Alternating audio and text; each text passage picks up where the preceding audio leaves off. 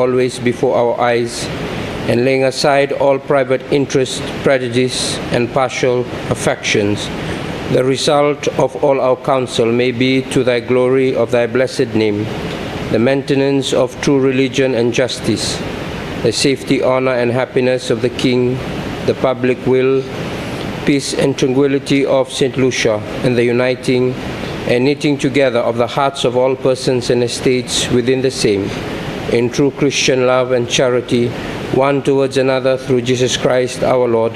Amen. The grace of our Lord Jesus Christ, and the love of God, and the fellowship of the Holy Spirit be with us all forevermore. Amen. In the name of the Father, Son, and Holy Spirit.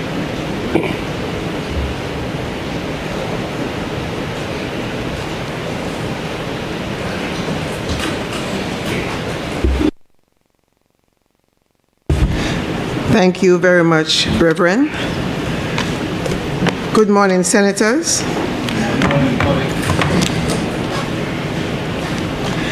I have received correspondence from the Speaker of the House of Assembly.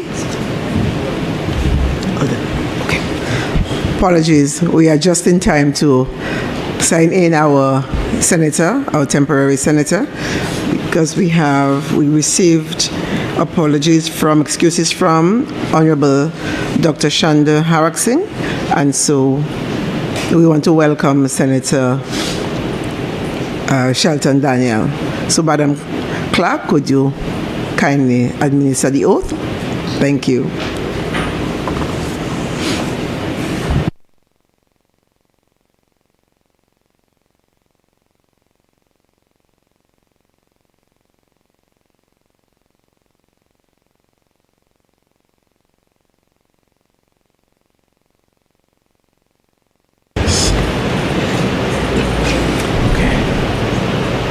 To hold it, or you hold it? Okay. I, Didier Felician Shelton Daniel, do solemnly affirm that I will be faithful and bear true allegiance to St. Lucia, that I will uphold and defend the Constitution and the laws of St. Lucia, and I will conscientiously and impartially discharge my responsibility to the people of St. Lucia. I do affirm.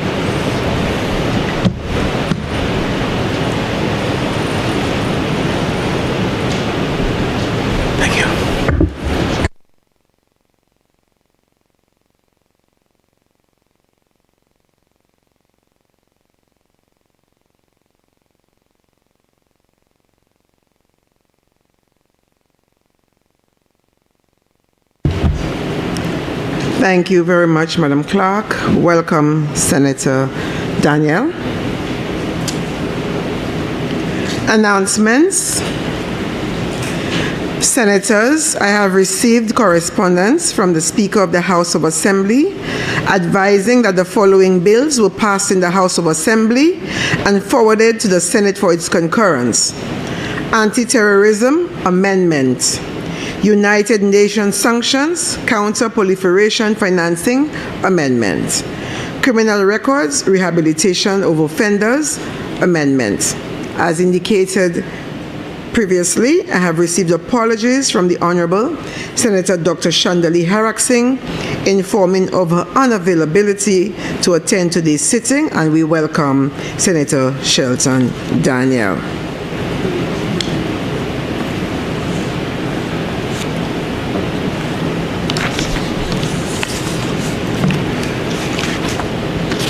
Senators, I wish to draw to your attention a Facebook video clip in which Senator Norbert made certain statements.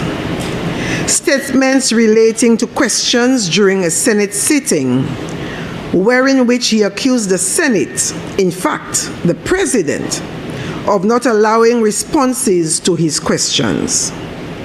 Not only were the contents of the video not a fair representation of what transpired at the sitting, but it also ignored the standing orders of the Senate. Perhaps a recap of the events which transpired on the 10th February 2026 is necessary.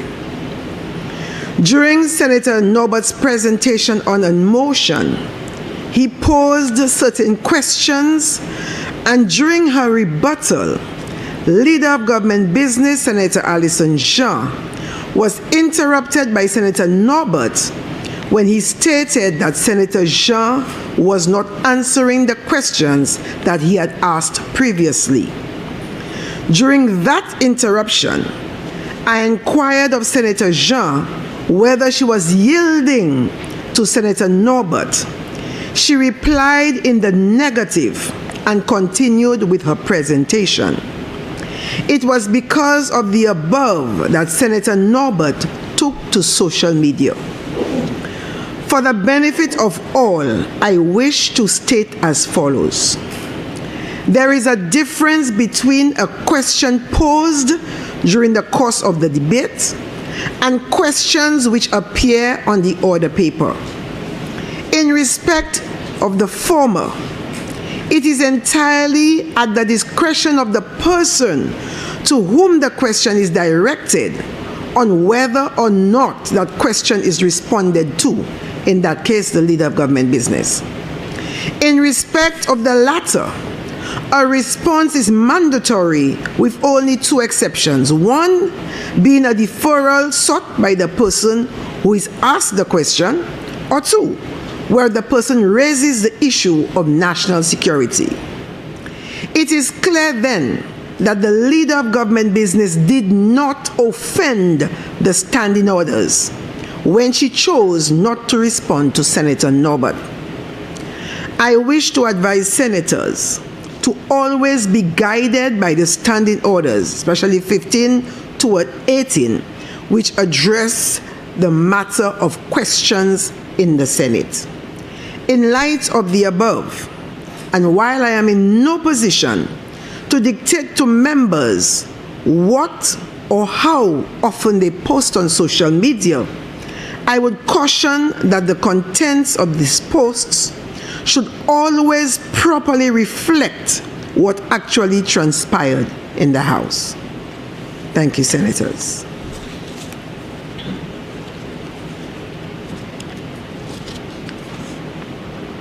Papers to be laid. Honorable Leader of Government Business.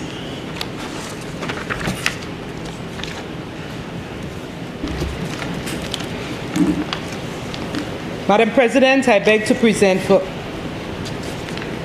lay the following papers standing in my name. Statutory Instrument Number 39 of 2026, Legal Profession Eligibility, Chanel Ada Williams Order. Statutory Instrument Number 40 of 2026, Labor Exemption from the Payment of Work Permit Fees, 5 Doors Investment Incorporated Order. Statutory Instrument Number 41 of 2026, Tourism Development Chateau Civil Incorporated Order. Statutory Instrument Number 42 of 2026, Tourism Development J&C Estates and Developers Limited Amendment Order. Statutory Instrument Number 43 of 2026, Tourism Development JYR Incorporated Order. Statutory Instrument Number 44 of 2026, Tourism Development Mystic Mentors Limited Order. Accreditation, Statutory Instrument Number 45 of 2026, Accreditation Amendment of Schedule 2 Order. Statutory Instrument Number 46 of 2022, Offshore Higher Education Licensing and Incentives Amendment of Schedule 1 Order. Statutory Instrument Number 47 of 2025. Madam Clerk.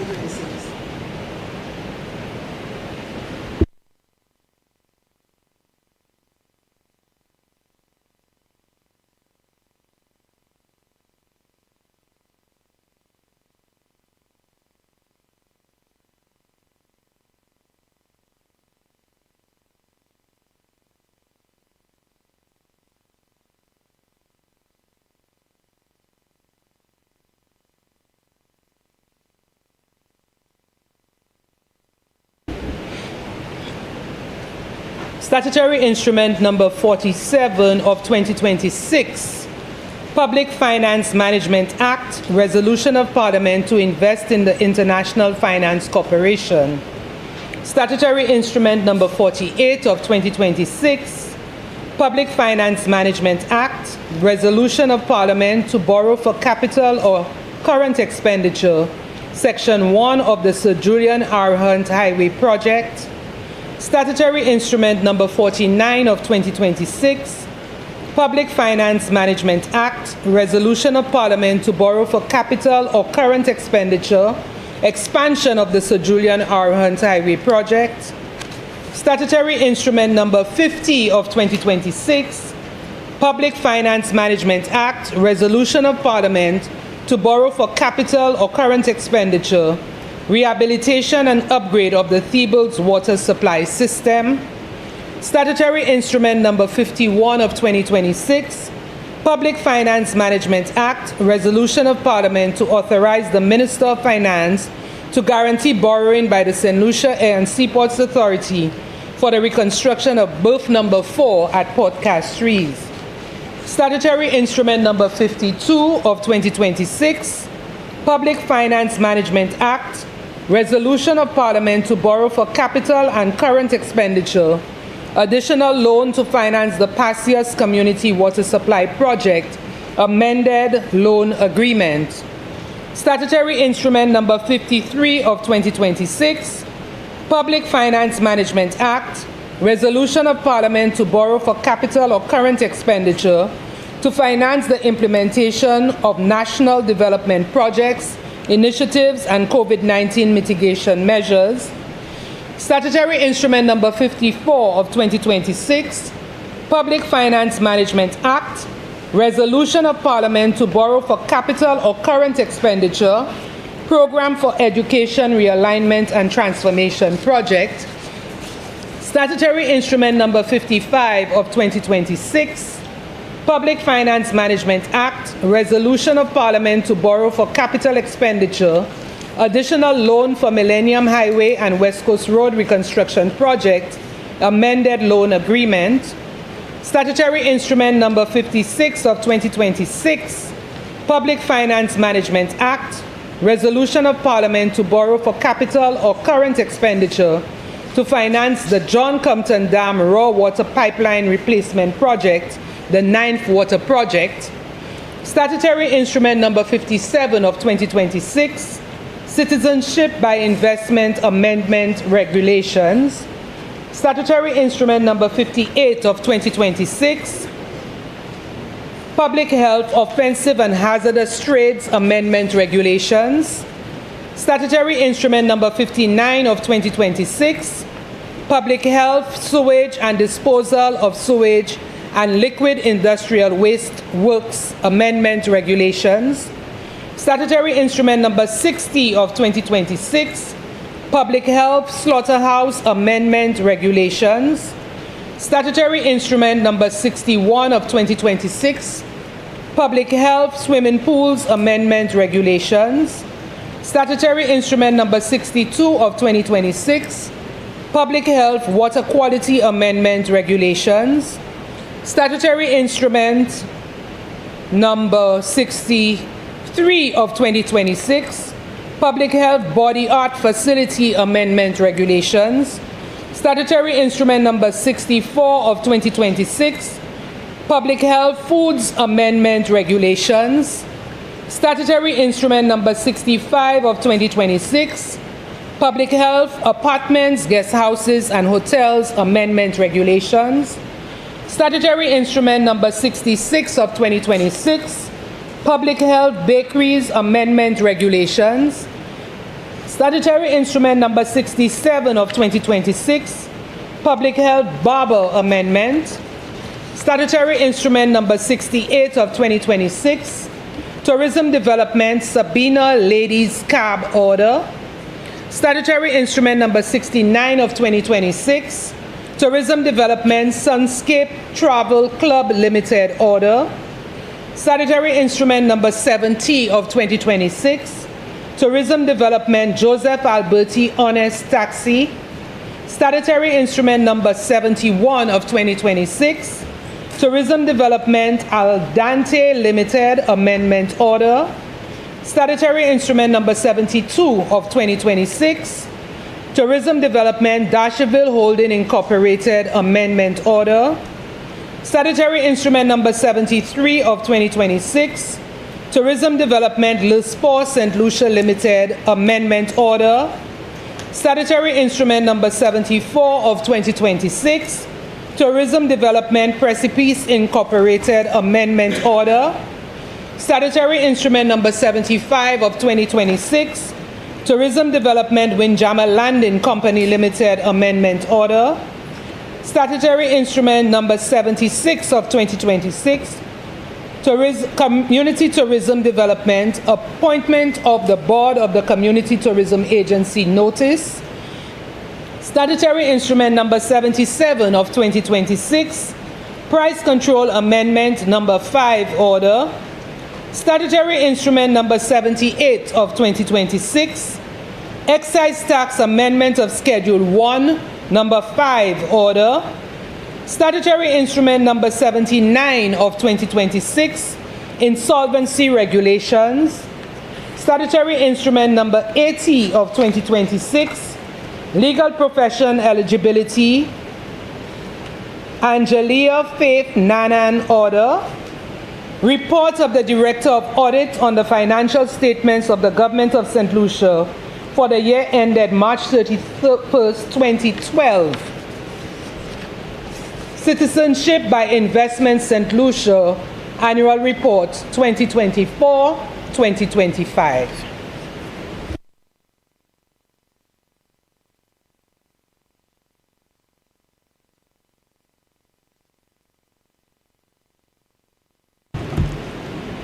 Bills, but I will allow the Leader of Government Business a moment to catch her breath and sip some water. At your own time, Leader of Government Business.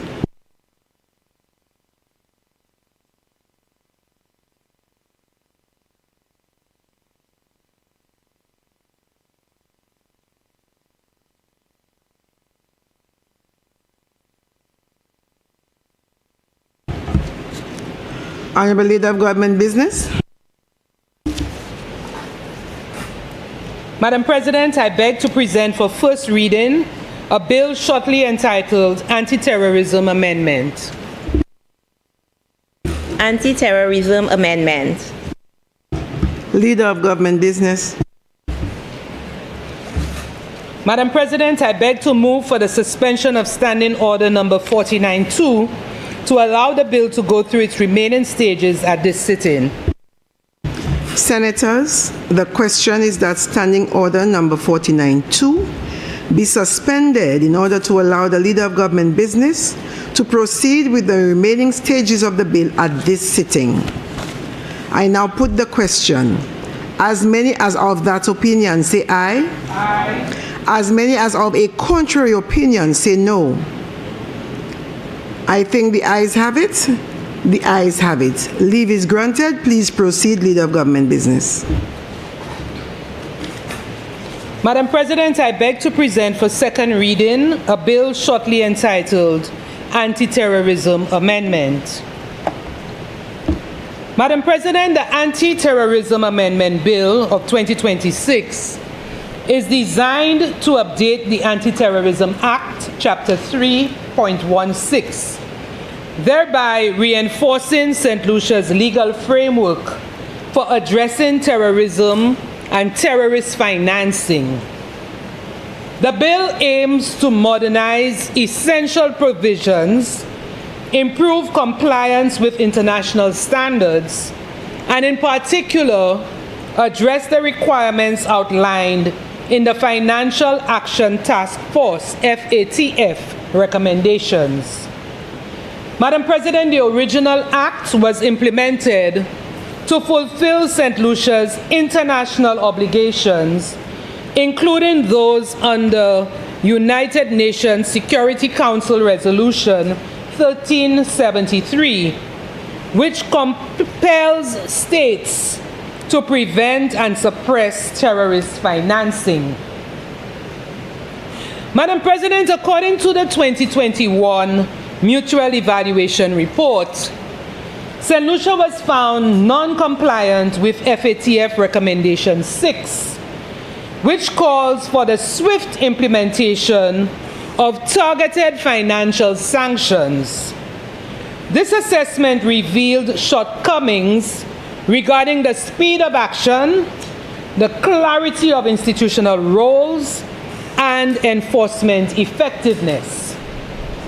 The existing legislative framework faces several obstacles in fully meeting international standards and addressing emerging threats such as, Madam President, the lack of a clear requirement for immediate action in response to suspected terrorist activity, ambiguity in the allocation of responsibilities among competent authorities, which causes inefficiencies, limited operational capacity for real-time enforcement, especially in urgent cases requiring the freezing of funds, and procedural gaps that impact fairness and effectiveness of review processes. Madam President, the bill therefore introduces several critical amendments to these deficiencies. As we can see in Clause 3C, it defines without delay in the interpretation section, embedding the principle of immediacy and requiring competent authorities to act swiftly when there are reasonable grounds to suspect terrorist activity. At Clause 6, Roman numeral 2, it mandates the Attorney General to act within 48 hours when submitting proposals for the listing of entities under international sanctions regimes. Clause 3B expands the definition of competent authority to encompass a wider range of relevant institutions, including regulatory and enforcement bodies.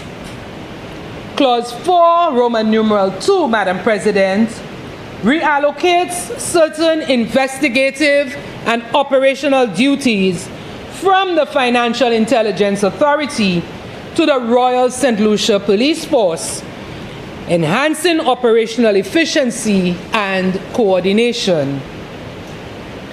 Madam President, the bill strengthens provisions for freezing funds, particularly in urgent situations, by empowering the Royal St. Lucia Police Force to exercise freezing powers in extreme circumstances.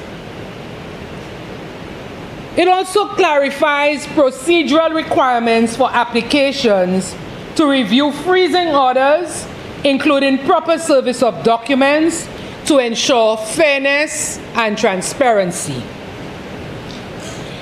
Clause 9 of the bill amends provisions related to the duty to disclose information by explicitly referencing the financing of terrorism.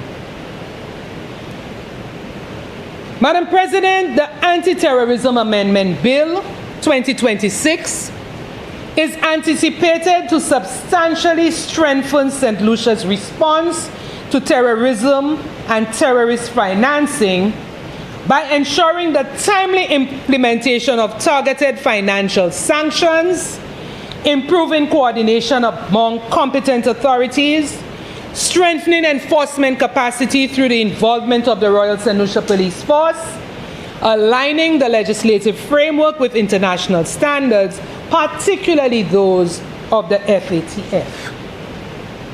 Madam President, we recognize the turmoil occurring in the world right now, and we cannot say that we in St. Lucia are spared from acts of terrorism, as our shores can be used as the gateway to other countries around us. This bill, Madam President, therefore demonstrates the government's proactive approach in securing our island by putting all measures in place to prevent and respond to acts of terrorism. This is another way in which our government is putting people first. The Anti-terrorism Bill, Amendment Bill, therefore, Madam President, represents a pivotal advancement in strengthening St. Lucia's national security framework, thereby enhancing citizen security and ensuring adherence to international standards. I therefore present this bill to the Senate for enactment. Thank you.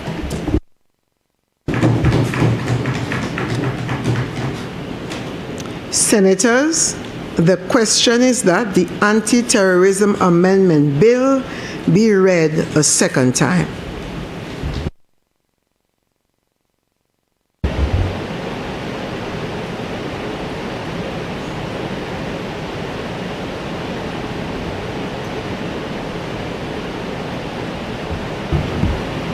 Senator Lee. Thank you, Madam President.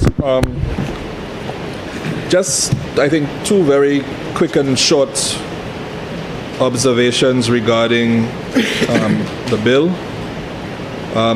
Firstly, just from a context-setting position, I acknowledge the statement made by the leader of government business that, in essence, we have no choice but to enact this piece of legislation. And for me, somewhat, that is where my philosophical issue with the piece of legislation begins. The fact that a sovereign country is left with no choice, not that we've sat and recognized an issue that we wish to address ourselves, but somewhat a supranational organization has determined for us what is in our best interest and prescribed how we must approach it. And that for me is a philosophical and fundamental issue. That being said, I understand our position in the global geopolitical ecosystem. I understand that we are perhaps, if not at the bottom of the totem pole, fairly close to the bottom. And so therefore, our own thoughts on this matter of a little or no moment. But that being said, I would prefer if the system would recognize more and more that we have thoughts, we have concerns, we have our own issues that we may want to have addressed, and that the process needs to be more consultative. The problem is the consultation tends to come on the back end when the standards have already been decided, and all that we can do in terms of consultation is determining how and when, not even how, and in some cases not even when, these pieces of legislation are implemented. But so to speak, I've always wondered at the mutual evaluation process, a lot of which is just us recognizing, okay, we've not done this, we've not done this, we've not done this, and therefore we must do it to comply. But that's just my little philosophical rant about the way the global anti-money laundering, anti-terrorism, anti-proliferation system seems to work. In terms of the legislation itself, I did have one question or query, if I can put it as such, and that goes to the definition section. The leader of government business made the point that a large reason for this piece of legislation is to improve the timeliness with which we do things. And without delay is a new definition that's being added. But when I read the definition of without delay in the bill, and I'll read it now just for completeness, it says without delay means having reasonable grounds or reasonable basis to suspect that a person or entity is a terrorist or a terrorist organization that finances terrorism. I'm not sure how that means without delay. And so I just wanted to flag this.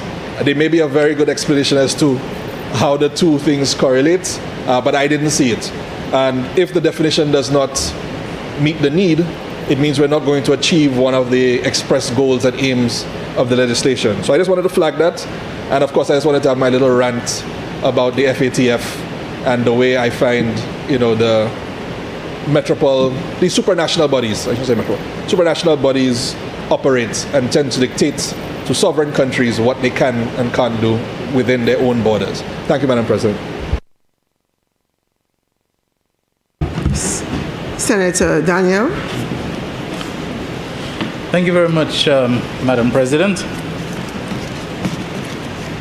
This amendment, and it's just an amendment, we are not dealing with the substantive legislation, which we know has been in existence for more than a decade, has been amended, and now we are tightening it up again with another amendment. And there's nothing which says that tomorrow we will not have to be back here again. Of course, I don't mean literally tomorrow for another amendment. Things in this world, especially as they pertain to terrorism, countering it, the financing for terrorism, they're evolving, they're changing all the time, not just with rapidity, but with a certain degree of sophistication. And one of the things about it is that while we are not the big players in terms of who the terrorism is aimed at and who is expending the greater part of the effort to counter it, we are often targeted deliberately to be in the middle because of our weakness, because of our vulnerability, because of our lack of resource.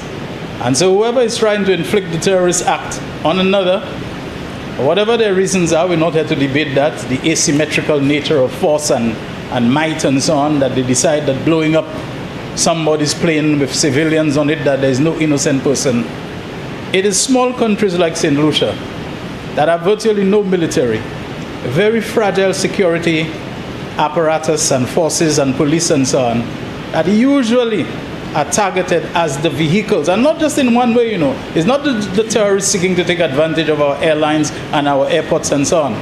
The bigger powers, according to their discretion, may just decide that we serve as the best launching pad or jump-off point to go and to counter those that they designate as terrorists. I think in the Caribbean recently we have seen something like that happen with regard to Venezuela, that we want to go and we designate narco-terrorists, a term that I had not heard before, but we want you to be co-opted in the fight of what we determine. However, the most and the best we can do, and I believe this government is demonstrating this, is to ensure that we are found not wanting, that we are found above and beyond reproach in terms of putting in the framework to ensure that any who may try to use our smallness and our vulnerability in order to carry out nefarious acts that may end up being inflicted on our own people. How many of us live with the quiet dread of one day hearing that a plane that our auntie or our sister or our brother was traveling on was blown up, not because they were part of any great power or middle power conflict, as is happening in the Middle East right now, but simply because somebody decided that this is the way to strike back at someone that they cannot meet toe to toe on the battlefield. And therefore, we cannot afford in such legislation to have any ambiguities, because ambiguities can easily evolve into loopholes. And I'm not talking about the terrorists exploiting the loopholes, We have seen it even outside of legislation pertaining to terrorism, how simple drug trafficking cases are thrown out in court because there was some little loophole pertaining to the way it was worded that you're not sure whether the authority that had the right to make the arrest or the interception or the interdiction, if it is the police, if it is the Financial Intelligence Authority, did they have the powers of arrest? Who had the powers to charge? And I think what we are seeing here is a sharpening of the language and the descriptors so that there is no room left for any ambiguity which can cause something legitimate and very important to be thrown out of court. And so bad guys can walk free on technicalities which have nothing more to do than just the wording. And so I'm very happy that the government of St. Lucia is being vigilant to those things, is taking steps to protect St. Lucia, not just saying that you're putting people first, but demonstrating that you're putting people first. And this is very important in a world where we hear about this one first, you know, America first, Russia first, Israel first, Iran first. Well, I think this one is saying St. Lucia first, and St. Lucia is important. And this is very critical, to look after St. Lucians outside of the bigger pictures of the sanctions that we might have to face, and then we might be flagged for our monetary system, that we allow terrorists to infiltrate it, and so correspondent banking will be taken away, and our CIP will be, you know, there are some favorite lavabos, you know what we call the lavabo, the victim that you go after. And before anything happens, your CIP, your banking system, your this, your that is going to be attacked. And I want to congratulate the government of St. Lucia for proactively seeking, whether it is just by a sharpening of the language to ensure that there are no ambiguities that can become loopholes and that can become vulnerabilities for us, because we are already vulnerable enough as we are. I thank you, Madam President.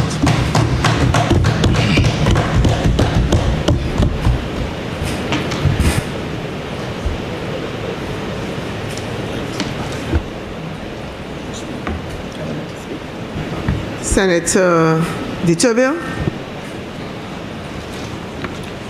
Madam President, I just want to voice my support for this amendment and to make a comment in terms of what the independent senator mentioned, which is always very near and dear to my heart in terms of us being a sovereign state. Notwithstanding, we need to understand that we are part of a global space, and we don't just lock off our parameters and decide that we're doing our own things. There are treaties that we've signed on to, and we have responsibilities as part of other organizations to ensure that we are able to comply with what we've agreed to. But I must bring our attention to what perhaps in my view is the government's way of also ensuring that we are still putting ourselves first and complying with our obligations.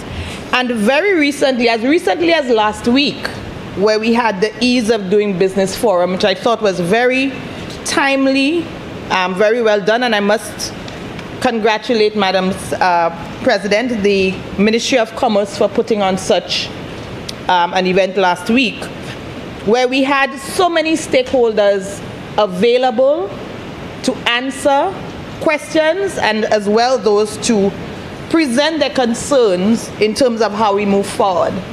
And notwithstanding the fact that we have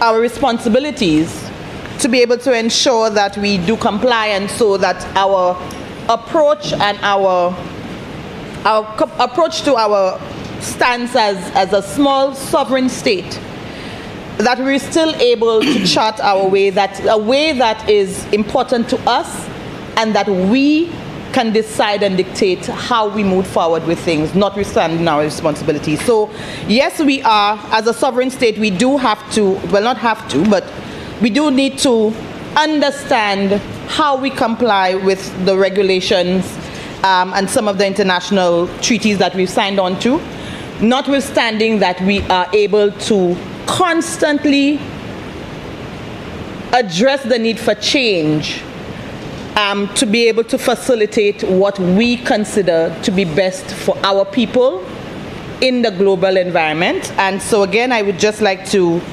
lend my support to this amendment, the Anti-terrorism Amendment Bill, and to show that we are definitely putting people first with regards to what we are approaching or what we are faced with in a global space. Thank you. Senator Descott. Thank you very much, Madam President.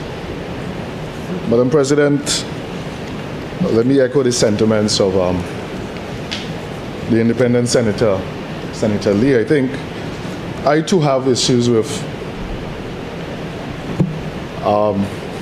sort of imposition of these international standards on small sovereign states like ours. And so,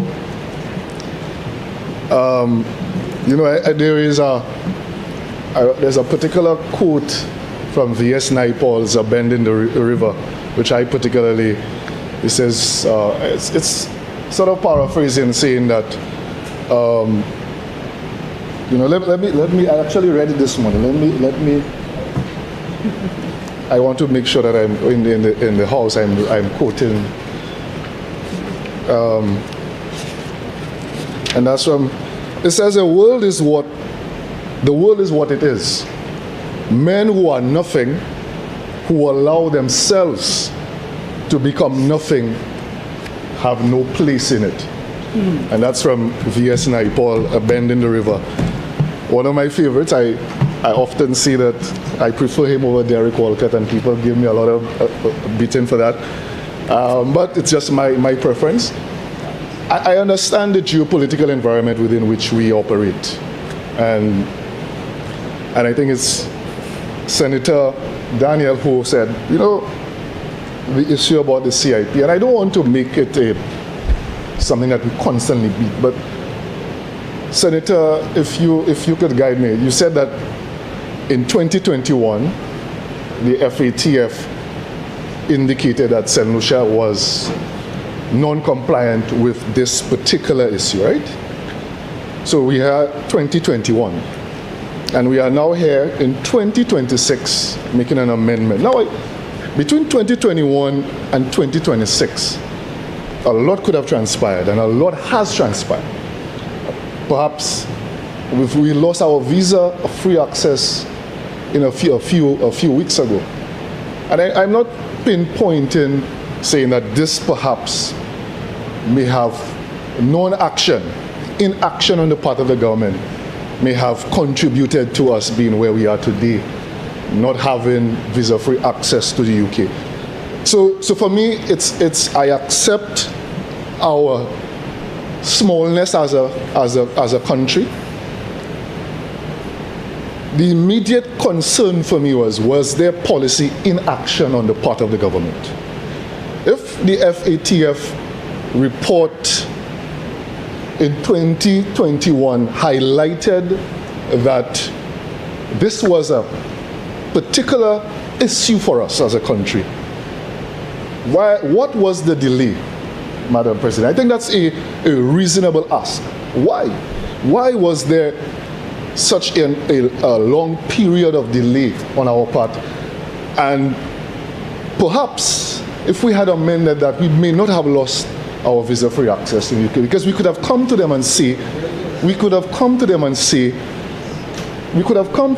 Madam President, we have amended our legislations.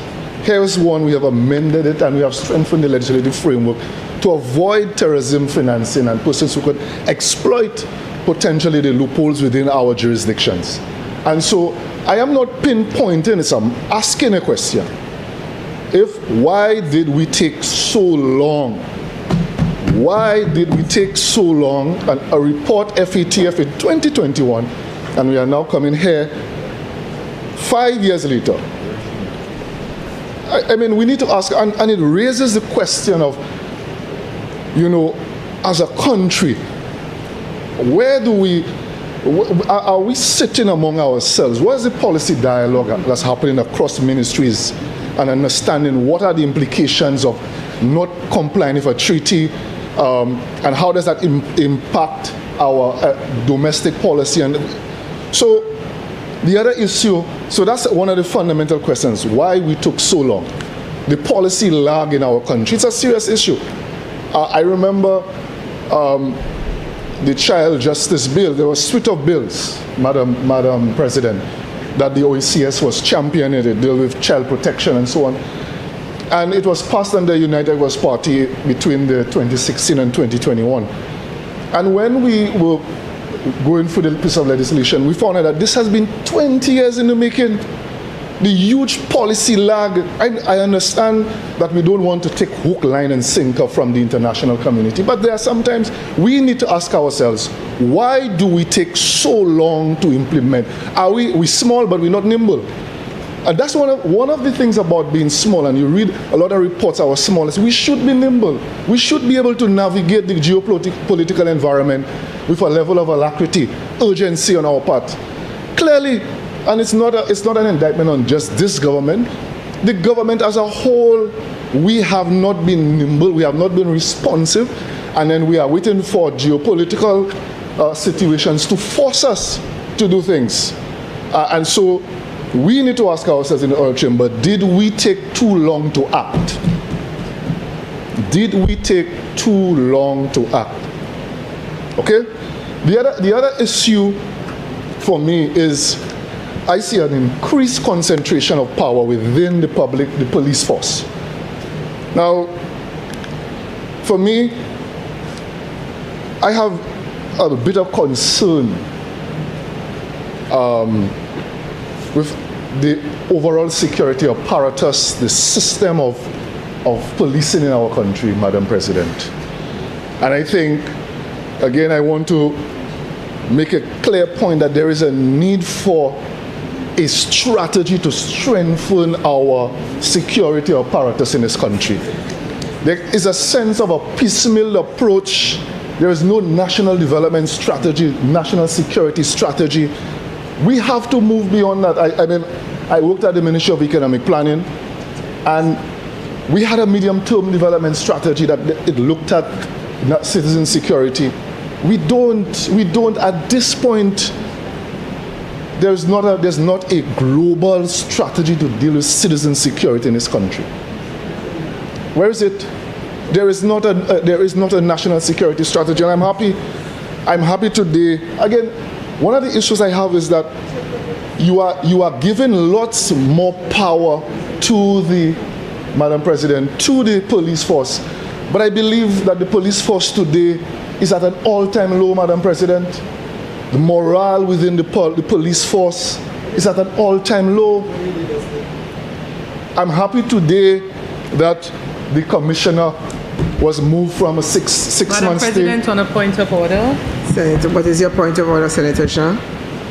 Madam President, the leader of opposition businesses misleading the House.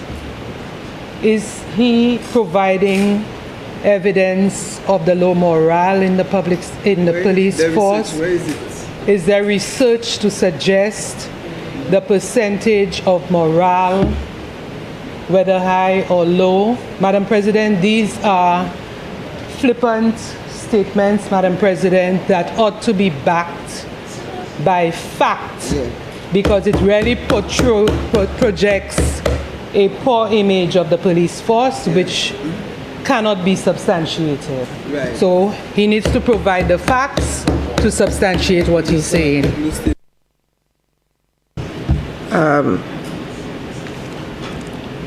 I am going to speak to this one because when we speak about our own national security agency, we have to be careful what our utterances are as lawmakers. Okay, our words here can influence.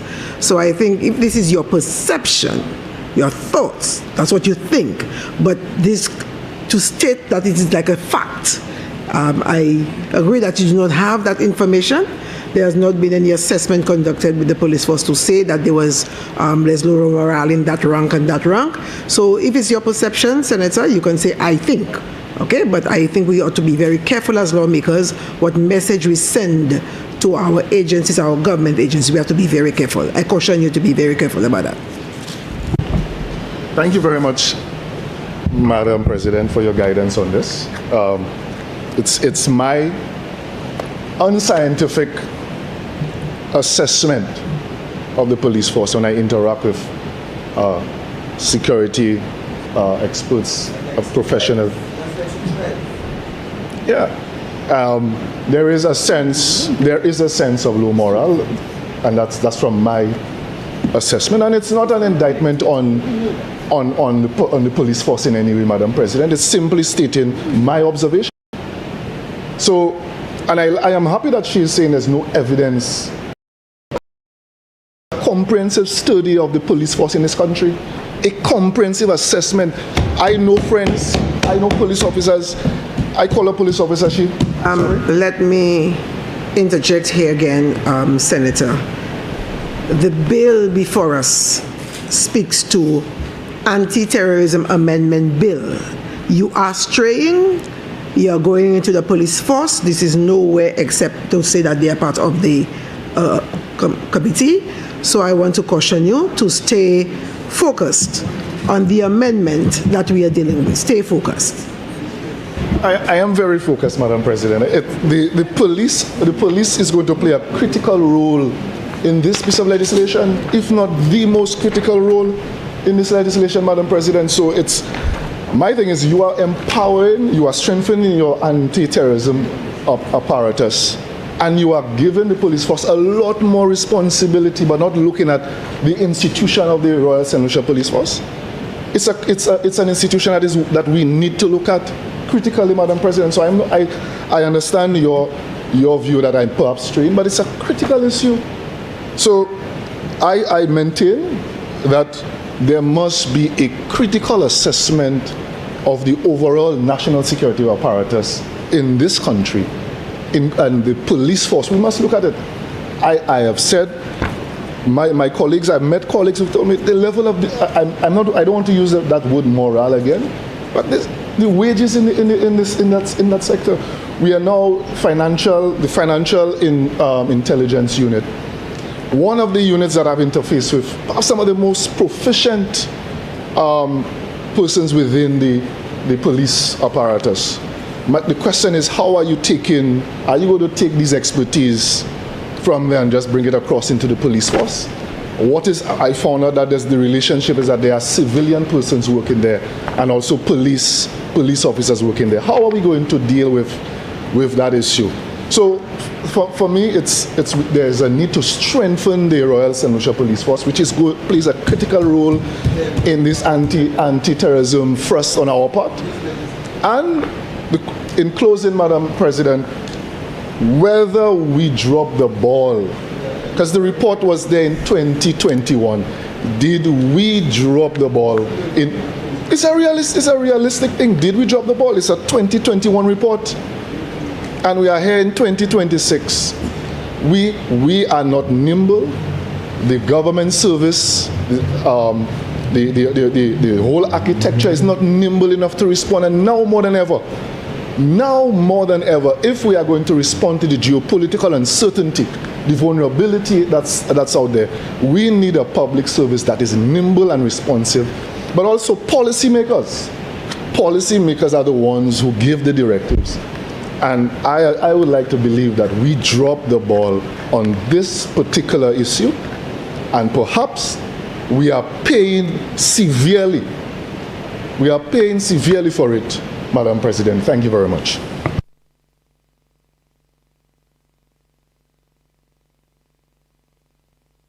Senator Norbert. Thank you, Madam President.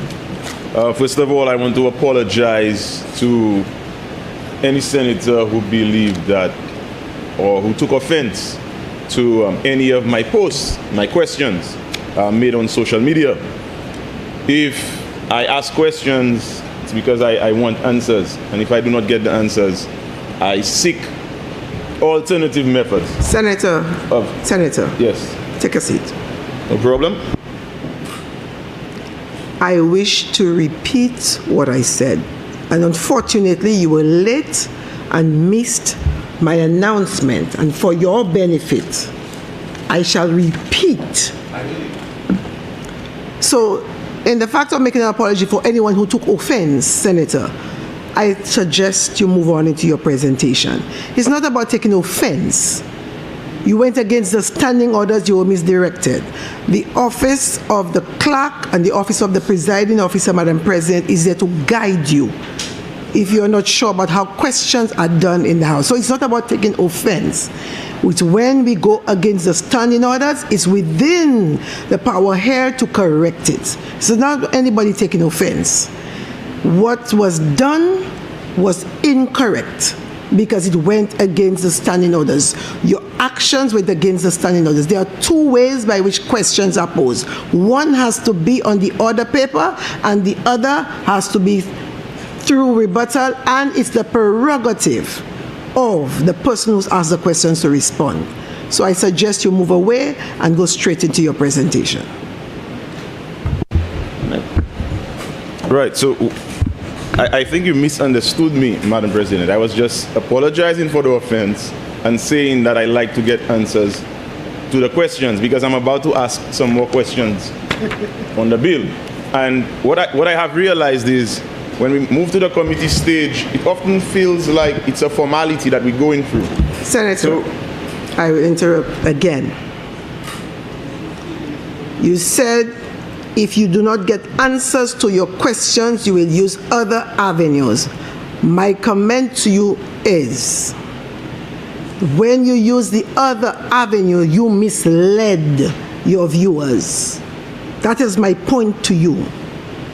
You misled your viewers and your listeners to your post. My caution to you in the announcement was to ensure that when you post, it is reflective of what actually happened. This is the point that the presiding officer wants to convey to you. I hope you get that. Proceed. But I'll also add, Madam President, that it's a team of persons who clip videos and they make the post. So it's not necessarily personally me, but since, of course, it may be posted on Elisha Norbert's page, then I of course, understand where you're coming from.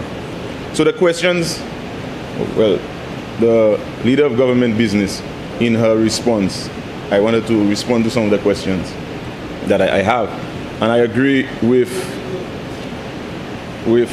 Senator Descott in that from 2021 to 2026, it appears that we have not been proactive.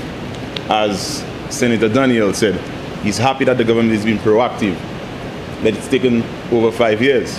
I'd like to welcome Senator Daniel, and thanks for sitting in. And I also, of course, want to go on the record to thank those who sat in for me when I was not able to be here at the last sitting. But I'll proceed with the question. Maybe you could take a note and ask the leader of government business whether she could really answer what's the urgency in rushing this through all 3 stages today, since it was a requirement from 2021. Is this an issue of is it a national emergency that we are suspending standing orders to rush through all 3 stages, taking away time for consultation with the police? Is the police force in full agreement with this? What are their concerns?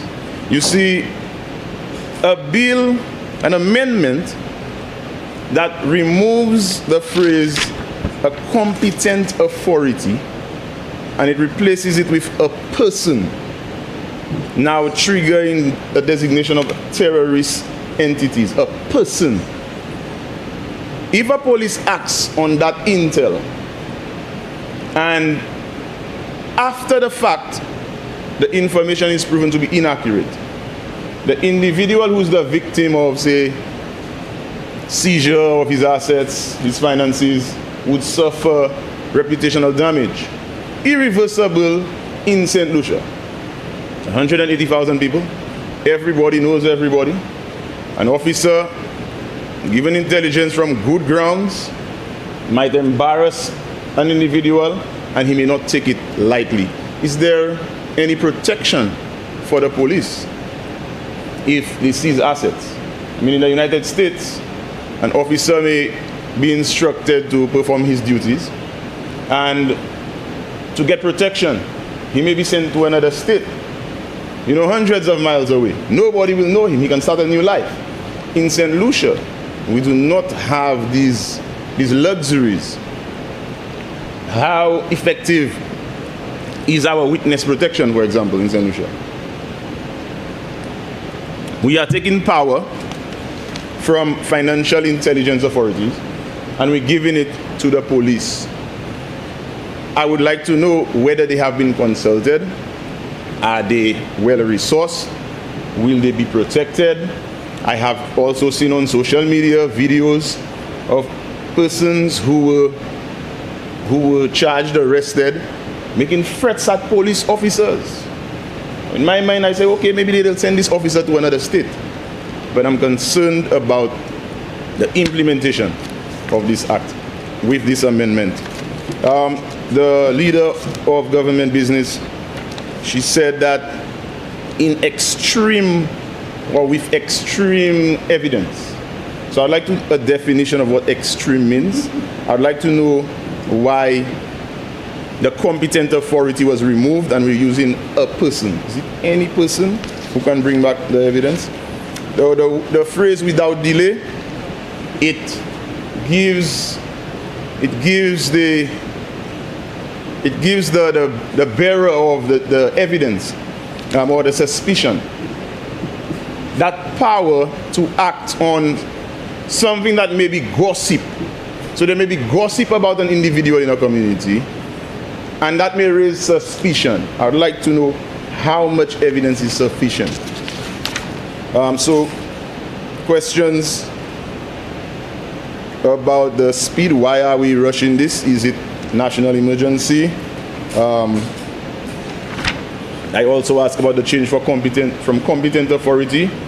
I know that, Madam President, she used the phrase a competent authority, but we're removing the word competent authority in the bill, in clause 4, and we're replacing it with a person. And without delay, of course, causes persons to act on suspicion. And I also think that with the amendments, there is review that comes after the fact, and that may lead to long-term reputational damage. And we know how small St. Lucia is. Everybody knows everybody. The police may seize your vehicle this year, and in the next 20 years, everybody still believes that you were a terrorist. That's why they seize your vehicle, even if they give it back to you. So we have to be very careful how we import these amendments and these changes to our laws. I agree that we should put St. Lucia first. And I would prefer if the slogan used by the government was putting St. Lucia first, and not just necessarily people, because we're not sure exactly which people they're talking about. Yeah. All right. So amendments, I would suggest that we require judicial authorization before freezing assets. Yeah. Require judicial authorization before freezing assets. That's just an amendment. I'm begging that we consider the amendments and narrow, go back to using a competent authority and not a person, and define clearly what extreme means. And we should also have independent oversight and not just give all of these responsibilities and powers to the police force without ensuring they are adequately resourced, their safety is of paramount importance, and they are consulted. I know we're going through all 3 stages, but for some reason that's the way we've been doing things these days, always suspending the standing orders. I think we need to desist from the practice so that questions can be answered when they arise. Thank you, Madam President.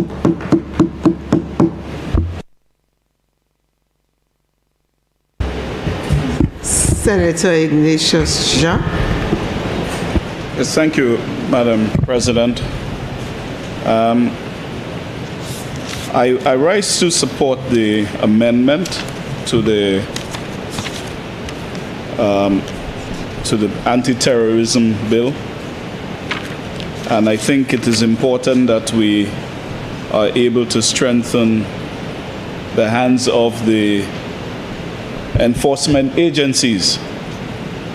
The fact is, whilst we believe that nothing is happening, something is always happening.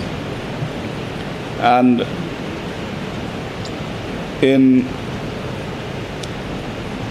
I think some time ago, there was a report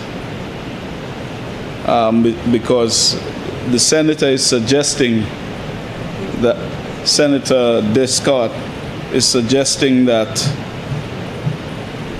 there is a huge timeline within which, or there's a big lag or a huge gap or a huge policy lag, he suggested.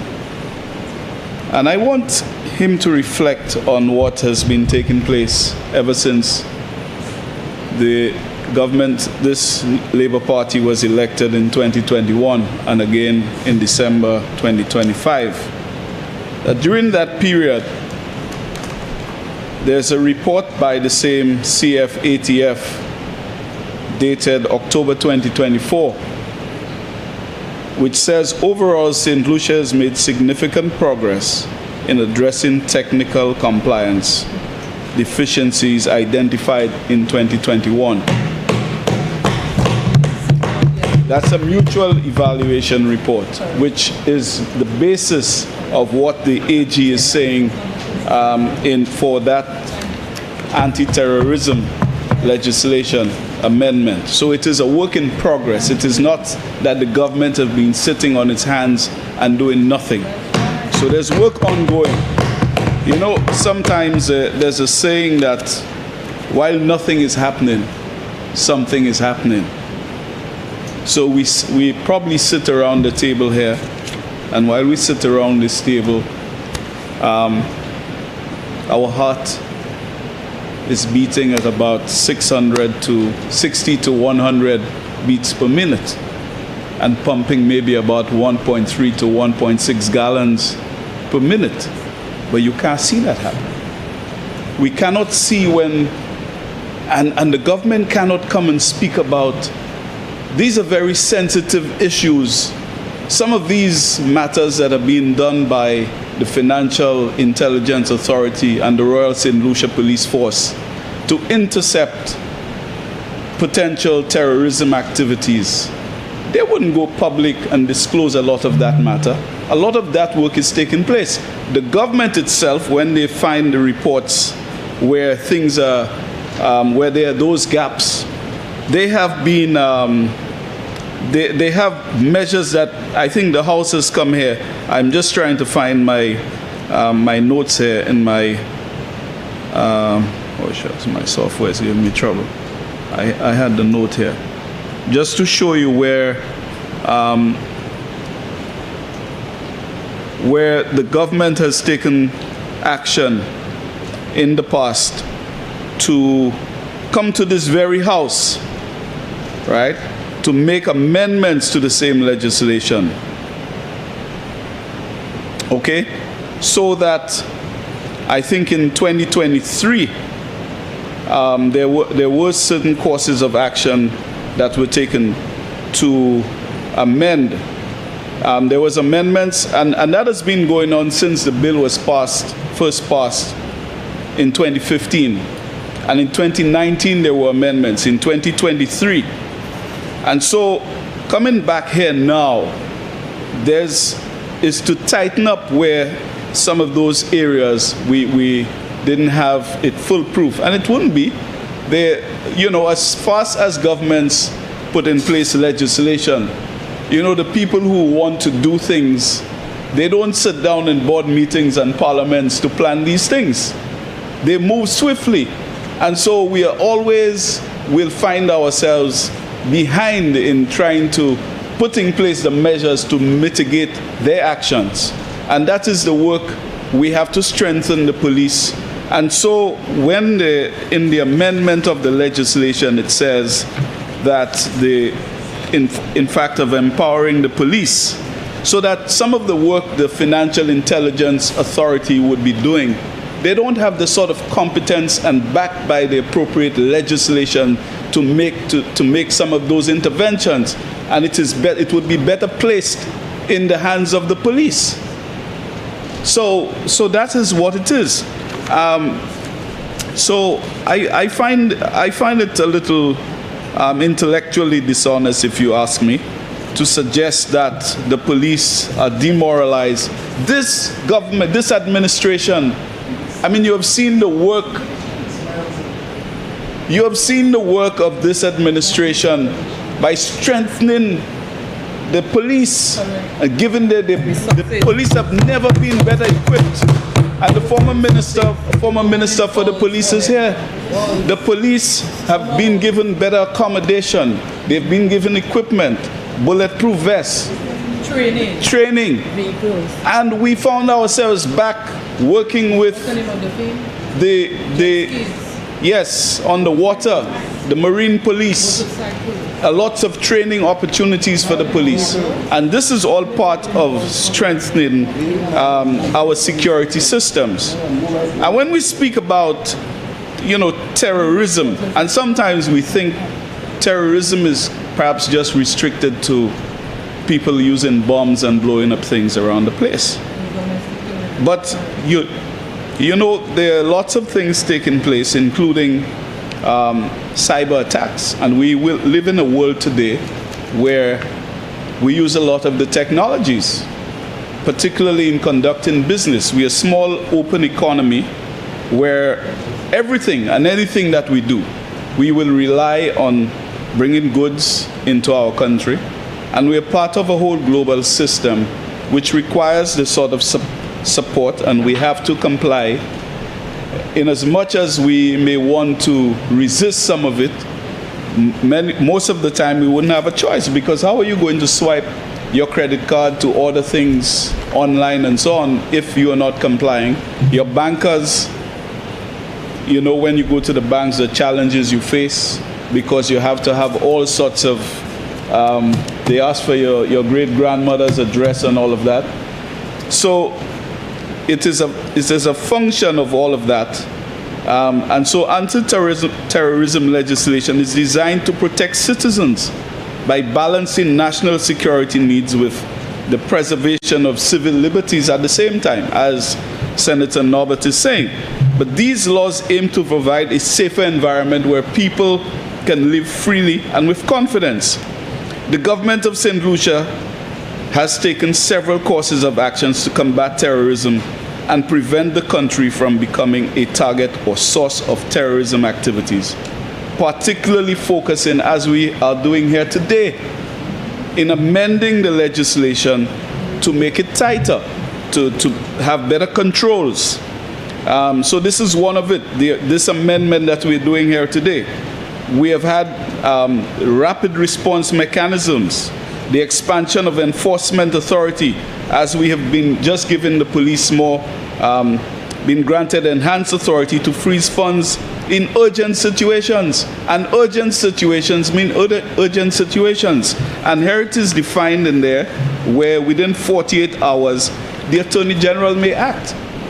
And that is what it's made explicit where it has been implicit. We have had the strengthening of the financial regulations, the National Anti-Money Laundering Oversight Committee and the Attorney General's chambers have been held extensive training on the Financial Action Task Force, recommendations regarding terrorism financing, targeted financial sanctions. The government acts on UN Security Council resolutions with the Attorney General empowered to freeze assets of designated terrorist entities. The National Risk Assessment.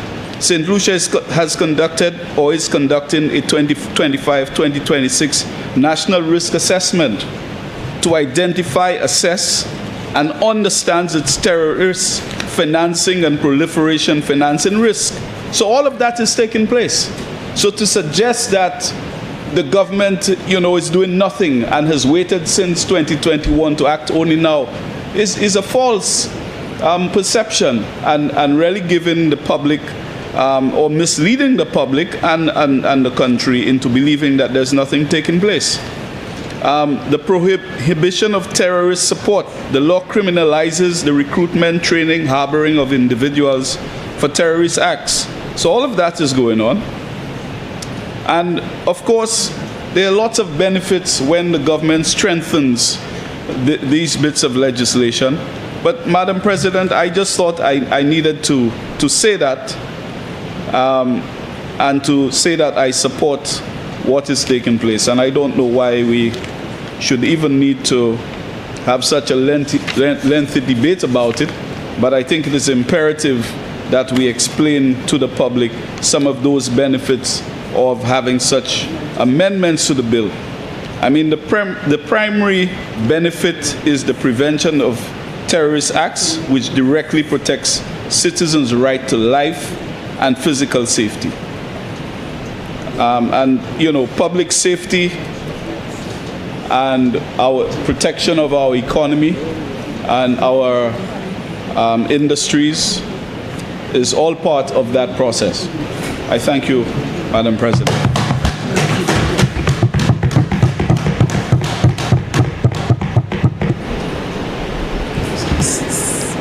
I'm sorry, who's yielding here? Senator Charles. Thank you, Madam President. Thank you, Senator, for yielding. Madam President, just as I always try to identify and perhaps caution against what I think are unintended consequences of legislation. And suffice it to say that anti-terrorism legislation is not new. However, when we think of amendments and changes, we have to think of the values which comes with these recommendations. They come from overseas and from outside. And bearing in mind that in most cases, these geopolitical situations may not necessarily represent themselves here, we have to be cautious about how we implement some of these changes. I do recognize, though, that they are to improve on efficiencies of management of crime, and I fully support that. However, in recent times, the discussion about anti-terrorism around the world has had the unintended consequence of shrinking the spaces for civil society in these different countries. And what I mean by this is that if you go, there's an overreach sometimes of the definition of a terrorist activity, which may border on the liberties of individuals and organizations. If you look within this chamber, Madam President, a lot of the leadership coming out of St. Lucia is usually coming out of civil society. And we have to be very mindful that there are safeguards put in place in implementing these amendments, that you don't shrink that space for civil society to grow. And I think it is incumbent on the government in implementing the legislation to put these safeguards that we do not sort of minimize the impacts and the space for civil society. Another small point I want to raise has to do with I think there's a particular clause dealing with the definition of the competent authority. And I do agree that one has to be very careful that we do not keep on having implicit definitions, but be more explicit.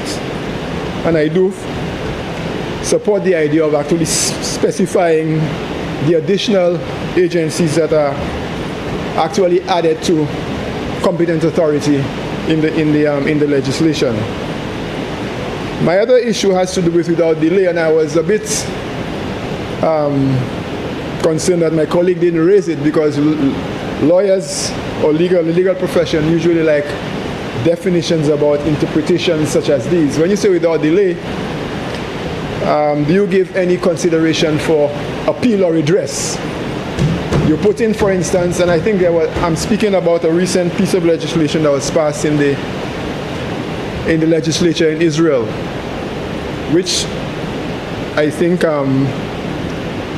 it has to do with crimes committed by Palestinians, and to take them to essentially commit to hanging within a period of 90 days. Actually, essentially taking off that space for appeal and so forth. So when you have open definitions like these, they can be subject to misinterpretation. So I think it's something I just want to flag as a non-legal mind, and I'm hoping I can get some guidance from my learned minds in the chamber. And these are just the 2 points, Madam President, but I do think it's necessary for us to improve on the efficiency of crime management in our country, particularly with terrorism, which is some matter which is cutting across boundaries both physically and virtually. I thank you, Madam President.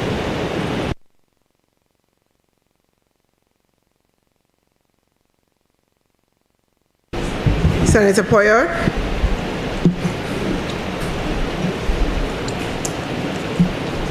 Madam President, I rise in support of the amendment to the anti-terrorism bill. And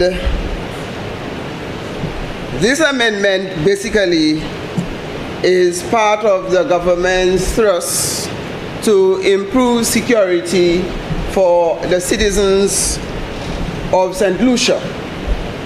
And there are several components to improving security. So this amendment in the House today is one that is adding to the component where we can make our citizens feel safer.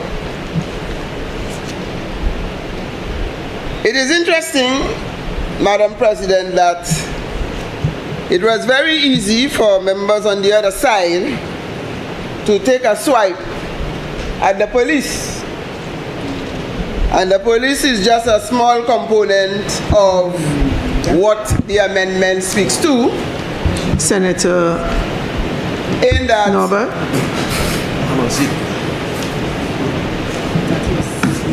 Yes, Madam President, I rise on a point of order. What is your point of order? The member is misleading the House. We didn't take a swipe at the police. We asked whether they were consulted and about their morale and their safety. Thank you.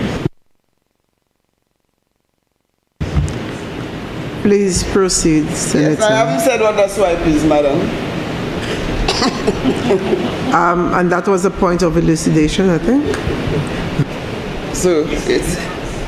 Yeah, I have not misled the House. I have to say Senator Poyot, please proceed, and you speak to the chair and not across.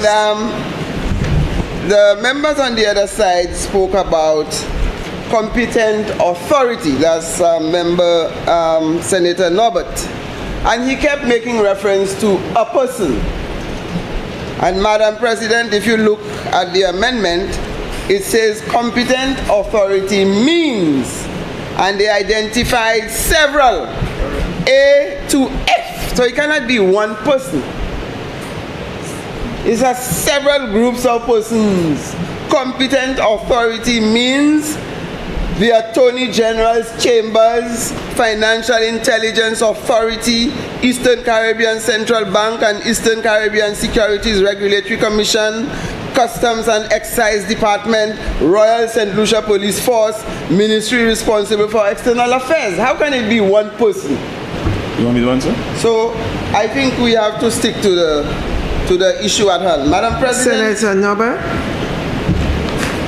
Yes, Madam President, I rise on a point of order. I was speaking about Section 4, Clause 4. That's what I wanted clarification on. I saw the definitions. I wanted to understand why they're deleting the words a competent authority and they're substituting it with the words a person. That's what I wanted to understand. Proceed, Senator. Yes, but I took him back to the section where they spoke of competent authority, what it means. Okay? Madam President, if you look at the Prime Minister's budget address for 2025-2026, he has not concluded it because he's coming with a new address in a few days. So he's still within the time frame.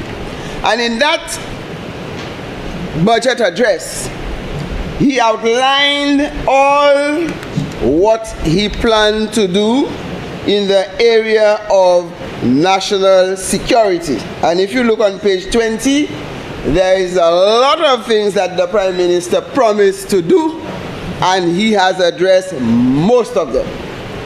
And for that reason, we just see this amendment, Madam President, as just a small component of all what the government has been doing. Interestingly, Madam President, I heard members on the other side spoke about FATF report in 2021. But they must not forget, Madam President, that 2021 was shared between two governments. It was shared. And the last government had already moved into the 6th year. They had left the 5 years term, and they were already into the 6th year. And you're talking about, oh, in 2021, where they dropped the ball. They dropped the ball in 2021. And the new government had to find a way to capture that ball among all the other things that they left there, Madam President. And to come and say it took too long, it took this. We are saying that at the end of the day, the government has done a great deal, Madam President, to take care of the issue of security. The Anti-terrorism Amendment Bill is tightening on security. We have these same people on the other side there talking about, well, they have taken St. Lucia. Senator, just to caution you, I would not say same people. They are senators. The members on the opposite. Yes. I may mention the name, I can mention the names of the individuals. But what we are saying, Madam President, is that on the one hand, they speak to issues that they want to bring on the table with regards to what could cause terrorism action. And when the government put things in place to deal with it, it is another issue. So at the end of the day, Madam President, when we speak of ensuring that our country is safe, we put legislation in place. Senator Descartes, point of order. What's your point of order? Madam President, the member is misleading the House. We do not have an issue. We, on this side, do not have an issue with strengthening anti-money laundering. No. Just tell me what exactly she said that was misleading. We have an issue with the strengthening of anti-money laundering legislation. We don't have an issue that is misleading the House. We are saying it's how timely you deal with it. That's the major issue. That's the issue. We don't have an issue. We don't have an issue with it at all. We know we do it. We are doing it. We have an issue. Senator Poyon.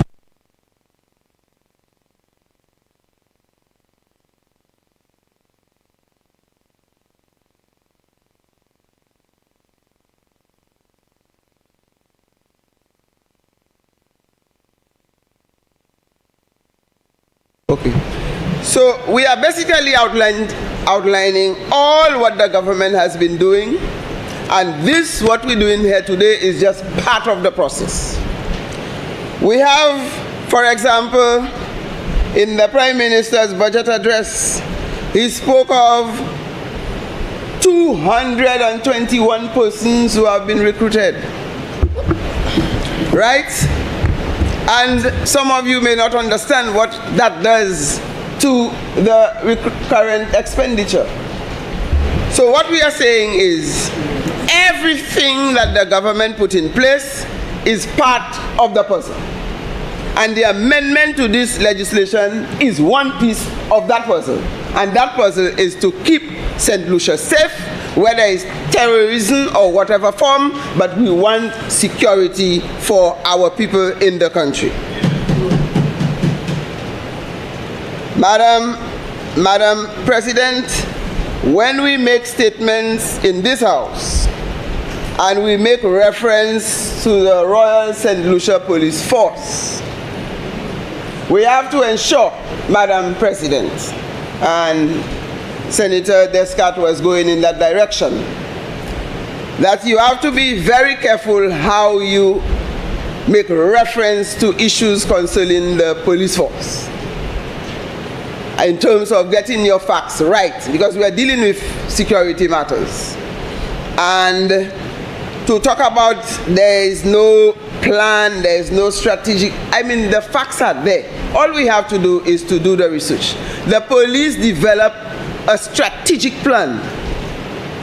They had a big consultation to discuss their strategic plan. We need to know what is happening. The Prime Minister has gone all out.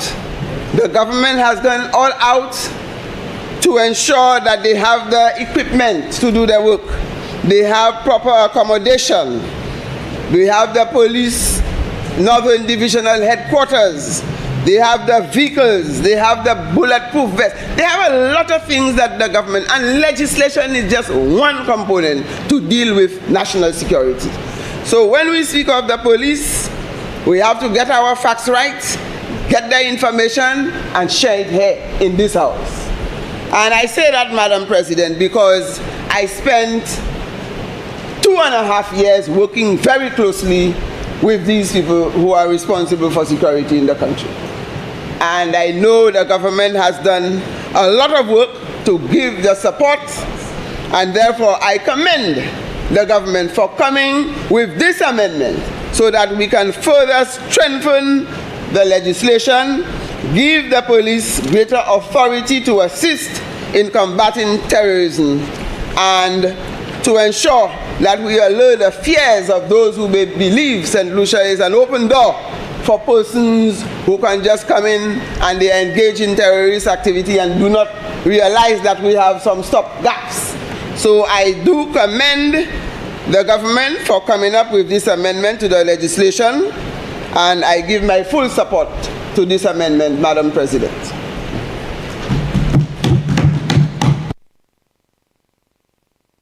Leader of Government Business. Thank you very much, Madam President, and thank you. I wish to thank colleague senators on the government side for elucidating on the points that led to this bill coming to fruition. If I choose not to thank the senators on the opposition, then it's my prerogative.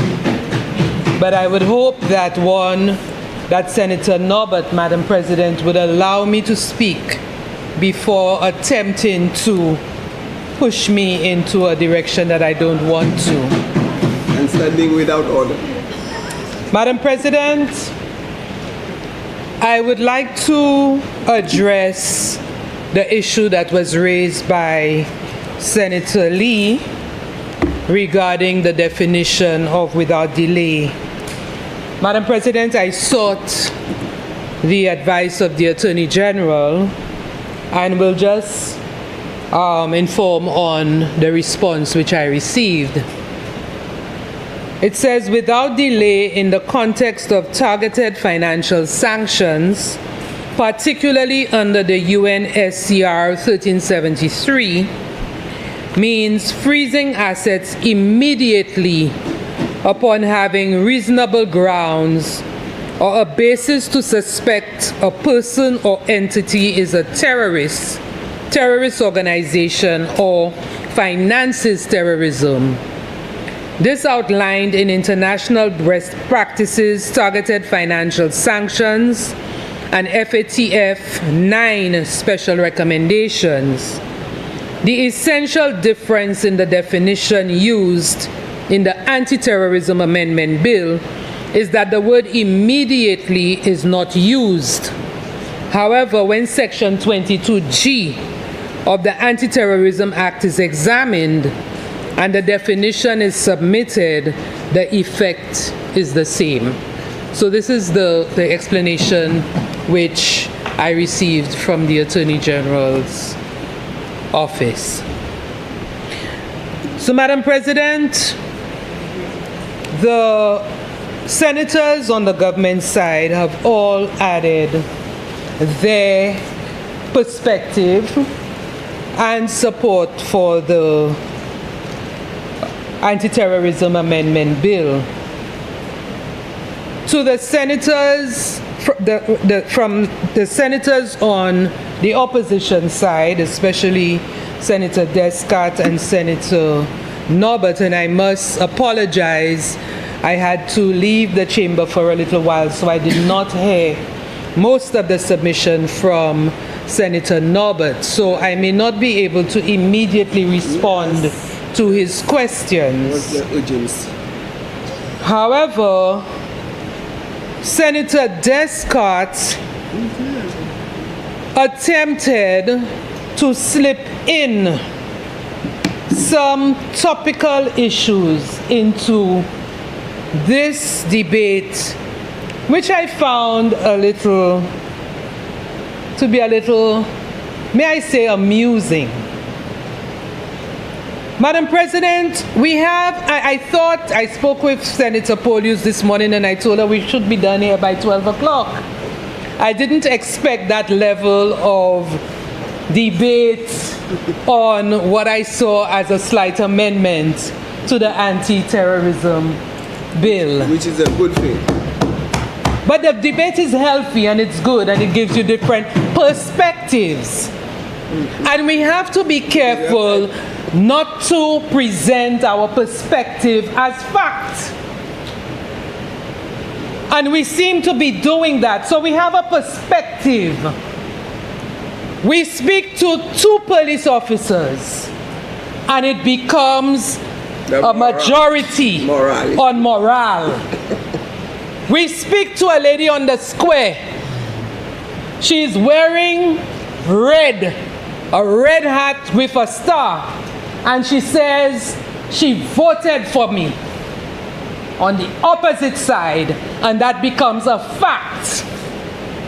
We have to be careful not to present perspectives as facts. Morale is presented or to be presented on the basis of surveys. So you have confidential surveys among the police and they tell you that I am not happy with my employer. Then you can say 75%, there's a 75% low morale in this organization. Yeah, do the research. But Madam President, luckily for me, I have never ran for elective politics. So people meet me and they speak to me openly. But not many people will speak to a politician and tell a politician what that politician does not want to hear. Many people come to politicians and say, I voted for you, you know, but you're doing a good job. Stay there, stay there. Give that one licks, give that one licks. Madam President, can we regulate the banging, Madam President? I'm not sure that it is really necessary. So, Madam President, Not genuine. when we speak to people on the ground, it cannot be presented as facts, okay? Unless there are empirical studies, there are surveys, there's documentary evidence of what is being presented. So, Madam President, we go back again and we use an amendment to an anti-terrorism bill, and we're saying that the government took too long to come to this chamber to make amendments. Thank you, Senator Ignatius Jha, for pointing out that this has not been the first time we've come here to make amendments on the basis of anti-terrorism. This has been an ongoing process, Madam President. So as we go along and amendments are necessary, we come here to do them. And that shows a government that continues to act, that continues to listen, and continues to do what is in the best interest of the people of St. Lucia. We're not saying I don't listen. I just let whoever want to speak, speak. Paraphrased, however. Madam President, we knew full well, and the letter was presented as a document of this Senate, that the United Kingdom took action on the basis of asylum seekers. But we're bringing in an anti-terrorism amendment bill to say that we lost, perhaps that's why we lost our visa status. Speculation. This is misleading, Madam President, because we have the fact before us and we're twisting the fact to make it look like it is the inefficiency of the government that made it happen. Madam President, we must not do that in this honorable chamber. We must not do that in the Senate. We must tell the people the truth.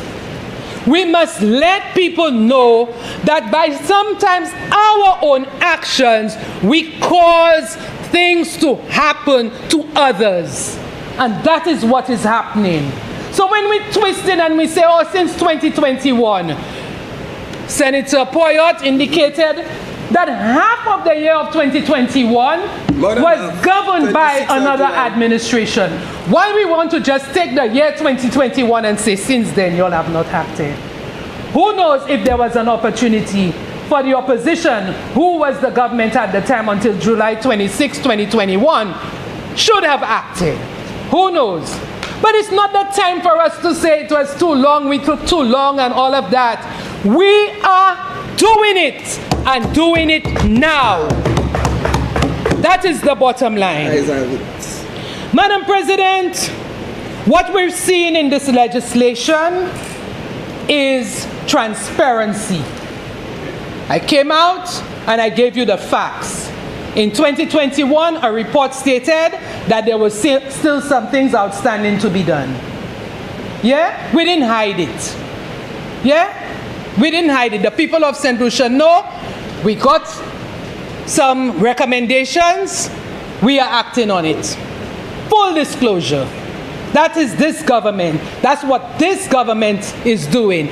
We're not doing anything that's shrouded in secrecy. Nous ka di tout mam setli. Si, la tenye de faux, ek sa nou te ka fe, nou ka manje à présent. Okay?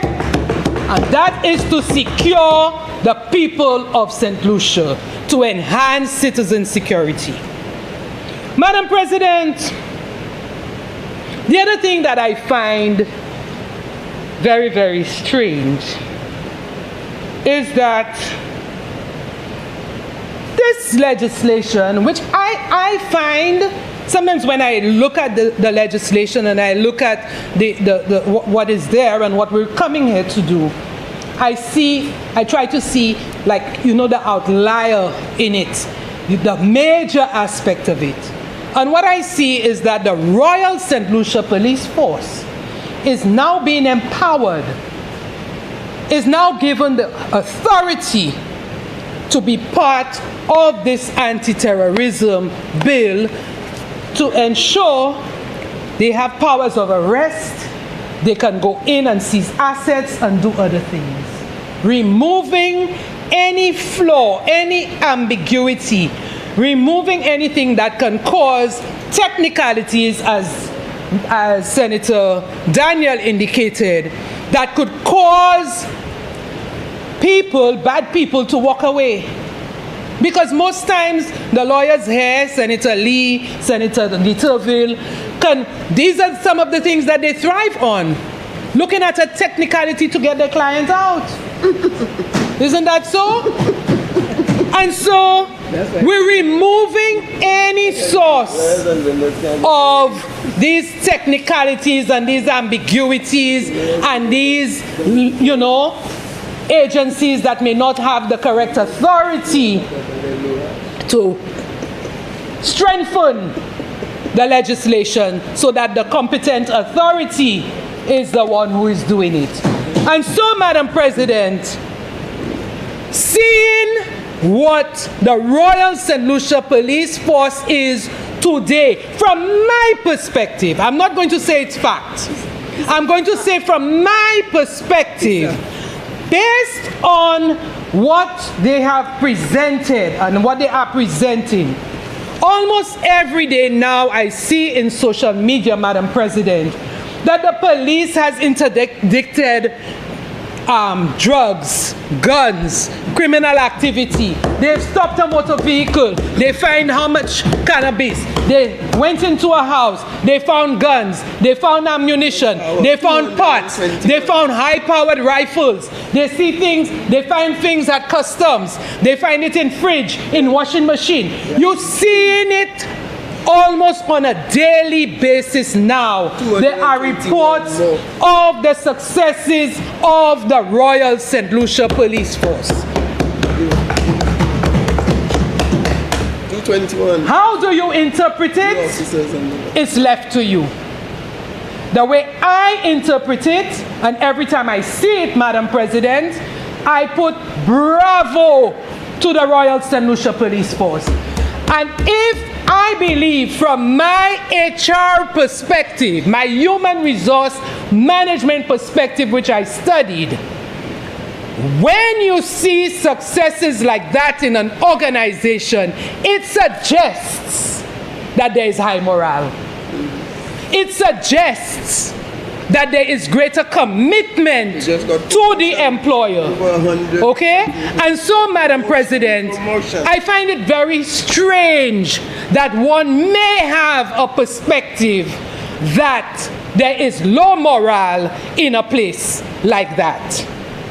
Madam President, we saw in the past the police's training vote was reduced to what we call in the public service a token. Zero, that was the one. When you see in the estimates, these days I'm seeing it mark 0, but before they used to put 10. No, that's nothing. Right? They took out the one in front of the 10, Madam President, and left it at 0 for training in the police force. The document. You were seeing galas, people all dressed, and we're hearing that the galas were done to raise funds for the police. And then you're seeing they put in a little chair, not even one like that. A little desk. T-chairs, T-desk, you can get a microwave by say police law. Sir, police law take a join. Today we're looking for a national security strategy. But Madam President, strategies don't exist just on paper. You know, we believe, we want to see something, we want to see. Strategies don't exist on paper. You have to see strategies. Strategies are actionable items, things that you do. And you want to see national security. Where in the world, Madam President, do you see a national security strategy? Tell me, you see it in Jamaica? So the same way, Madam President, that the citizens, the law-abiding citizens will see the strategy, you don't think the criminals will see the strategy too? Who wants to expose their national security strategy? But you will see the police, and I don't have to repeat it, the police have their own personalized bulletproof vest today. Is that a strategy? You see the police have their jet skis, motorbikes, a mobile police station. That's not strategy. There is now a portfolio named national security, headed by the Prime Minister of the country, that does not suggest to you that there is a national security strategy.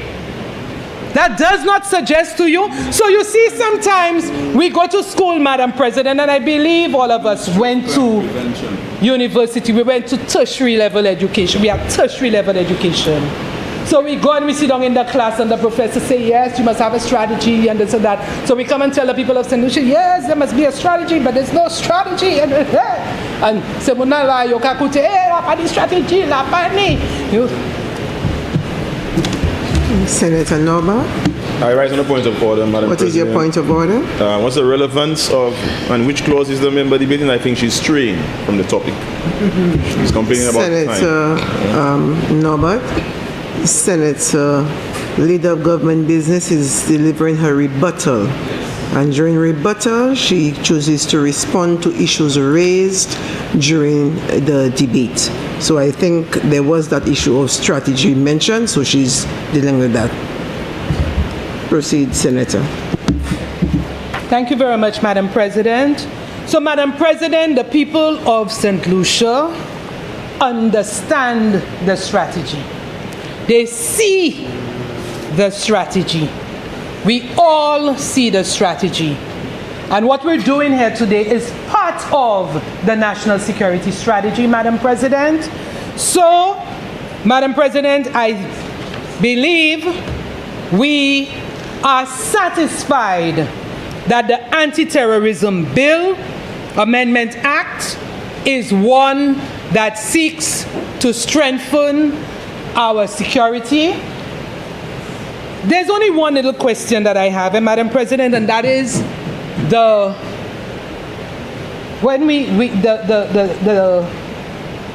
difference between sovereignty, preserving our sovereignty, and I support that completely, but that against making amendments directed by the international community that assist our country. So it's all good and well to say that yes, we are a sovereign state. On the other hand, the international community, because we're all part of one geopolitical ecosystem, and so we come together, we go to the United Nations, we go to international organizations, and we all agree that together we will approach a particular issue. And so we come to our individual states and we enact legislation based on the agreement that we made. I don't see this as an imposition. I see it as an agreement, because I don't know that any international organization can impose anything on us. I think there are conventions that have been declared at international organizations that St. Lucia didn't sign on to because we believe that it's not relevant to us. And so what we come to this chamber to do, I believe, are those things that we agree to do at an international level. So I don't think that it diminishes our sovereignty. In fact, in this particular case, I see it enhances our security. So I thank you, Madam President, and I thank all senators, even those who offered the opposite side or the opposition side. It assists us in opening our eyes on certain elements, and it helps strengthen the laws that we pass here on behalf of the people of St. Lucia. I thank you. Senators, the question is that the Anti-Terrorism Amendment Bill be read a second time. I now put the question. As many as have that opinion say aye. Aye. As many as have a contrary opinion say no. No. I think the ayes have it. The ayes have it.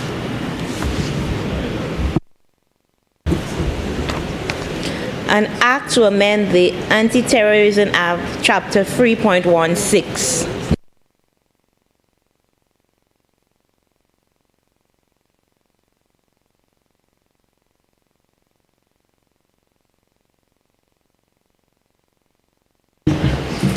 Clause 2. Interpretation. Clause 2 stands part of the bill. Aye. Clause 3. Amendment of Section 2. Clause 3 stands part of the bill. Aye. Clause 4. Amendment of Section 3. Clause 4 stands part of the bill. Aye. No. Clause. I have a question for Clause 4. Part A, Part 1. So, in Clause 3 it says, by deleting the definition of competent authority and substituting the following definition. So there we see what competent authority means. But when we get to clause 4, it says by deleting the words a competent authority. So we just defined a competent authority, but in this clause I see we're deleting it and we substitute it with the words a person. So that's what I would like clarification on. We defined a competent authority, but we're deleting the same competent authority and we're saying a person. So is that in a different part? Senator? Madam President, the bill has to be read in its entirety. And so you would have to look at your principal act and see how it goes along with what is there. So have you done that? There is competent authority at section 3. It says by deleting the definition of competent authority and substituting the following definition. Right. And it says all the different people. Then it goes to another section. So you're deleting it in section 2 and replacing it with competent authority. In section 3, it makes reference to competent authority as well as the FIA. But the FIA is already named as a competent authority in section 2. Legal minds? So could it say like a competent body or? Hello, Mr. Senator. Senator. I'm just explaining. Oh, sorry. Oh, I thought you called it legal minds. I think the language that you're using across the committee space, that's what I'm saying. You call out hello, so who are you addressing, Senator? No. Sorry, but let Senator De Turville. No, you can say. Thank you, Madam President. Madam President, if you would allow me to maybe address Senator Norbert directly. Senator Norbert, you would have to look, as Leader of Government Business said, you cannot take the portions of the bill in isolation.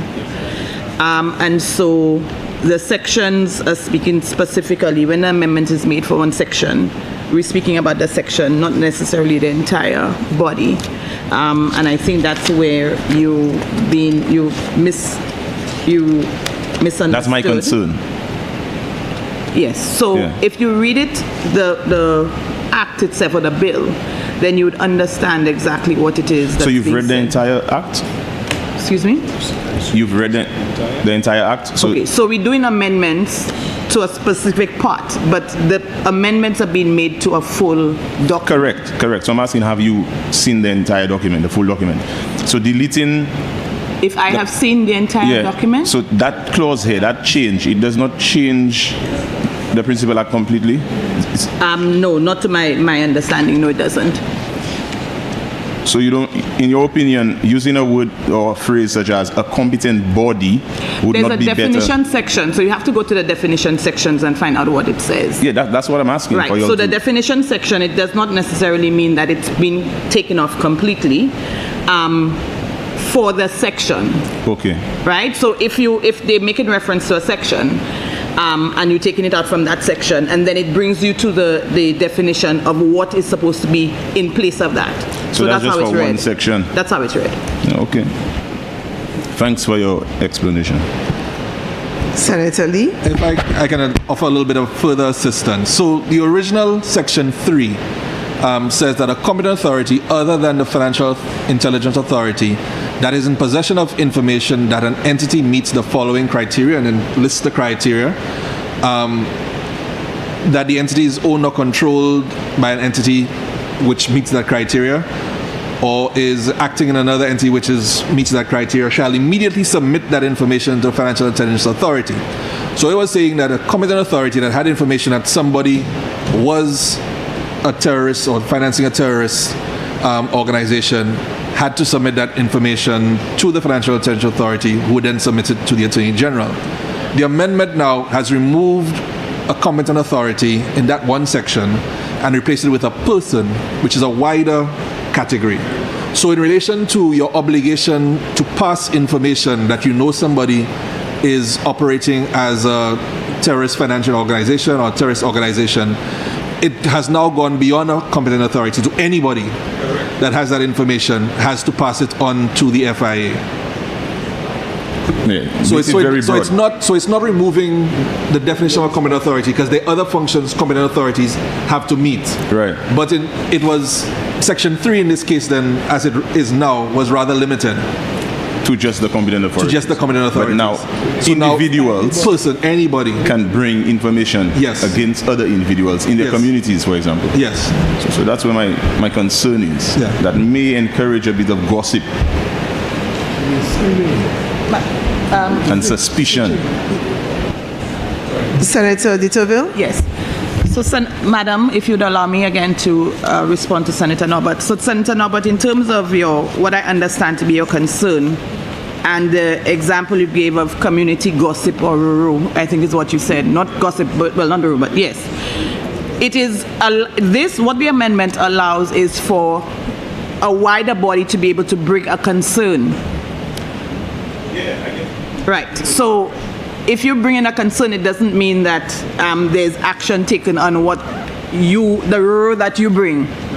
That is not what we are going to. It means that you can bring the rule, and it does not have to come from one person. If you understand what what the explanation is saying, I hope that satisfies your concern. Yes. Because remember, I spoke about witness protection in my questions earlier.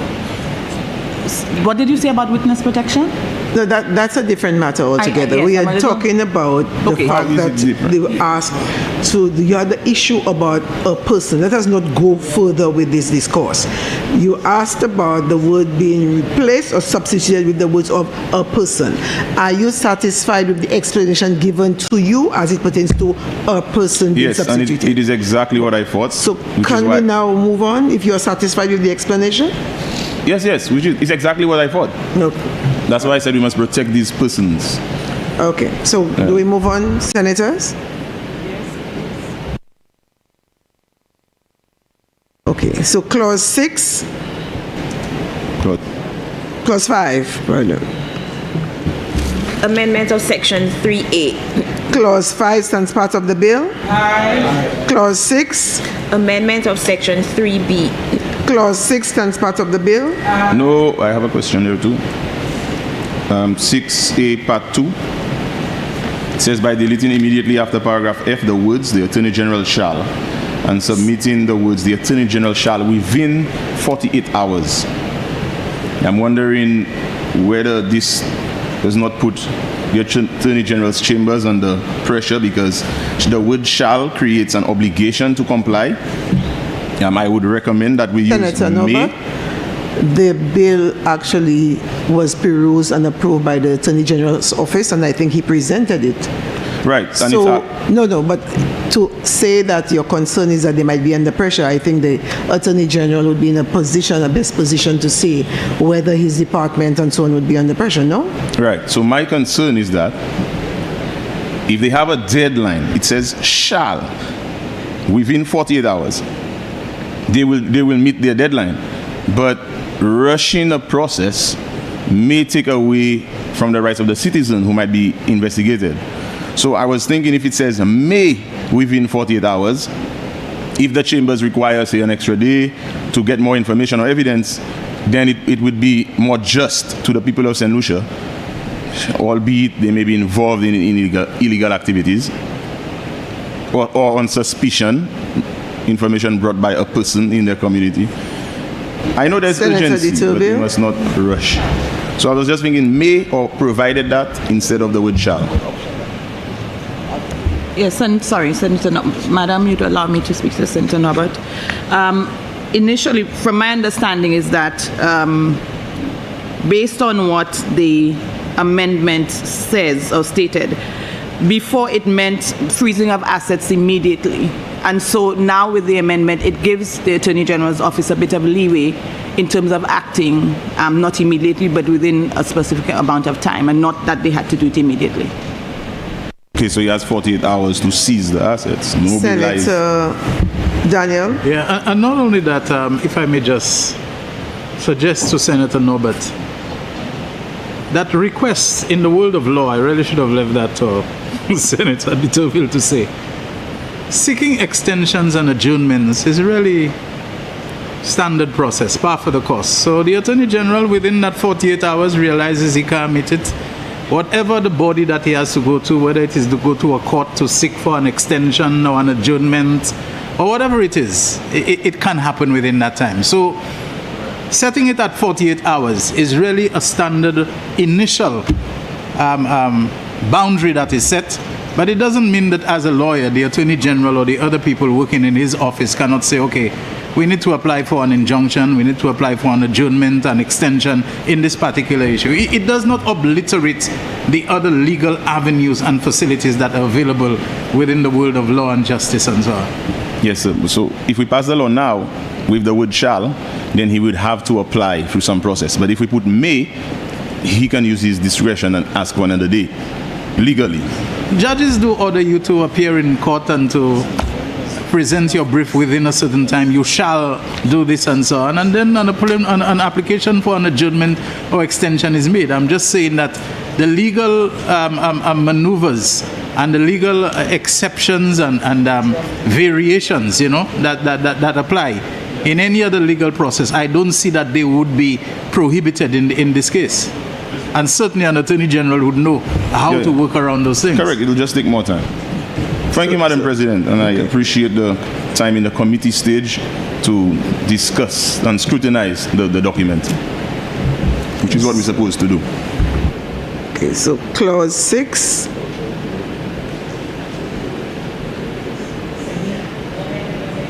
We can't hear you, Madam Clerk. I can't. Your mic is on? Oh. Amendment of Section 3B. Clause 6 stands part of the bill. Aye. Clause 7. Amendment of Section 22E. Clause 7 stands part of the bill. Aye. Clause 8. Amendment of Section 22H. Clause... In clause 8 or 9? Clause 8 stands part of the bill. Aye. Clause 9. Amendment of Section 32. I think, Madam, I think, Senators, you will send a revised copy via soft copy of this bill. There was an amendment made at the lower house in Section 9E, Clause 9E, the E that says, reads out financing of terrorism. Before these words will add any information regarding the financing of terrorism. You will send that via email, but if you don't have it on your hard copy, you could do it now. So amendment of Section 32, Section 9, 32(1)E. Yes. You put any information regarding the financing of terrorism. Madam President, the revised amendment was submitted to us via email, and it reflects the amendment. Yeah. So you should have received it, but if you had not looked at it, you could add it onto your hard copy now. Yes. Senate. Any information? Yes, the 4 words. Any information regarding the financing. And then you continue with the financing of terrorism. Senator Norbert. Yes, Madam Chairperson. I'm very happy to see that an amendment was made in the lower house and it's now making the bill stronger. What's the procedure though for amendments in the upper house? Is there like an amendment committee that meets to deliberate the amendments come out?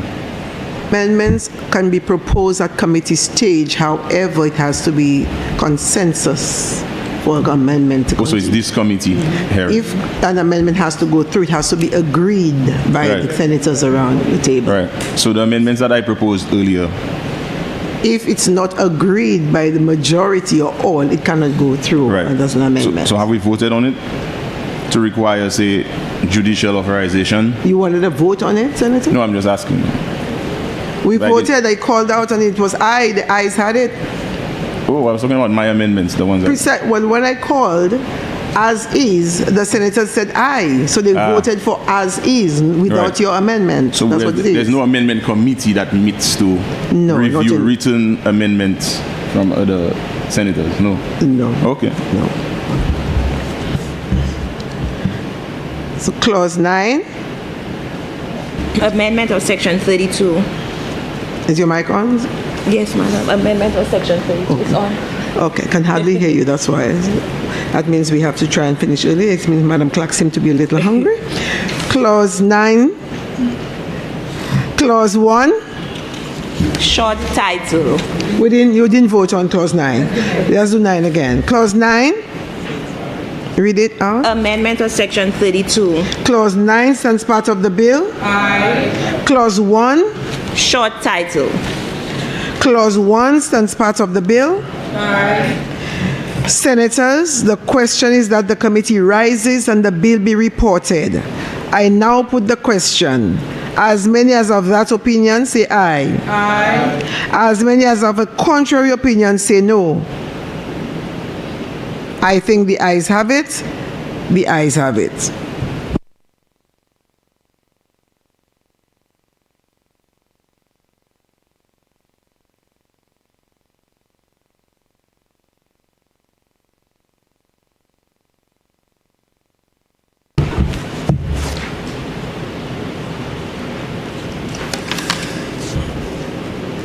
Senators, I beg to report that the Anti-Terrorism Amendment Bill went through committee stage without amendments.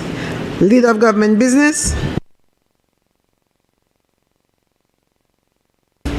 Madam President, I move that the report of the committee be adopted and the bill be read a third time and passed. Senators, the question is that the report of the committee be adopted and that the Anti-Terrorism Amendment Bill be read a third time and passed. I now put the question. As many as of that opinion say aye. Aye. As many as of a contrary opinion say no. I think the ayes have it. The ayes have it. Be it enacted by the King's Most Excellent Majesty, by and with the advice and consent of the House of Assembly and the Senate of St. Lucia, and by the authority of the same as follows. This act may be cited as the Anti-Terrorism Amendment Act 2026. Leader of Government Business. Madam President, I beg to present for first reading a bill shortly entitled United Nations Sanctions Counter-Proliferation Financing Amendment. United Nations Sanctions Counter-Proliferation Financing Amendment. Leader of Government Business. Madam President, I beg to move for the suspension of Standing Order number 49-2 to allow the bill to go through its remaining stages at this sitting. Senators, the question is that Standing Order number 49-2 be suspended in order to allow the Leader of Government Business to proceed with the remaining stages of the bill at this sitting. I now put the question.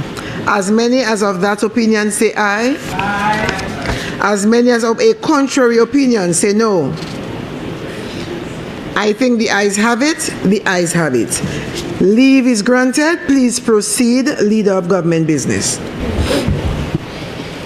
Madam President, I beg to present for second reading a bill shortly entitled United Nations Sanctions Counter-Proliferation Financing Amendment. Madam President, I wish to provide some brief details on this bill. Madam President, the bill before the Senate proposes amendments to the United Nations Sanctions Counter-Proliferation Financing Act, Chapter 12.30.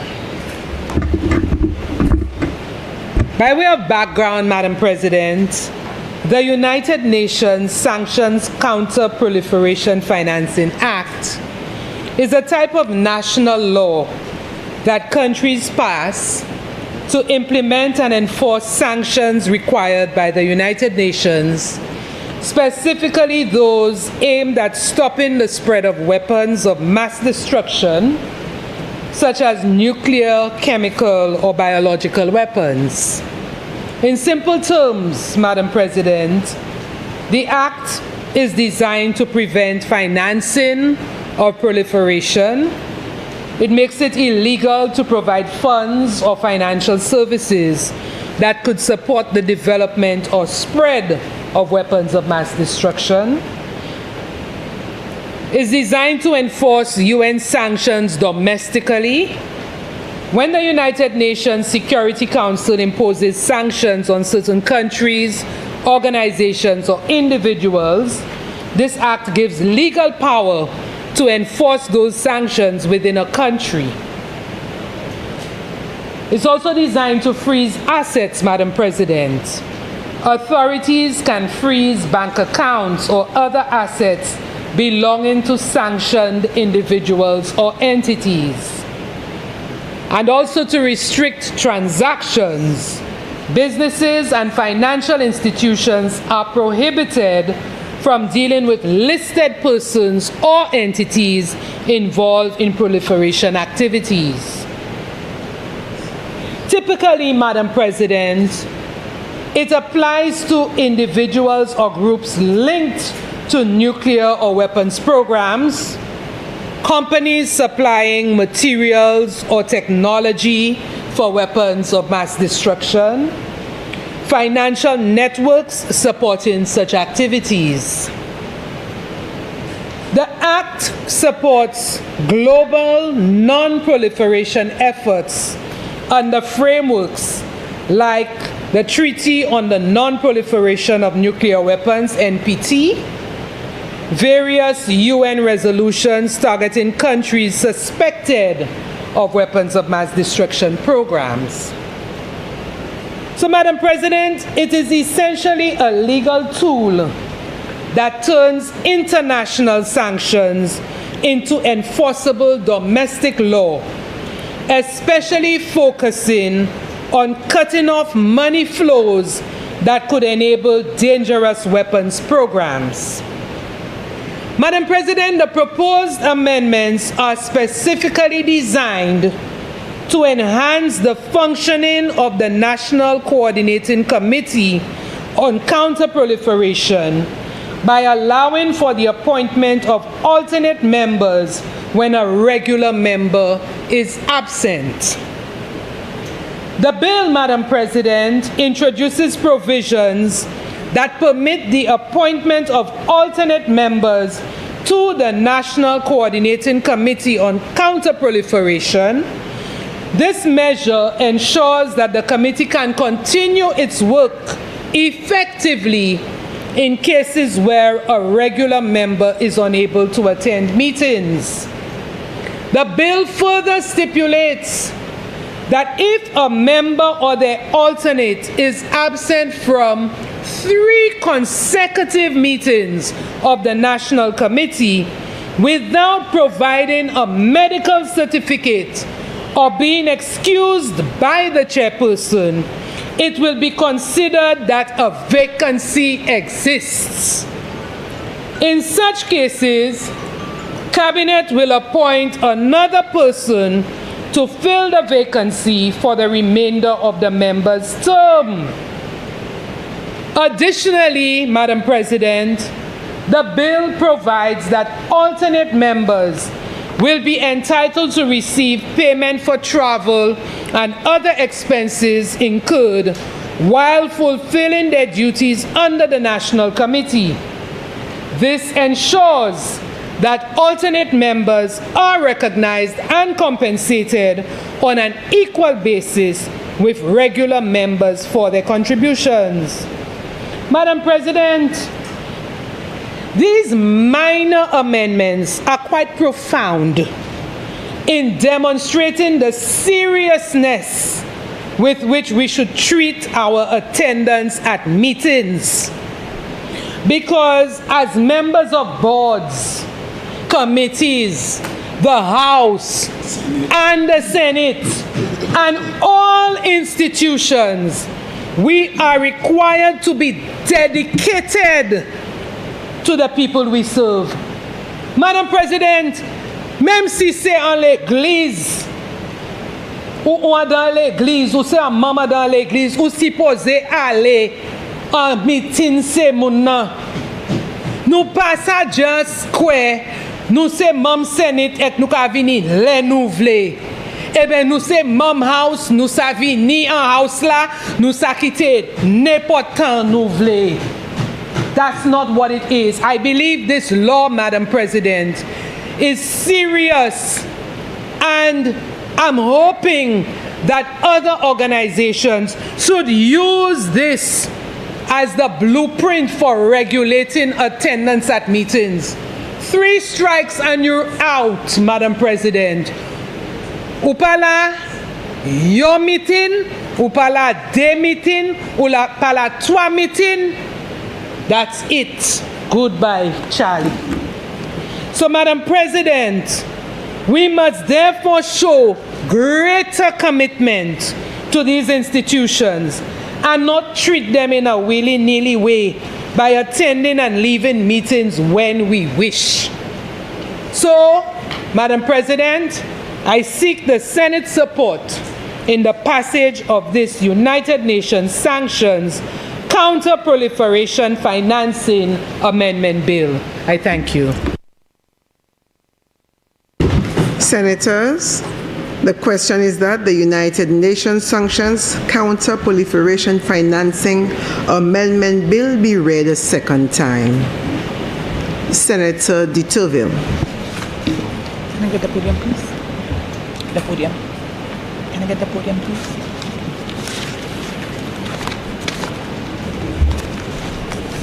Yes, Madam President, if you would just permit me a few minutes to get the podium ready. Thank you.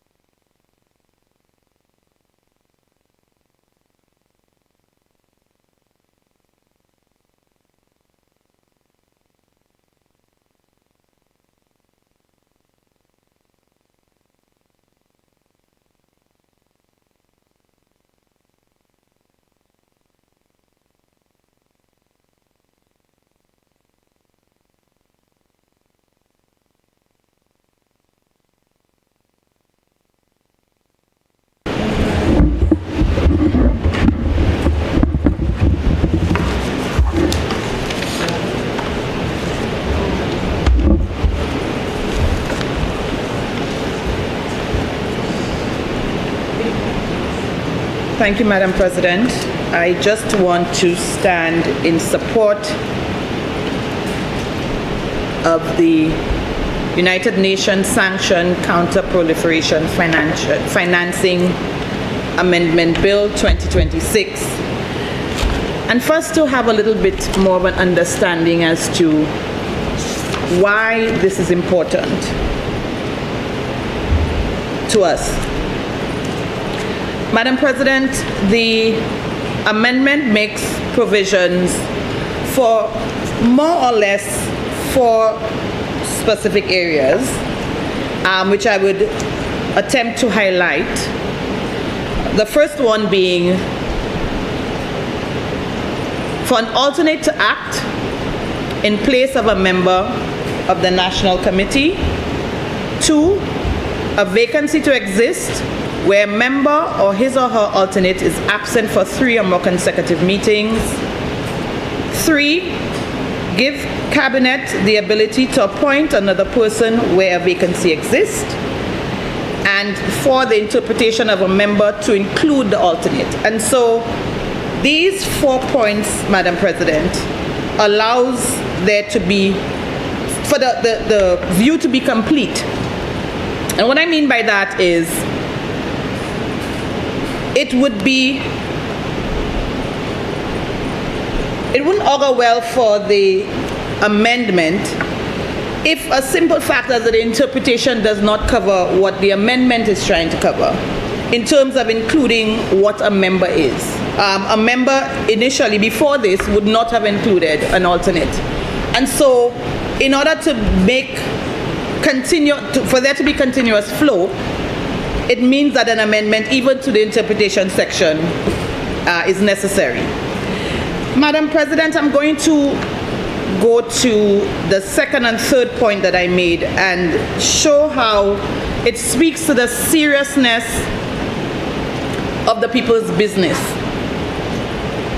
It allows where a member is not present for 3 consecutive meetings, that we can still move on with the people's business.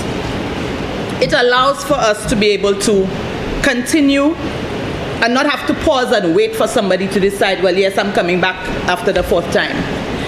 And so even in our context here, in the Senate, you have very specific times when you can be absent, as well as here where they did indicate their reasons, giving a reason for being absent. So it's not just a matter that you have the people's work to do and you decide, you know what, today I don't feel like it, or maybe I decide I want to go onto the beach, or I have a prior engagement I need to go to present at a seminar or workshop. The understanding here is that as responsible senators, as persons who, within the context of the Senate, that we have a responsibility to ensure that we take the government's business seriously, the people's business seriously. And so, Madam President, with this amendment, again it allows for the powers that be to make the amendments without any interruption.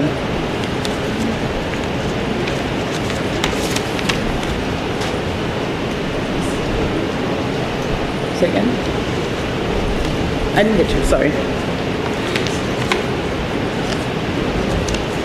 All my papers are wet.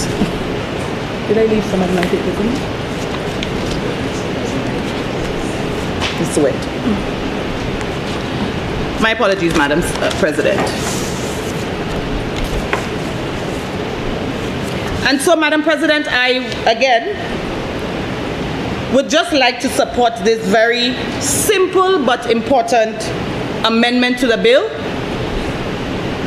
that the Attorney General's chambers and our very competent drafters have been able to furnish us with to allow us to be able to continue, to allow us to be able to appoint persons where necessary and not have to wait, not have to slow down when matters that are urgent have come up, and that we can deal with it. And Madam Senator, I just want to bring us to the amendment of Section 3, where the Principal Act has made reference to all of these different agencies,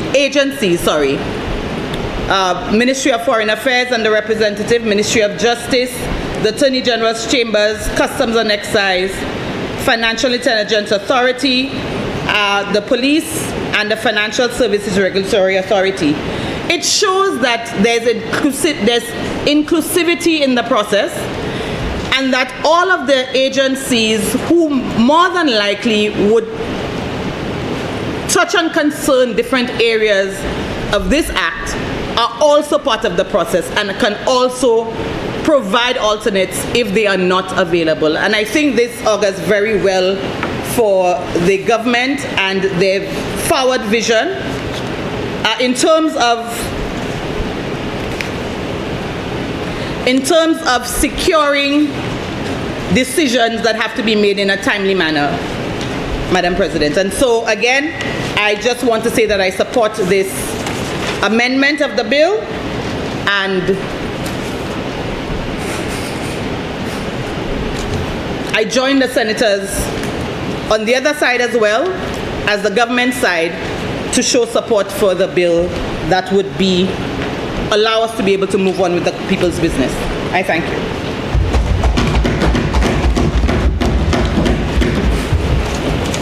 Senator Norbert. Thank you, Madam President. I rise to express some concerns, minor concerns, just to say that I support the intent of the government 100% to improve committee functioning and, of course, to ensure attendance and continuity. A lot has been said about attendance, and I do not want Senator Daniel, who joined us today, to feel any way attacked because he's sitting in for someone who's not able to be there. That happens. The alternates work for the Senate. And I'm happy to see that for this committee, if a member is unable to attend, we're making provisions for alternates to serve so that people's business can proceed. After all, there are reasons all of us will miss a Senate sitting. After all, if I have a court case, say a $10,000 court case, and I compare that to the stipend of the Senate salary, which is less than $2,000 after tax and NIC. We have things that come up, happens in life, stipend. So I'm happy to see this committee is going to have that continuity and is strict on attendance. Pardon? Yes, less than $2,000. So, in terms of improving committee functioning, Madam President, my concern is that all the members of this committee will be selected by cabinet. I'd like to be guided by that. If everyone is appointed by cabinet, my concern is about independence and oversight that is required. I always have an issue or question pertaining to us following the Westminster style of government and having cabinet, also all the members of cabinet also be in the parliament, and I don't see the separation of the powers ideally as it's supposed to be done. But for this case here, my antennas are up because I see that cabinet is appointing every single member of the committee. And my concern is about oversight, accountability, transparency. So in that case, I know my suggestions are almost never taken and amendments are not made, even if I provide the constructive criticism. But I wish that we would require this committee to report to Parliament, which is different from cabinet, for the purposes of those who are learning from our exercise here today. And these are all my concerns, Madam President, and I wish the government well in this. Thank you. Senator Daniel, are you? Senator Descott? Thank you very much, Madam President. Madam President, I'm in full support from the outset. I want to always make that very clear when I am in support of a policy that I think benefits St. Lucians and our country. Even if I may have issues with it, I may talk about the policy lag and the timing we take to implement stuff in this country. I still do support any policy that I think that improves our country. So, I mean, we've seen two pieces of amendments, one that deals with counter anti-terrorism. Now there's one that deals with, what's it? Proliferation, financing, and that sort of thing. But one, I think that, and it's a suggestion to the leader of government business, one particular treaty that I think that we have ignored is the UN Firearms Protocol. The protocol against illicit manufacturing and the proliferation of firearms, their parts and their component parts. I think if we are in this, and again it goes back to my initial point about an overarching strategy. I'm not asking about a strategy, it's to sequence our policies. If you take it from a piecemeal approach, today you do a firearm, you do a counter terrorism here, you do a this here. All I'm asking this honorable house is how we go about and prioritize our interventions in the security space. So when I ask the strategy, it's not because I understand strategies will inform actions on the ground. I think these are important, but we as a country need to sign this UN firearms protocol, Madam President, because we see the havoc that's been wreaked among our young men in this country. I'm not sure what is the homicide rate currently, and it's not any government. It's not about labor or flammable. We as a country need to take this issue of gun-related violence in this country serious. And if we are busy ratifying and amending and doing all of these things, amendment to anti-terrorism, amendment to counter-proliferation, why haven't we moved with alacrity and a sense of urgency to deal with gun violence in this country? In 2024, 77 young persons. You know, and it's an issue I take very, very serious, Madam President. I looked and did some empirical research. While they saying they need empirical evidence, the number of years of life lost in 2024, almost close to 3,000 years of productive lives lost in young men. And Alina Bernard, a young lady. So I may be going around, but I think when we now looking at our strategy around citizen security, that's why if you have a clear strategy, you can decide how I prioritize what treaties, what various international regulations that I cannot understand while we are doing all of these things. Something as critical as gun-related violence, we have not signed the UN Firearm Protocol. And it's not about labor, it's not about flabo, us as a country, because so many young men and women have lost their lives to gun-related violence in this country. So I'm not pinning it on any government. We as a country need to get serious about gun-related violence in this country. And I am saying in this honorable house, we need to move a level of alacrity, urgency, and sign and ratify the UN Firearm Protocol. I have seen not just St. Lucia, it's not only St. Lucia, Dominica hasn't signed it, St. Kitts hasn't signed it. Perhaps St. Kitts and Dominica can say, well, we don't have a big issue of gun-related violence in our country, so we don't have to move. But we know there is a gun-related violence, a gun-related problem in this country. And so I'm saying to this honorable house, can we, while we are all well and good, UN sanction and counter-proliferation financing, fine. Amendment to anti-terrorism, fine. What we are seeing headed, we are losing lives at an alarming rate in this country. And I would urge this honorable house, this honorable Senate, let us at least advocate for the UN Firearm Protocol. It's not about push back and forth. I have made it very clear. This is not about a red or yellow. Because when a young man's life is lost, I mean, I did some basic calculations of what it takes the state to take a child from kindergarten to Form 5. How much it costs you and I seated in his house. Anywhere close to $70,000 that's shed as a society. We contribute and invest in a child. And for this child at 18 and 20, life to just be snuffed out. I think we need to get serious about gun-related crime in our country. And I say to this honorable house, let's jointly, not about red or yellow here, let's jointly advocate that we sign the UN Protocol on Firearms to show and signal that we are serious about solving firearm-related crime in this country. Madam President, thank you very much.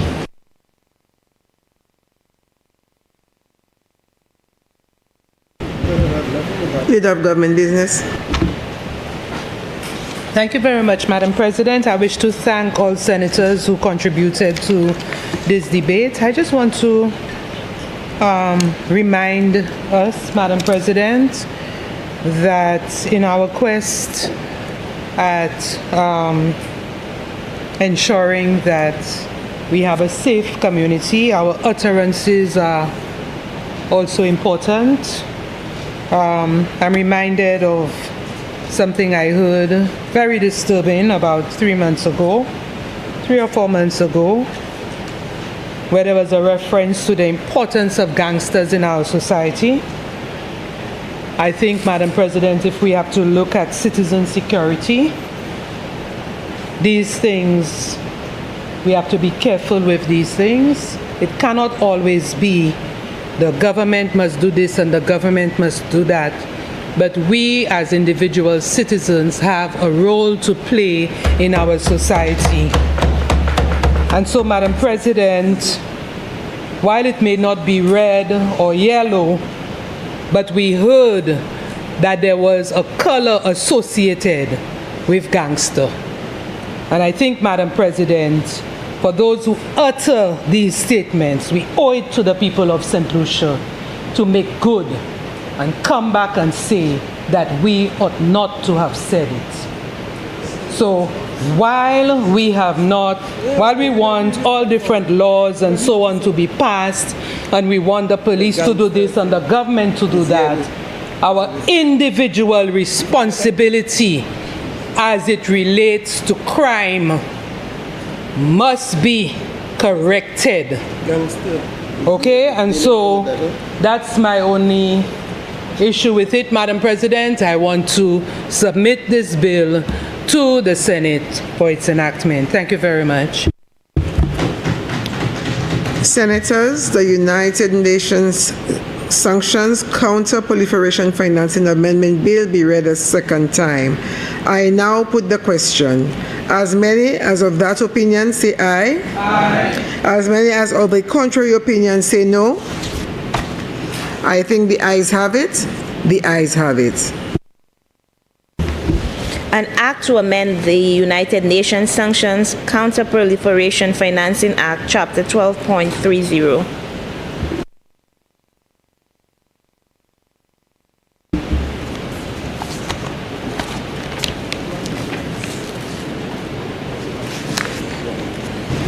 Clause 2. Interpretation. Clause 2 stands part of the bill. Aye. Clause 3. Amendment of Section 3. Clause 3 stands part of the bill. Aye. Clause 4. Amendment of Section 8. Clause 4 stands part of the bill. Aye. Clause 5. Substitution of Section 9. Clause 5 stands part of the bill. Aye. Clause 6. Amendment of Section 11. Clause 6 stands part of the bill. Aye. Clause 1. Short title. Clause 1 stands part of the bill. Aye. Senators, the question is that the committee rises and the bill be reported. I now put the question. As many as of that opinion say aye. Aye. As many as of a contrary opinion say no. I think the ayes have it. The ayes have it.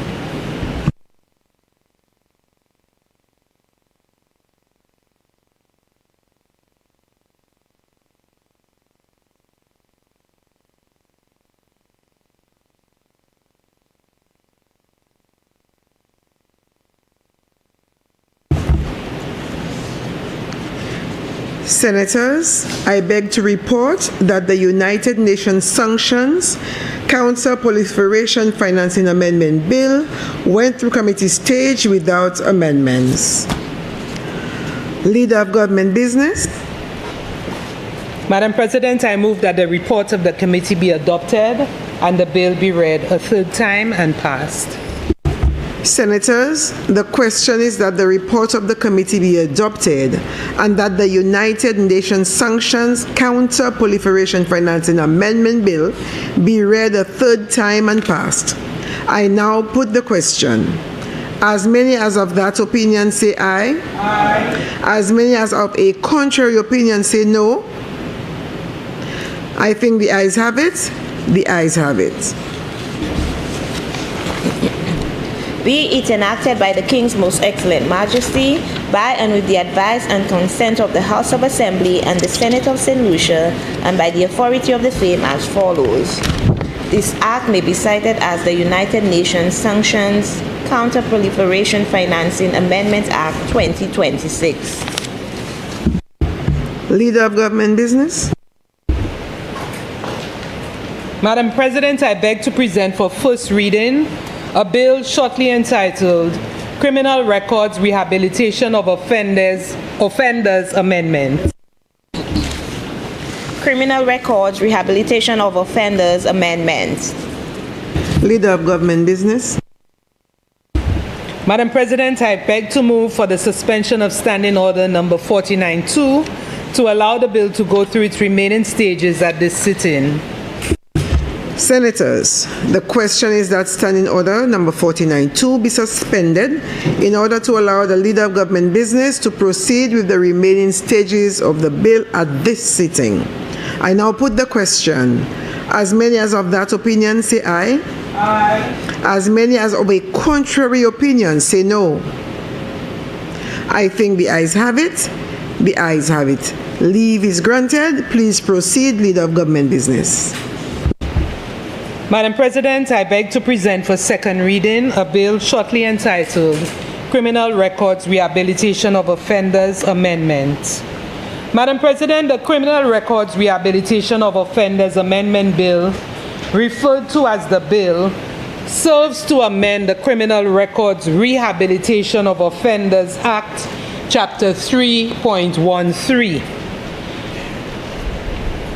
By way of background, Madam President, and the need for this amendment, following the original enactment of the Act, Parliament established a system by which certain criminal convictions could become spent and subsequently expunged from official records.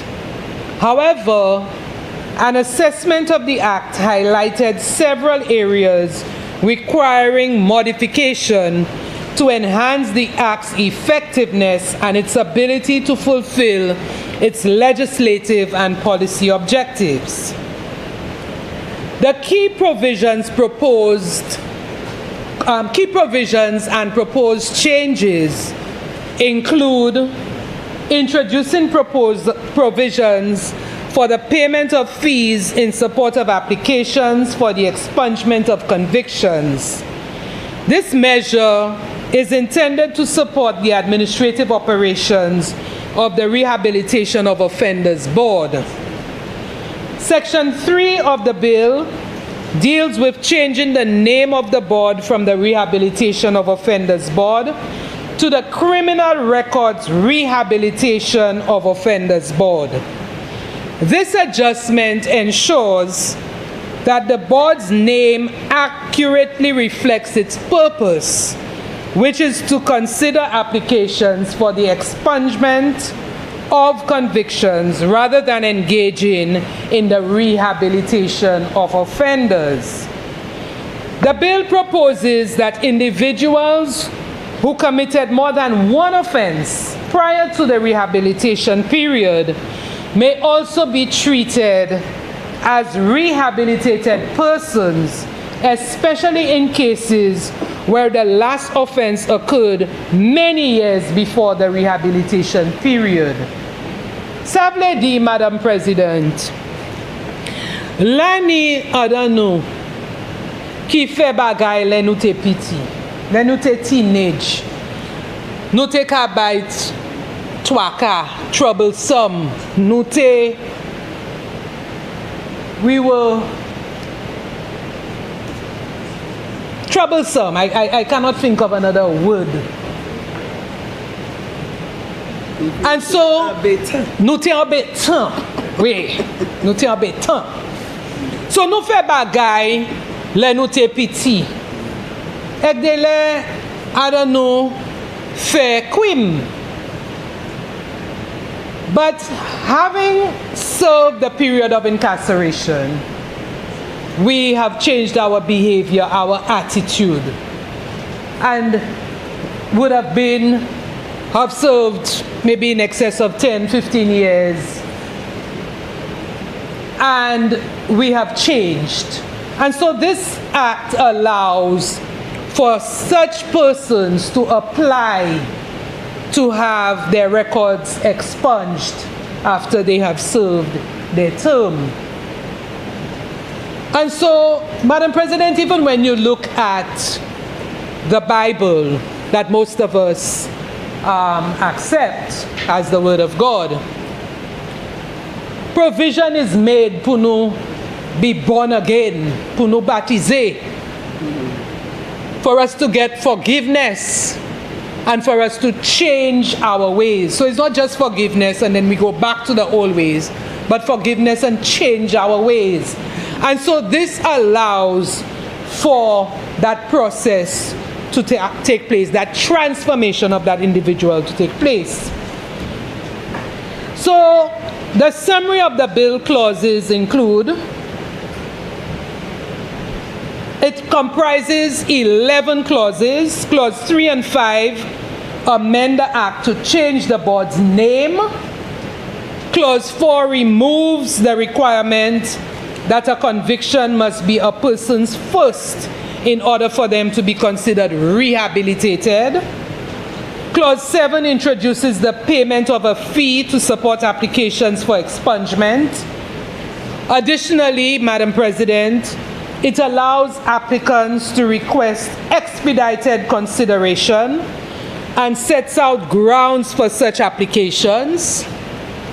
More specifically, subsection 5 of clause 7 indicates that an application under subsection 4 must be made for pursuing an education, gaining or continuing education, immigrating or emigrating, including applying for a visa, obtaining medical assistance, and any other matter that the board determines justifies the making of an application for the expungement from the records of the conviction on an expedited basis.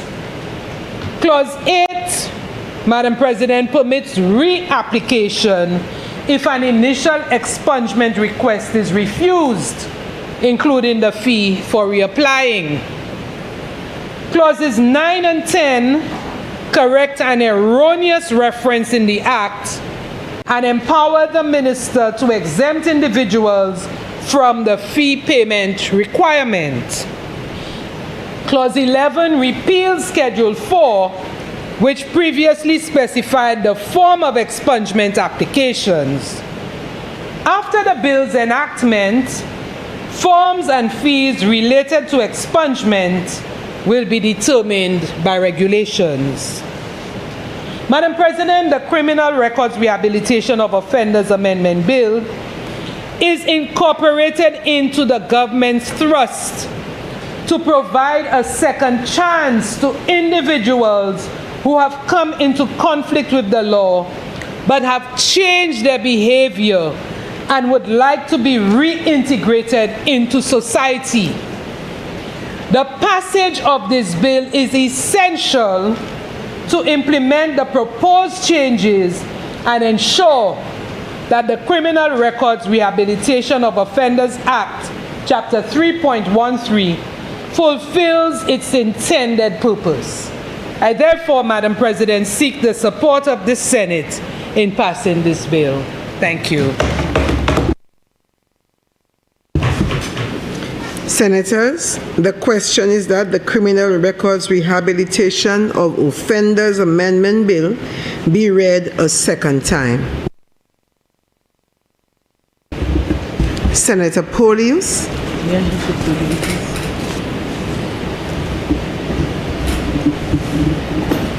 I'm giving some.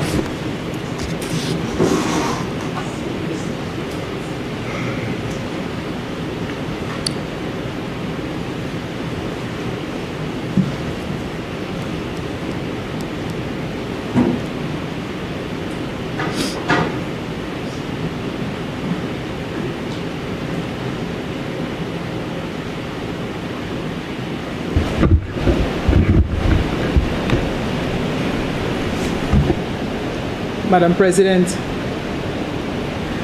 a country cannot move forward when its laws on security or crime are pulling in opposite direction. And let me say that again, Madam President, in Creole for our Creole-speaking viewing and listening audience, because they need to understand where we are going.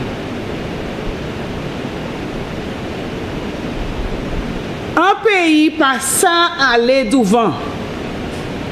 Si loi qui supposée contrôler crime qu'a tiré en différentes directions.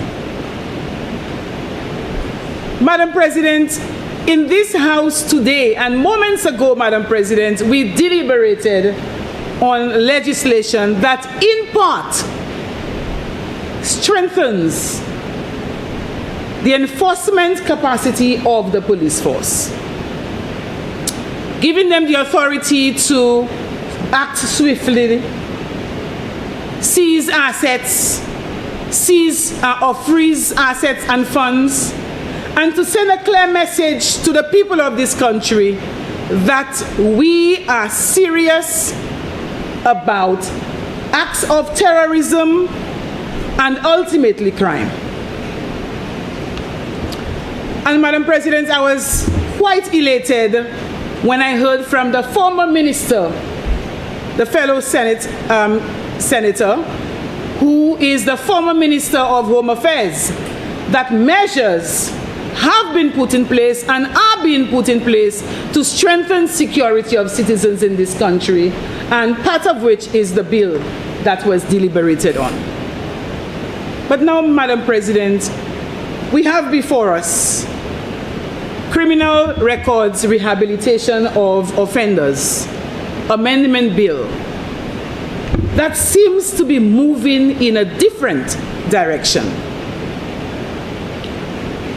But Madam President, let me make it abundantly clear from the outset that on this side of the chamber, we're not against rehabilitation or the expungement of criminal records in principle.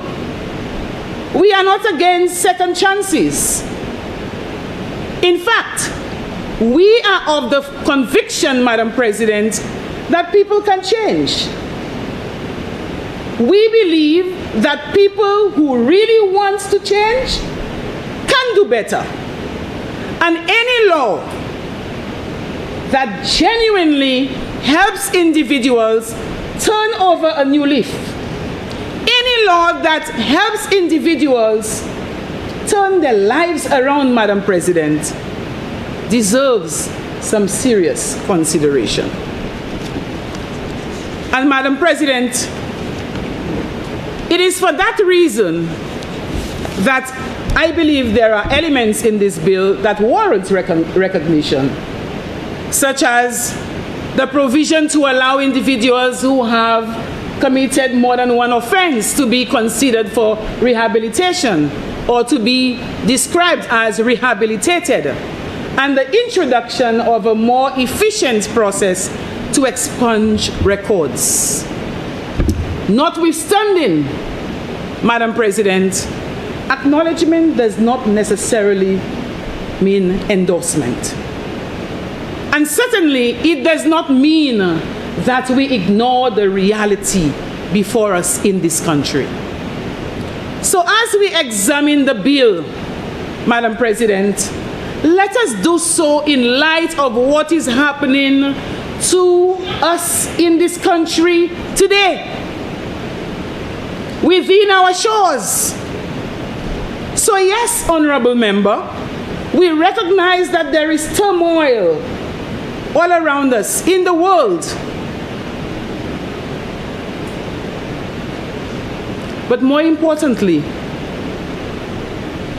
we must take cognizance of the turbulence that happens regarding security and crime in our country, right under our nose. And the reality is, Madam President, you know, we have to admit it. And I'm sure all of us here sitting in this chamber would agree that crime is not under control. In fact, law enforcement itself has admitted that the current strategies are not producing the desired results, Madam President. We are told, Madam President, that in January this year, that the police force launched it was a 1-week gun amnesty, Madam President. And the intention was quite simple. Let's give individuals a chance to surrender their illegal firearms without consequence. But what happened? What happened, Madam President? Not one gun was turned in. And according to the words of the Assistant Commissioner, the bin was empty. It was empty. Not one. But does it mean that there aren't illegal firearms looming around us in this country? It doesn't mean that. Because shortly after that amnesty, Madam President, the police reported seizing about 10 illegal firearms, Madam President. And we are also being told, Madam President, that out of the number of homicides we've recorded in this country, 60% of them involve guns. Perhaps it's a bit higher now. But Madam President, this is not just concerning. This is alarming.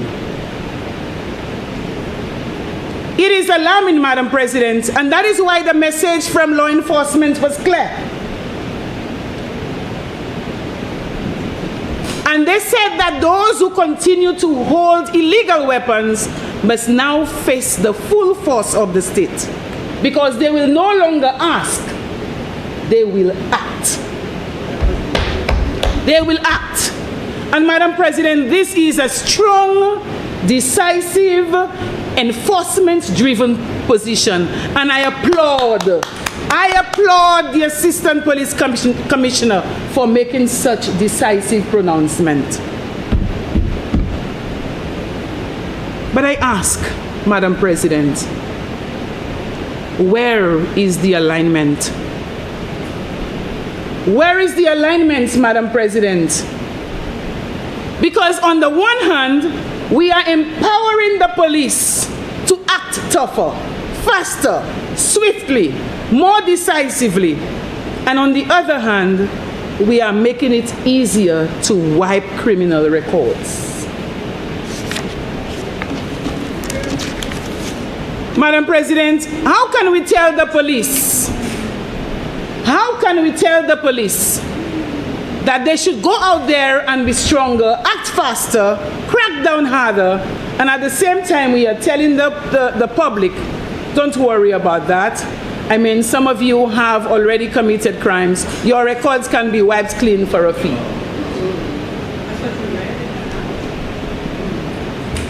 Madam President, it's a bit confusing. That is contradiction. I'm looking at the two. We're talking about strategies. Strategies, Madam President, to enhance security in this country. And today we table 2 bills, 2 out of the 3 bills. And one really empowers the police officers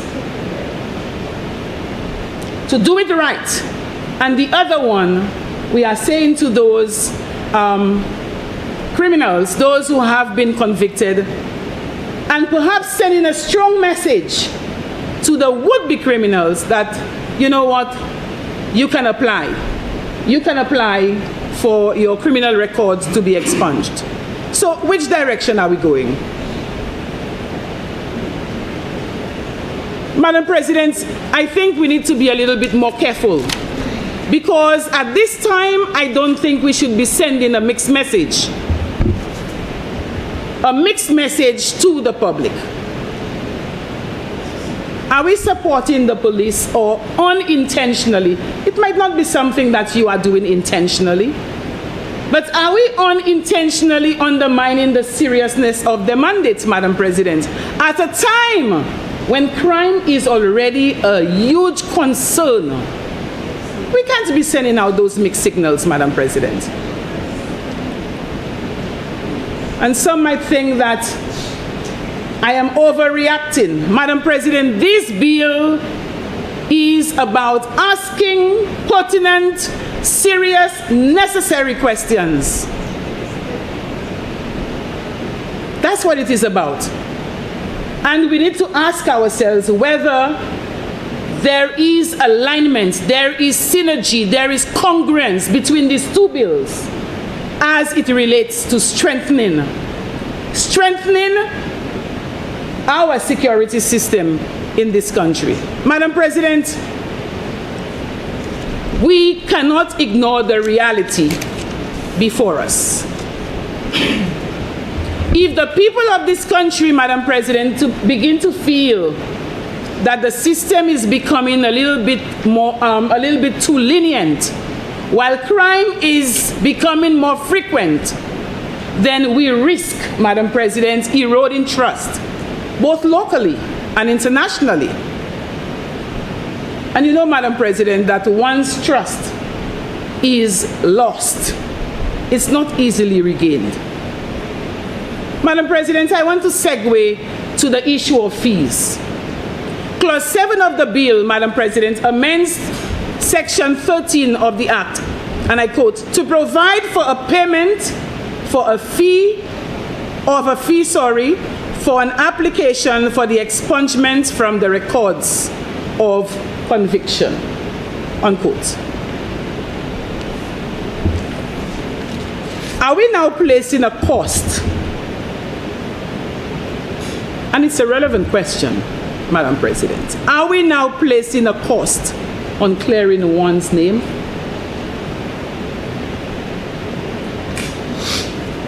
So, we are saying, and you can correct me if I'm wrong, that clearing one's name is something that they must pay for. So some can afford to clear their name due to their financial prowess, Madam President. Ils ont l'argent. They can afford it. But what about those who can't? What about those who can't? We have not been given any indication as to what the fee is or what the range is. That application fee, we don't know. But the question needs to be asked. Will justice become something only some can afford? And I know that some members on the other side may say that there are exemptions. These exist. But they sit at the discretion of the minister. At the discretion of the minister. And in a small society like ours, we know that perception is everything. People must feel that the system is fair, it is transparent, and it is not open to political interference or influence. Justice must not only be done, it must be seen as fair. In closing, Madam President,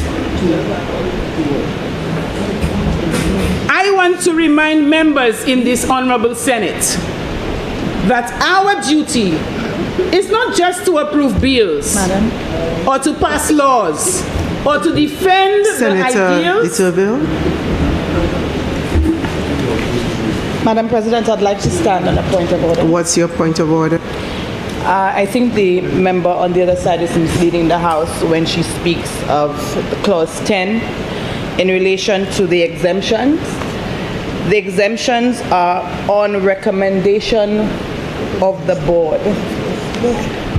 So it is a little bit misleading to suggest, well, there are a few things that was misleading about her presentation, but I will speak about a few later.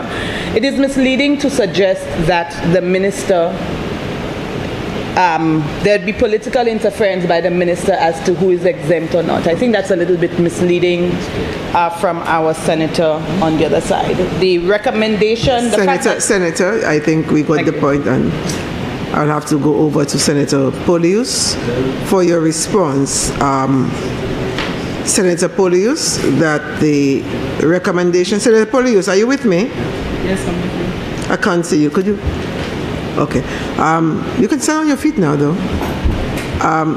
Yes, your utterance that the minister would be the one to deal with that, and it has been raised, the point of order has been raised by Senator Deterville that it's the board upon recommendation by the board to the minister. So what say you, Senator? An oversight, Madam President. Thank you. Thank you for the correction. But these sit at the discretion of the board. The board. Okay. At the board. No, when I speak emphatically. So you're saying that, Madam President, when I speak with passion. So the way in which I articulate my position and present my arguments, I don't think any senator should take anything.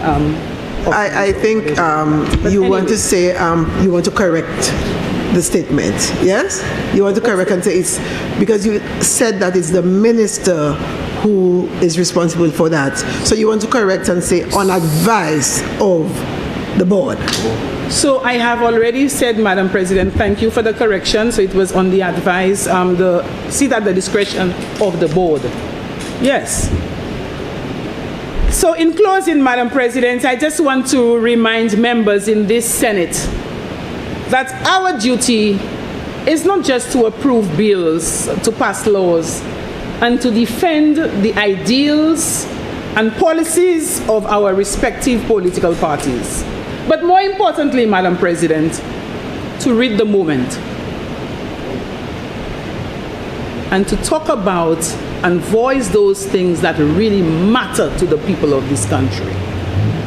To ensure that their priorities and our priorities are aligned with reality. And right now, Madam President, the reality in St. Lucia demands that we confront crime with urgency, clarity, decisiveness, and synergy. So we can't have our laws going in different directions when we want one specific outcome. So this debate is really not about whether or not we approve or we believe that people should be given second chances. It's not about that. It's about priority. Madam President, at this juncture, St. Lucia, the people of this country, the people of Fair Helen, are not crying out for paperwork, you know. They're not crying out for paperwork, Madam President. They are crying out for protection. They are not asking us to move faster to erase records, Madam President.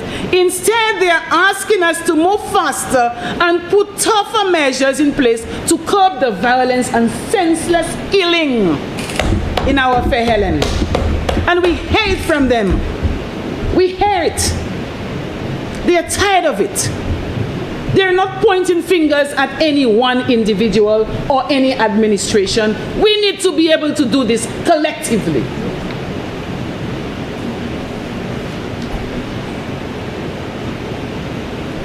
So I just don't understand, you know, why we are, on one hand, empowering the police to act tougher, while we are blindly, you know, giving convicted criminals maybe some kind of assurance that, and I'm not saying, Madam President, because as I said at the beginning, we are not averse to expunging criminal records. In principle, it is a very good way Senator to allow people Deterville to turn over a new leaf. Apologies, I was Thank you, Madam listening to President. Senator.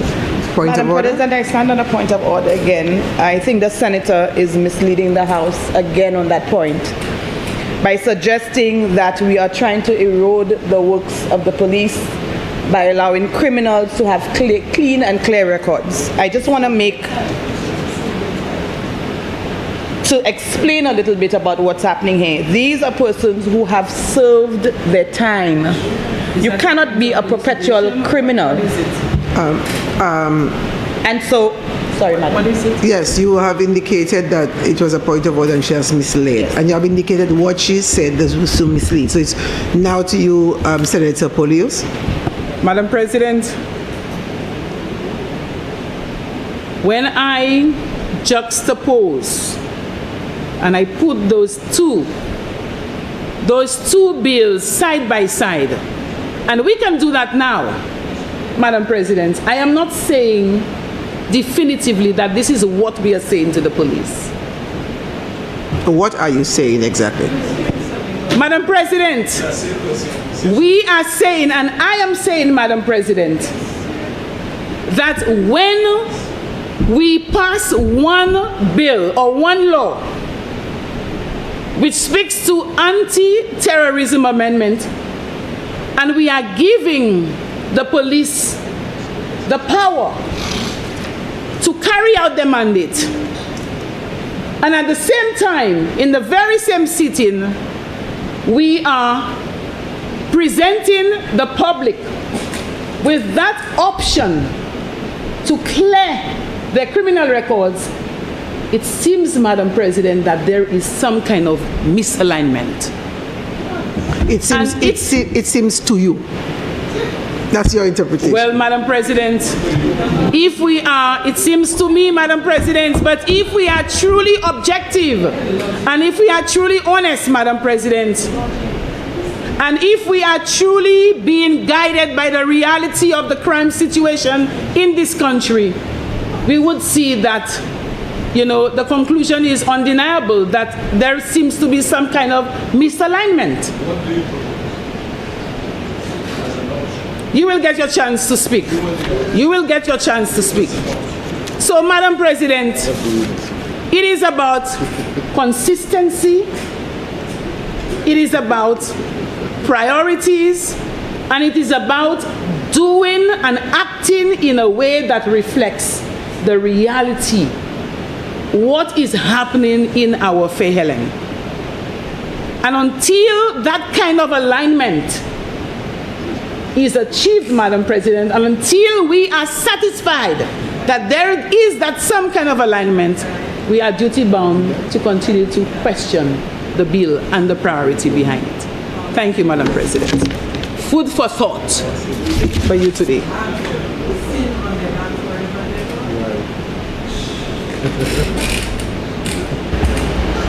Senator Lee.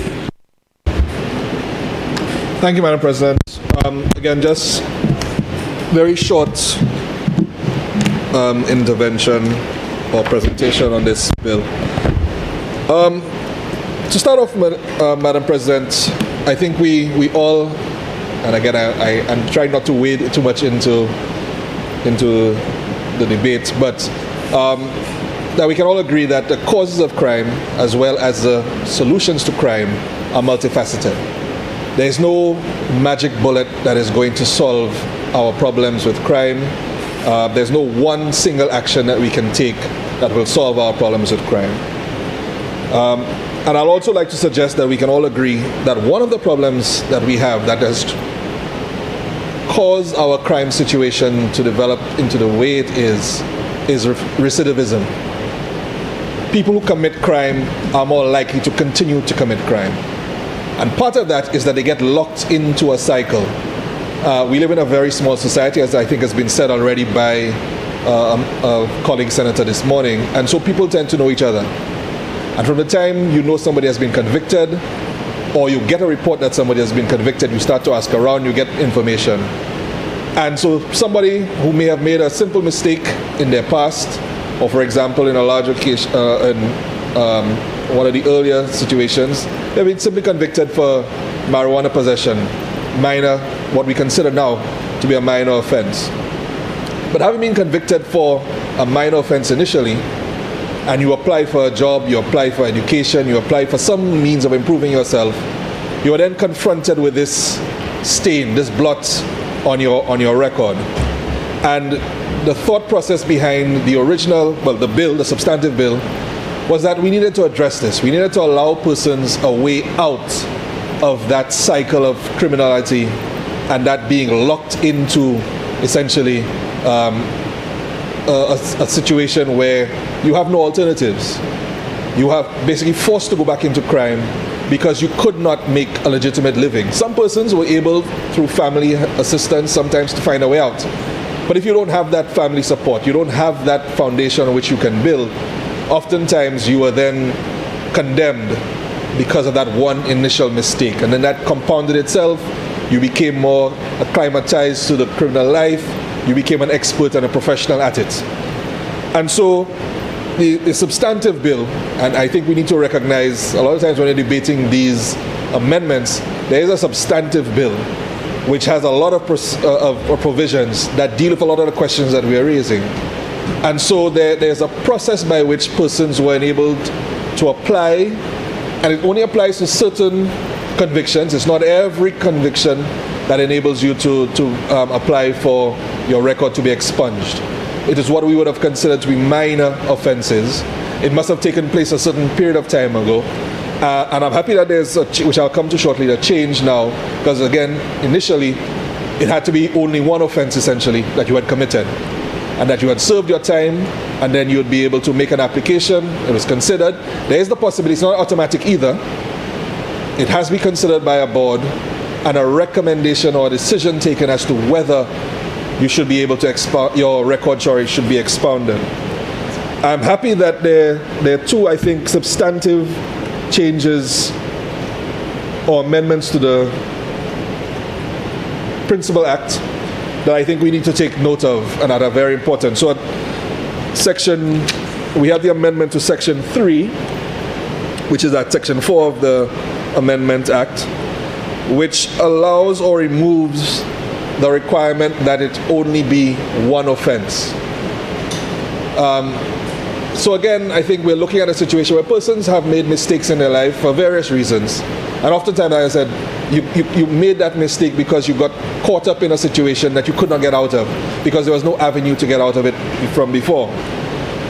You served your time, you've made a change in your life, you are no longer committing crimes, you've not committed a crime that would not qualify you to have your record expunged, but sadly you may have committed more than one offense. This amendment now allows you to make that application and allows the board to consider, because before they had no discretion. They could not consider your application once you had more than one conviction. No matter how sterling your record was subsequent to that, the mere fact that you had that second conviction would have closed the door on you, and closed the door on your positive reinsertion into society. I noted recently, I think, that the Baudelaise, I'm trying to remember the official name, Baudelaise had a graduation ceremony, correctional facility, thank you. The Baudelaise Correctional Facility, and they made a grand statement about it, and I appreciate that they did it, that they held a rehabilitation program for a number of their inmates, and they have been successful in undertaking various academic courses, various apprenticeships, which would have fitted them, because it has to go hand in hand. It can't just be that you've left. You need the skills to be reinserted into society. So I'm happy that Baudelaise is taking on that challenge and providing the inmates or with the necessary skills so that they can re-assimilate, reinsert themselves in society. And this amendment allows them to do so a little bit more easily. I think it's also important to note that at Section 7, it allows for expedited applications, which require, I think, a decision to be made within 7 days. Now, the one which I think, again, is a very important step, because it enables persons who have an urgent need to be serviced in a way that enables them to because oftentimes everything in life is about timing. You have to have the ability to take an opportunity when it arises. The one concern I have, which is a general concern I always have whenever we start imposing deadlines on governments and government-related institutions, are we putting the necessary sources in place to make sure that the timeline can be lived up to? Because nothing would be more frustrating and more disappointing to say that we've put in place an expedited provision which will allow persons who have an urgent need to make an application, and then it takes them more than the allocated 7 days just because we've not put the necessary resources in place. I think we'd be shooting ourselves in the foot and seriously impeding the significant impact that this piece of legislation can have on the inmates or persons who are seeking again to rebuild their lives after having made one mistake. I listened to my colleague, Senator, who made the point about crime fighting, which is the other aspect another aspect of dealing with the crime situation. And yes, there must be deterrence. Yes, there must be investigation. The police have a role. The prisons have a role. We as society as a whole have a role. But I think it's important to enable persons who have made, and I've said it several times and I'm going to repeat it again, who've made a mistake in their life, not to be punished eternally for that one mistake. Or in this case, well, maybe one-on-one, but again, when you look at what they have been convicted for, are relatively minor offenses. They're not offenses that tell you that they are a danger to society or who cannot now, having made a mistake, contribute successfully to society. There are persons I know who fortunately have had the resources, the family benefit, the family support, who are making very positive contributions to society now, as employers, as artisans in various ways. They have not been able to, they've not suffered unduly because of a conviction, because of a mistake that they made in life. This act enables persons who may not have that level of support to have that opportunity. And so I support the amendments to this bill very, very wholeheartedly and very strongly. Thank you, Madam President.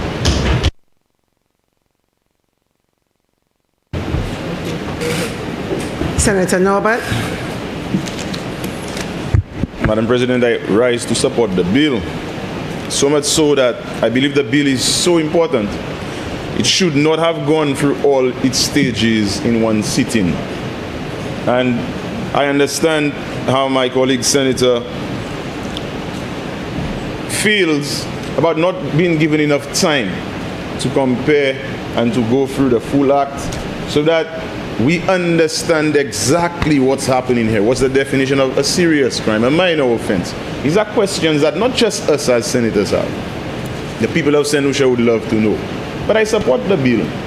As a teacher, when past students come to me and they ask for a character reference or a report from school, knowing that they probably got into fights and they did not do their assignments, they were punished, they paid the price for their crimes, quote unquote, in school, I do not hold that to their heads for the rest of their lives. So you will not see that on a report. I write what I believe the character is now that they have paid the price for their crimes. So I agree, after someone has committed an offense, they've paid the price, did their time, went through the rehabilitation process, they deserve a clean slate. But you know what is going to make this bill backfire? The same thing that makes everything in this country fail. Dirty partisan politics. And I said dirty, divisive. Because a board makes the recommendation. And the boards are selected or appointed by politicians. Politicians. And what's the perception of politicians and those who follow politicians blindly in St. Lucia? The hacks, they're not objective. You see, if a minister was not necessarily a politician, then the people of St. Lucia, the young people especially who need to make use of this piece of legislation, they would trust the system more. Madam President, I have seen hacks defend the stance of their political party against their own convictions. They have stood here and said, I have serious questions about this bill, but I'm told to pass it, so I pass it. Madam President, during elections, you have seen this in the Senate? No, on TV. I see it in the House when I watch it on TV. No.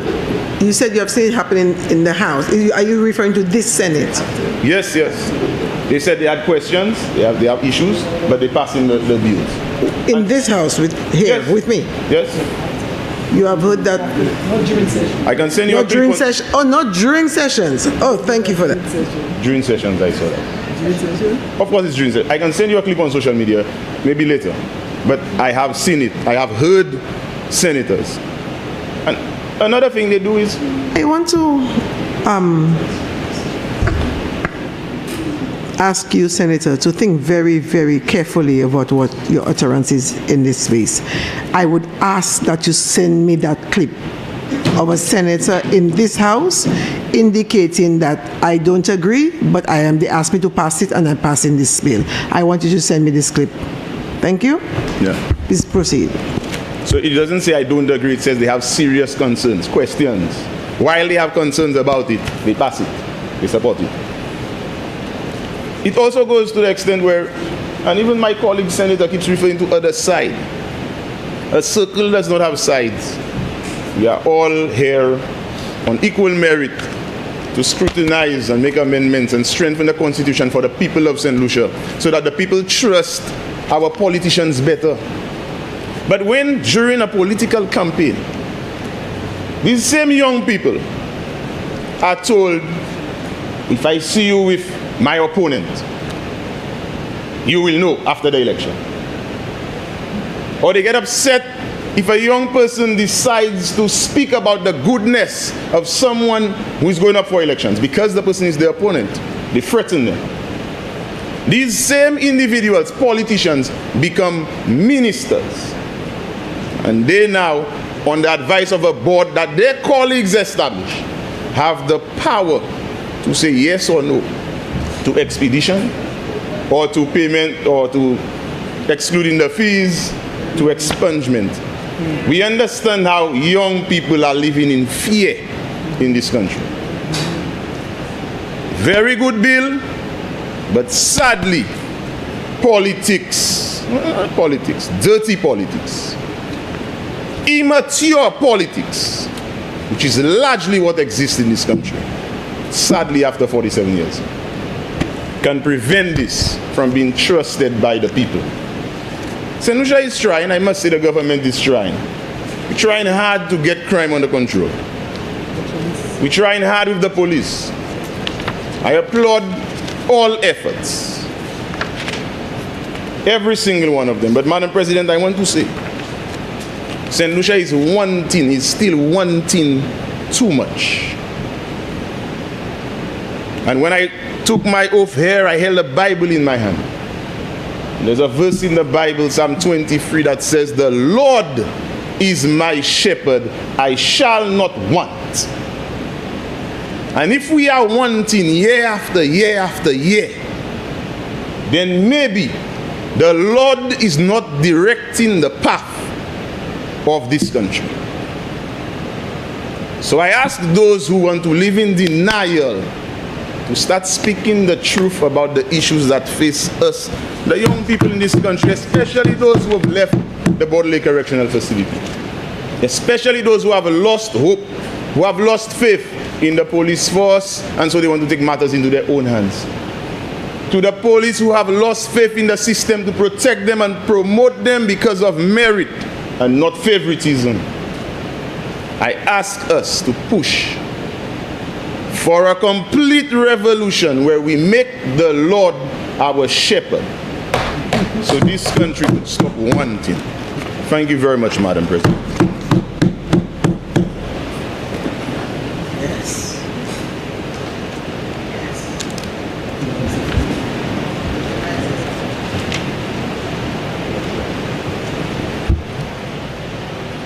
Senator Daniel. Thank you very much, Madam President. Madam President, I listened to the very spirited and very passionate contribution to this debate on the bill that has to do with Criminal Records Rehabilitation of Offenders Amendment Act. And when I listened to Senator Polius, she, in one line where she sounded almost plaintive, saying, don't misunderstand her, you know, she knows, not exactly in those words, but she may be accused of overreacting. I want to begin by giving her the assurance that I'm not going to accuse her of being overreacting, but I believe she's mischaracterizing. Now, let me explain what I mean by mischaracterizing, because I've seen too many examples of it. There's always this, and it comes from the party where the opposition members are. They often take things into a very expanded either-or, to the most extreme ends of the pendulum in terms of how you reference and compare things. So you deal with the CIP, there's a record number of applications and it's 6,000 something, whatever, for the first time. There's a tendency to go and make it sound like the 6,000 is the amount of passports that you gave, as opposed to saying you're talking about a record number of applications, the actual number of citizenships by investment that are given may just be 1,500, nothing close to the 6,000, 7,000 applications. What you're saying is that a record number of people are interested. Another place where I found this kind of behavior, it wasn't necessarily United Workers' Party. A revision to the Criminal Code of St. Lucia is passed in the Parliament, and somebody, for whatever reason, goes and makes it look like the revised criminal code is all about abortion. A minuscule portion of it, you know, that deals with abortion, telling people, if you have been raped, or if you have been the victim of incest, where your father or your brother forced himself on you, and you feel you don't want to live with the reproach of it, you don't want to live with the dangers of some pregnancy that has gone awry or ectopic pregnancy or whatever, that you can, in specified circumstances, with your doctor decide that you don't want to keep it, or the doctor can say the danger to your life. It was made to look like it's a wholesale descent into the chaos and immorality of abortion by demand and so on. Now, I'm not straying from the bill. That's what I find with what Senator Polius is pushing. She's making it sound like, on the one hand, the government is posturing as if it wants to get a handle on crime and increase security and stop people from doing crime and so on. And on the other hand, it is coming out with legislation. That's the way it played on my ears. Legislation that seems to be drifting us along what is a frenzy, if not an outright orgy, of leniency and permissiveness. That's not what they're saying, isn't it? There's no either or all the time in our society. Sometimes things that seem antagonistic are actually harmonious. You had judges talk about tempering justice with mercy. You heard us talking about people who have been sent to prison. They're being given commutation or substitution or lessening of their sentence because of good behavior. Now, good behavior, the person you killed, they're dead, you know. You can't unkill them, you know. They're dead. The heinousness of the murder you committed is still. But when you went to prison, you demonstrated a very high manifestation and propensity for rehabilitation. I mean, I went to visit Bodily, and I was surprised the names that were mentioned to me as being models of rehabilitation and people who reformed and changed their lives. And I can even name, because it's on the public record, you know, the guy who was called Rambo, Martin Sampson, another one, Stephen Mongrue. There was another one, I went there, and, you know, a guy who was convicted for one of the most heinous murders down in Beaufort of a young girl in the, what area is that? There, Mon area and so on, called Morrill Cox. And when the people told me, man, Morrill Cox? Man, this is one. This guy was sentenced to death, I think, and they substituted it to 20 years or whatever. They said, man, this guy is one of the most rehabilitated people you can think. Now, I'm mentioning those names for people who killed people. Does Senator Polius actually believe that the expunging of records we're talking about will, as any matter of regularity or any matter of light consideration, include people who have taken people's lives, that you're going to scratch that and say that never happened, they never killed anybody? Does she really believe that this is the intent of it, that the applications that will be entertained and will be approved will involve people who have taken other people's lives and committed serious crimes against the person upon others, like raping people, you know, like doing a whole lot of heinous things that you're gonna? But let me frame my response to that within the context of an actual example. There was a man who was a Rastafarian. He's still alive, I think. And around those days, the strictness against marijuana and Rastafarians was real rough and dread in this country. Those were the days of Police Mute Monjimi, if you know what I'm talking about. And this man used to grow weed.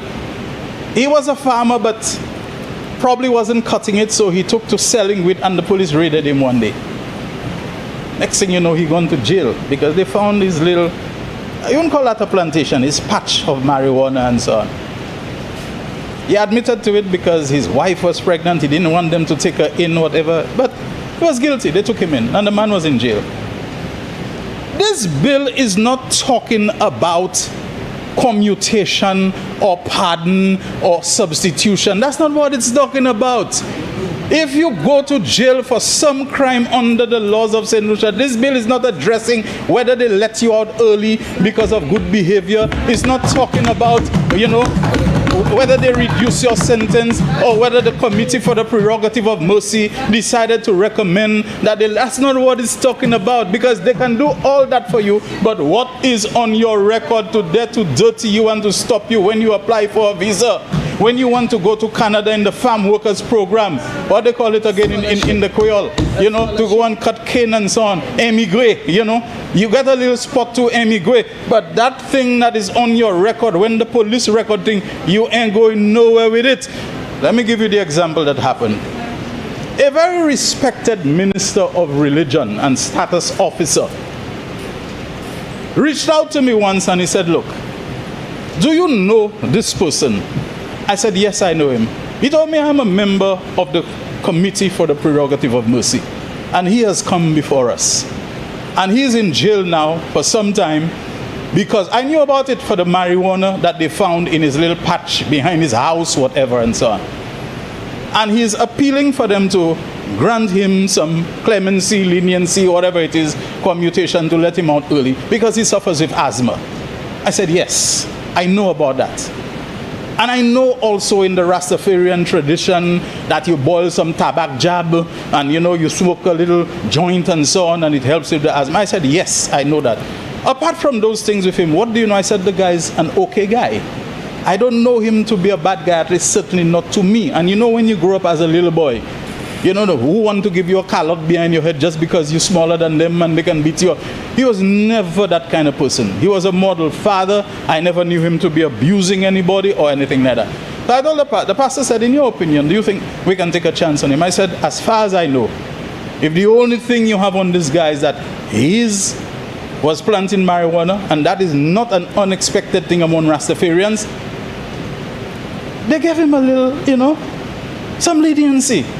They reduced his sentence to time served, whatever, and he was pardoned and so on. I never let him know that I was consulted because it's not a pat on the back I was looking for. Well done, thank you very much. This is a different thing from what we're talking about. Yes, he was let out of jail, he could go back to his life, but that remained on his record. The record is there. Here's the problem with that. Today, a man like that, if he was still a young man who have life, he has to live and see now the entire international attitude towards marijuana has changed. There's decriminalization, there's legalization. The same America, you couldn't go to the embassy and apply for a visa if you have on your record some conviction for marijuana. There's all sorts of industry and so on now. Yet this man will be prevented from earning a living because of that marijuana conviction. So that's what you're saying. He can apply to say, let us clean that thing off the man's record. It was a heinous crime back in the day when Rastas were considered animals. They were not people. They were persecuted and so on. But now the society has moved on to a point where people who do it now, they can smoke a weed once they don't smoke it outside of what the law, the Framework Convention on Tobacco Control. The same joint that this man went to jail for right now is not a crime anymore. He can have up to his 30 grams or 15 grams or whatever. He can have his 4 or 5 trees growing in his yard, which a man was busted for having a few trees. Give this man a chance to have his record cleared of something which in his time was a crime, but now it is not. That's what it is saying. And it's not a matter of once you apply, you're going to get through. You will be given and looked at the consideration and the circumstances of what was happening. It had nothing to do with politics, or certainly don't need to do with politics. It had nothing to do with the fee. I'm sure it ain't going to be any kind of how many hundreds and thousands of dollars. But after all, people, so much of these things, they take time, they take paper, they take processing, they take going to the registry of the High Court, they take looking into it, into the police records, whether compounding or as we call it in law, aggravating factors involved in it and so on, that we need to take account of and so on. This is the kind of thing you're talking about. So please, I'm just saying, stop mischaracterizing it as sounding like it is a frenzy or an orgy of permissiveness and basically, leniency, giving people a free pass to commit crime in this country. This has nothing to do with conviction. This has nothing to do with penalty. This has nothing to do with imprisonment. This is examining the circumstances under which a crime was committed, according to the relevance of the time, and saying whether this person can be granted the fresh start of having this thing cleaned from their records. I think that's what it's talking about. I need to go no further, Madam President. Thank you very much.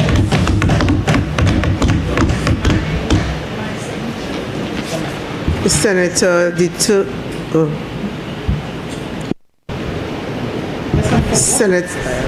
Senator Poyot.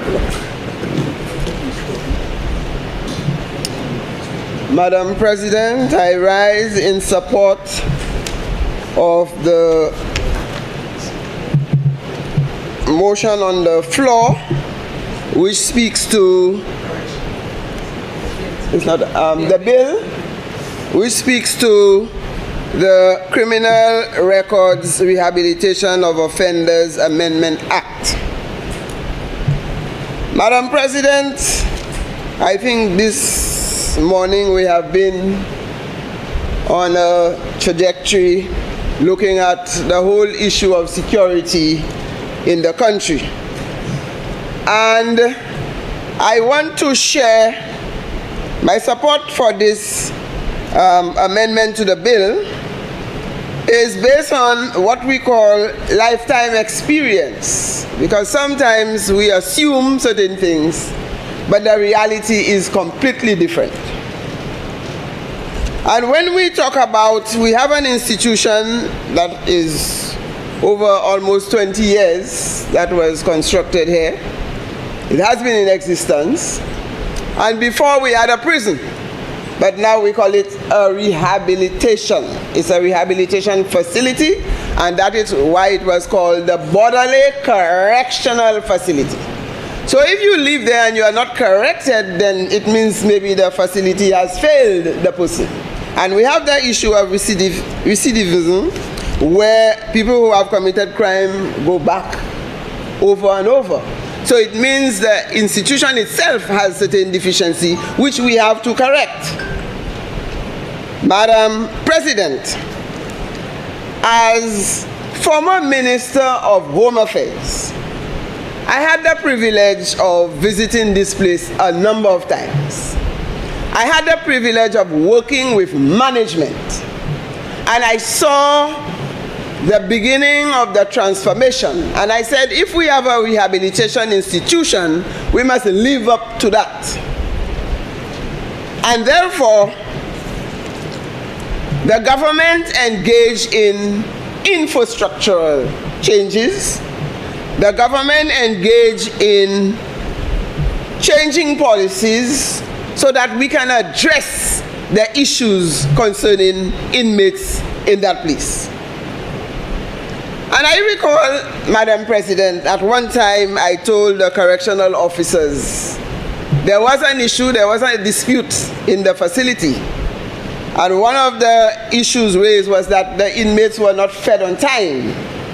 And if inmates are not fed on time, Madam President, you have a riot in the prison. And I said, if they're already in prison, they are behind bars, you cannot punish them twice. You cannot put them behind bars and still not feed them. At one time they said I was more concerned about the inmates than their own welfare. But at the same time, we have to treat the institution as a rehabilitated institution. And there were a number of programs that the institution is undertaking, and some of you are fully aware of that. For example, they engage in agriculture, they engage in livestock, they play football, they even go into the wider society to play football with the people. They have their own, they are constructing their own playing field. They are developing skills. They have some who have done their CXC. The ladies are doing a lot of craft. So when these people live that, they sew their own uniform, they bake their own bread, they cook their own food. In fact, they are sent us as though they are working in the institution, developing skills, so that when they leave there, they can be productive citizens in the society. We have some, there is a program where some of them are released from the facility to go and work, and they come back in the evening. And people are preparing, once they are released, they will hire them in this place of work. So we are really talking about making an effort to have an institution where when people live there, they are different, they are better, and they are ready to serve the society.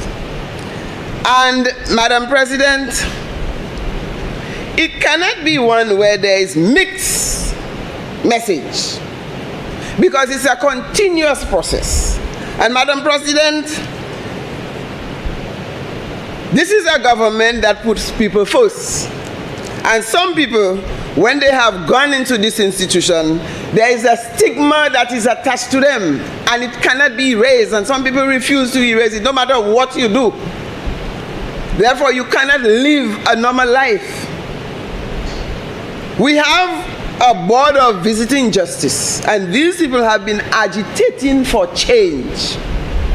They have been observing, independent of the institution, trying to find ways to improve the facility so that when people go in there, they come out a lot better. They were in the process of working on the halfway house. That's a deficiency we have in our system, Madam President, where when people leave the correctional facility, they do not have a facility to transit back into. Some of them have stayed there for over 20 years. And Madam President, I used to get letters. Every time I get a letter on my desk, and these inmates would write and say, we have been behaving well, we have been going according to the law, I've been there, I have family, I have my children, can I be released? But that has a process which it has to go through. And the prerogative of mercy committee is supposed to look at these requests. We also have the issue of government doing what is necessary to rehabilitate the infrastructure. And government spend...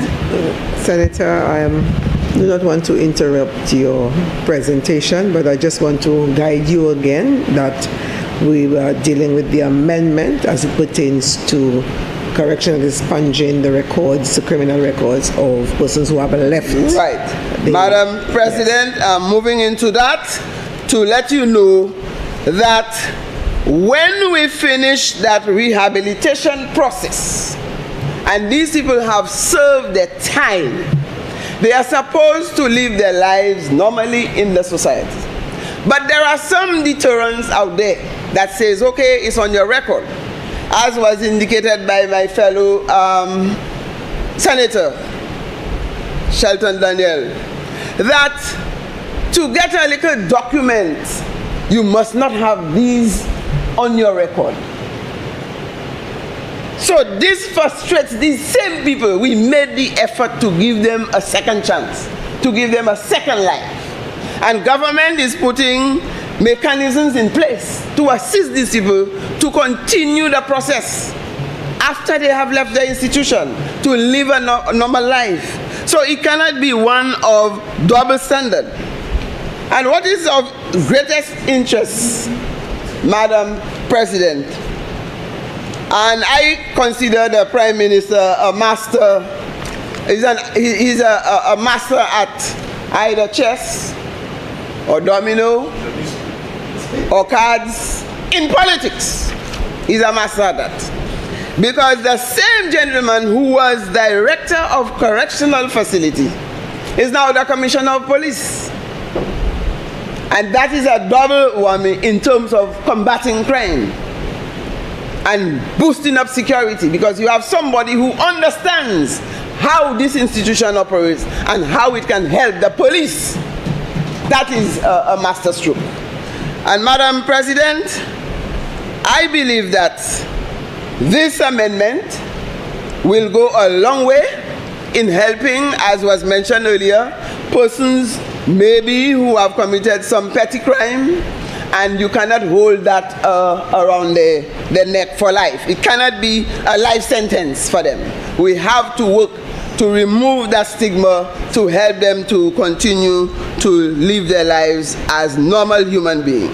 And that can only come from a government that cares about the people, a government who put the people first, and therefore we ensure that they get an opportunity at bread, freedom, and justice in the society. And Madam President, I give my full support to this amendment so that we can help a number of persons who have been on the waiting list. I thank you. Senator Descott. Thank you, Madam President. Madam President, like Senator Norbert here, I would like to state that I fully support this amendment, to this bill. I fully. And that is what, as senators, whether you may have run on this political side or whatever, it's about country first. And so when there is a policy that benefits my country, I mean, in my previous contribution, I went at pain to say there is a firearms issue here in this country.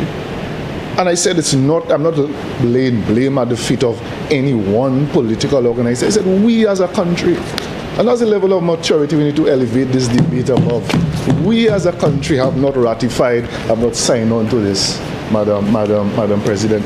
So I think in the Senate, even a lot of persons have said that the debate in the Senate is elevating to a healthy debate on issues, and I think we should accept that. St. Lucians are increasingly looking at the Senate and saying that, hey, even more than the lower house now, you understand? And I think it augurs well for us as a democracy, as a parliament.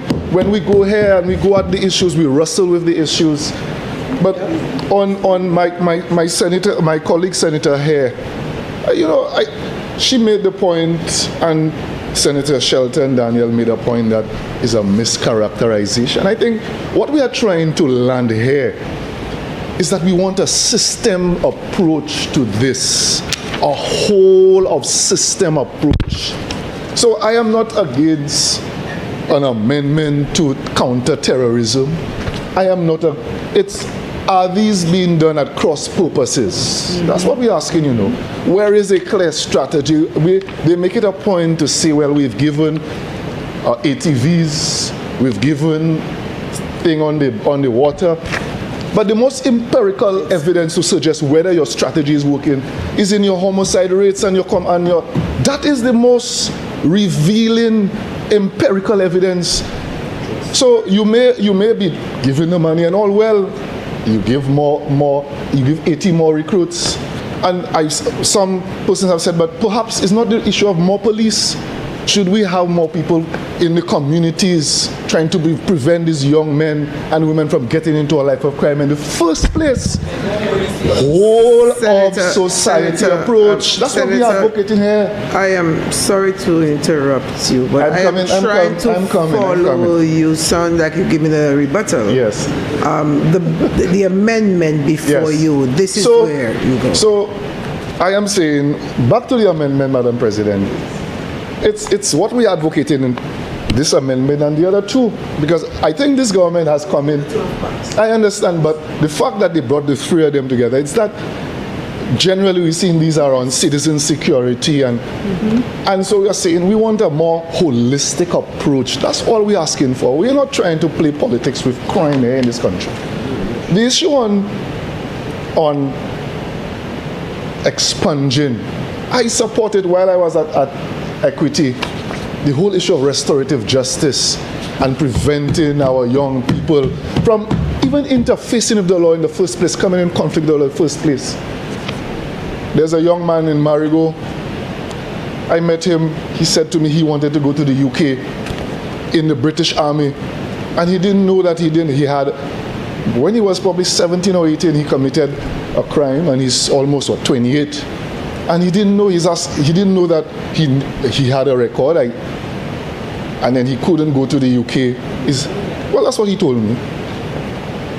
He's expecting, I think what he said to me was, he anticipated after time had elapsed, that it would have been automatically expunged from his record.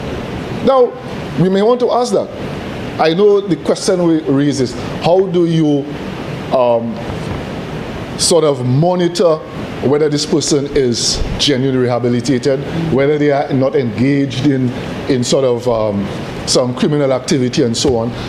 But that was an issue that he brought to my attention. I was with there, and then I found out that the government is making moves towards expunging records, and I applaud the government for this. But again, going back to the whole systemic approach to this, Madam President, an area that the lawyers here will perhaps support me on is the issue of legal aid. Perhaps the man who went to Shelton Daniel, Senator Daniel referred to, went to jail for a few things. Perhaps if he had a proper legal representation, he may not even have landed in prison in the first place. We know people who don't have access to legal services. Senator Ditterville, you know that. Senator Lee, you know that. They do not have access to legal services. So when we come here, I totally support this. I am saying a systemic approach. That's all we're asking for in this House, Madam President.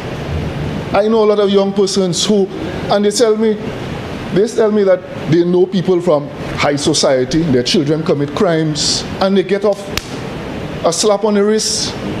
But because they come from Fuasho, or they come from down there, they don't have the economic access to legal services. They are penalized.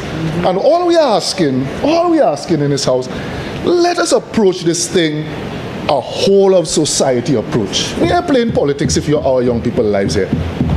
Because in 2024, 77 murders, and I'm not putting it at the feet of any one government. Where we are today with the issue of crime is not an issue of a Labour or Flambeau.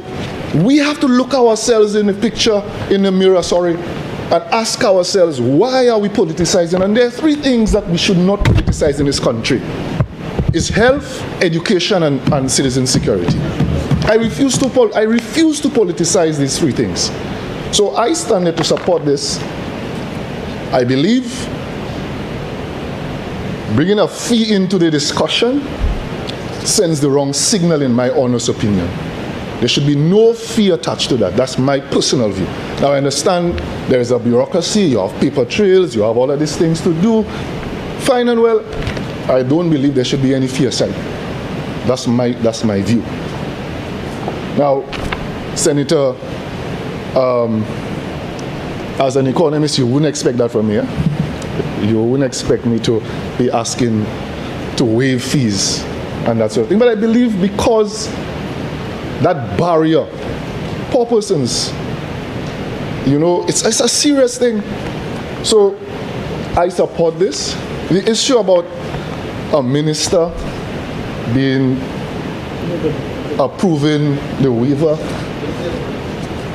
Now, I heard Bart said she wasn't on her feet when she said it, that we wanted to be ministers. You know, one of the issues I've always had, leader of government business, one of the issues, she wasn't on her feet when but she made the comment in the chamber.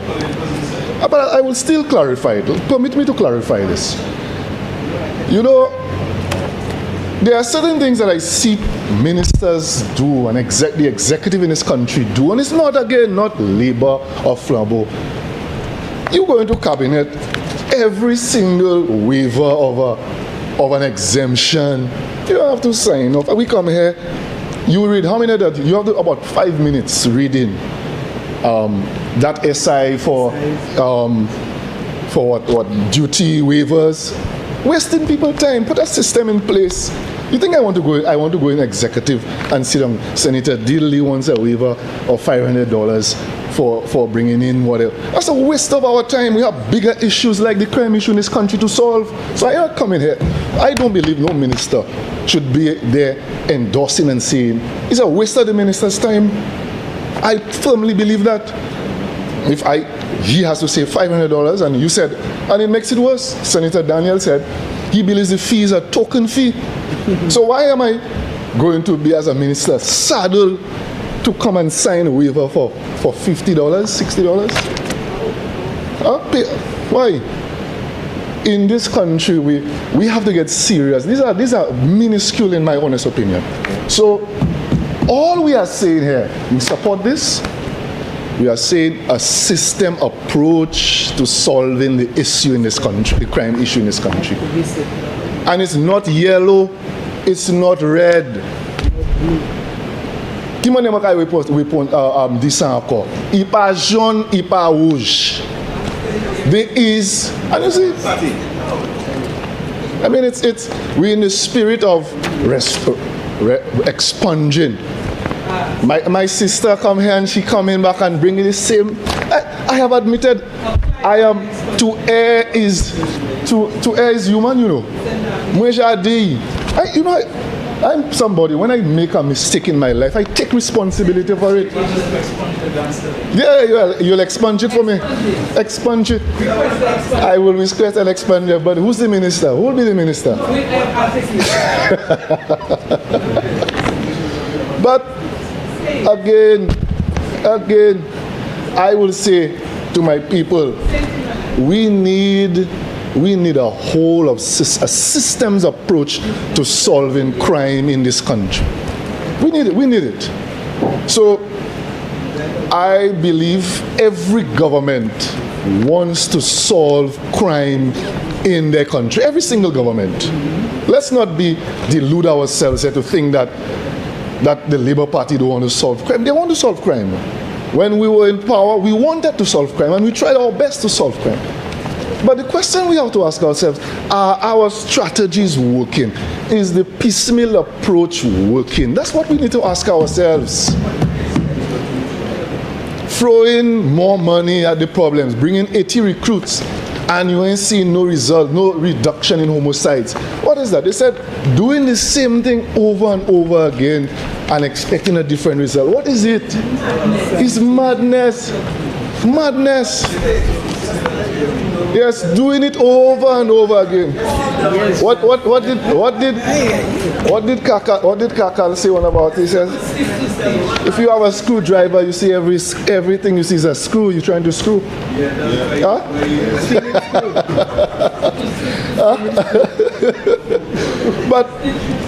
But I want, in closing, I don't believe that any fee should be associated with this. That's my personal view. And if the argument is, well, a minister, why are you wasting a minister's time to exempt a token fee? The minister have better things to do. He has better things to do. So, and I will insist that we need a comprehensive approach to fighting crime and preventing our young people from engaging in criminal behavior in this country. And I think it's a reasonable ask, Madam President. It's a reasonable ask. We don't have a crime prevention strategy here. We don't have maybe, and I stand corrected, you know.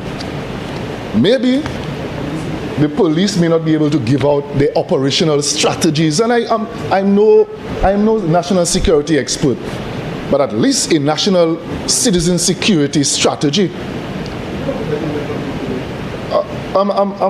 Senator, you may not be able to give me your clear strategy, how you're going to target certain criminals and do what you're going to do, but citizens need to be comforted that the government has a strategy to keeping them safe.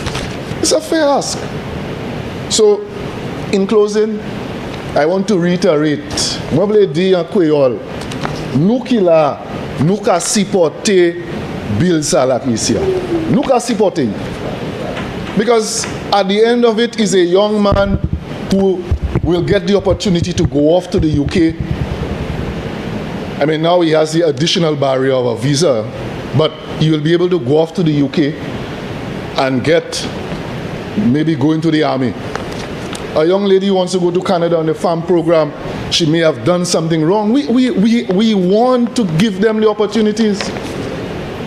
But all we are insisting here is, please give the citizens a comprehensive assessment of the current situation in this country. You said it, you all want empirical evidence. Commission it, tell the Prime Minister and the Minister of National Security, we need to understand what's happening in this country, the evolving nature of crime in this country. You understand? If you all want, I can be a part of it. There's something I'm passionate about. I can be part of a committee as well. Let's stop treating crime and the future of our young people as political football in this country. So, in closing, Madam President, I support this. Every one of us here support this. One party state? Yeah. You see, that's a classic Freudian slip. Classic one party. Let me tell you about it. So I expect in the leader of government business rebuttal that she does that in the same spirit. We are here, she rebuts in that same spirit. We are here supporting this. Because it's not the Labour Party or itself, it's a young man on the block who may have... You know what, I want to say one thing in closing. You saw a lot of our young people, they make decisions. You know, I probably need to go on. I did some analysis on this whole issue of gun-related crime in St. Lucia in 2024. And one of the things that I found, you see, I call it the corridor or the male window of despair. Between the ages of 15 and 29, in 2024, 49% of the homicides, perpetrators of homicides, or no, the victims, were between the ages of 15 and 29. And I call it the male youth window of despair. It's not about politics here. It's about losing the human capital. I heard the minister say, let's make more babies. Yeah. It's about, you know, I mean, we invest substantial amount of resources in, I will say it again, taking a child from kindergarten to Form 5.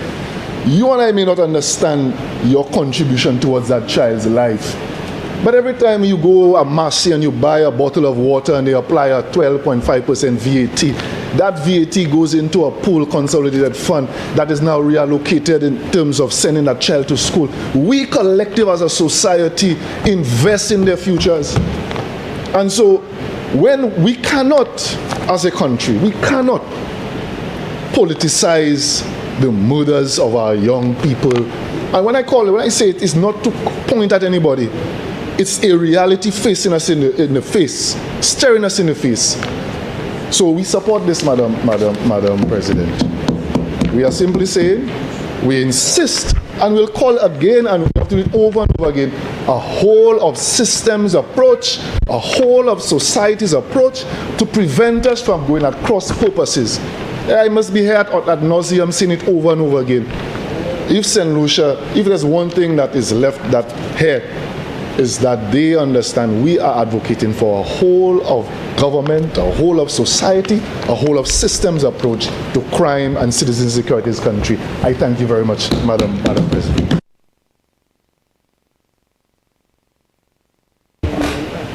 Leader of Government Business. Thank you very much, Madam President. I wish to particularly thank opposition senators Norbert and Descartes for their support of the government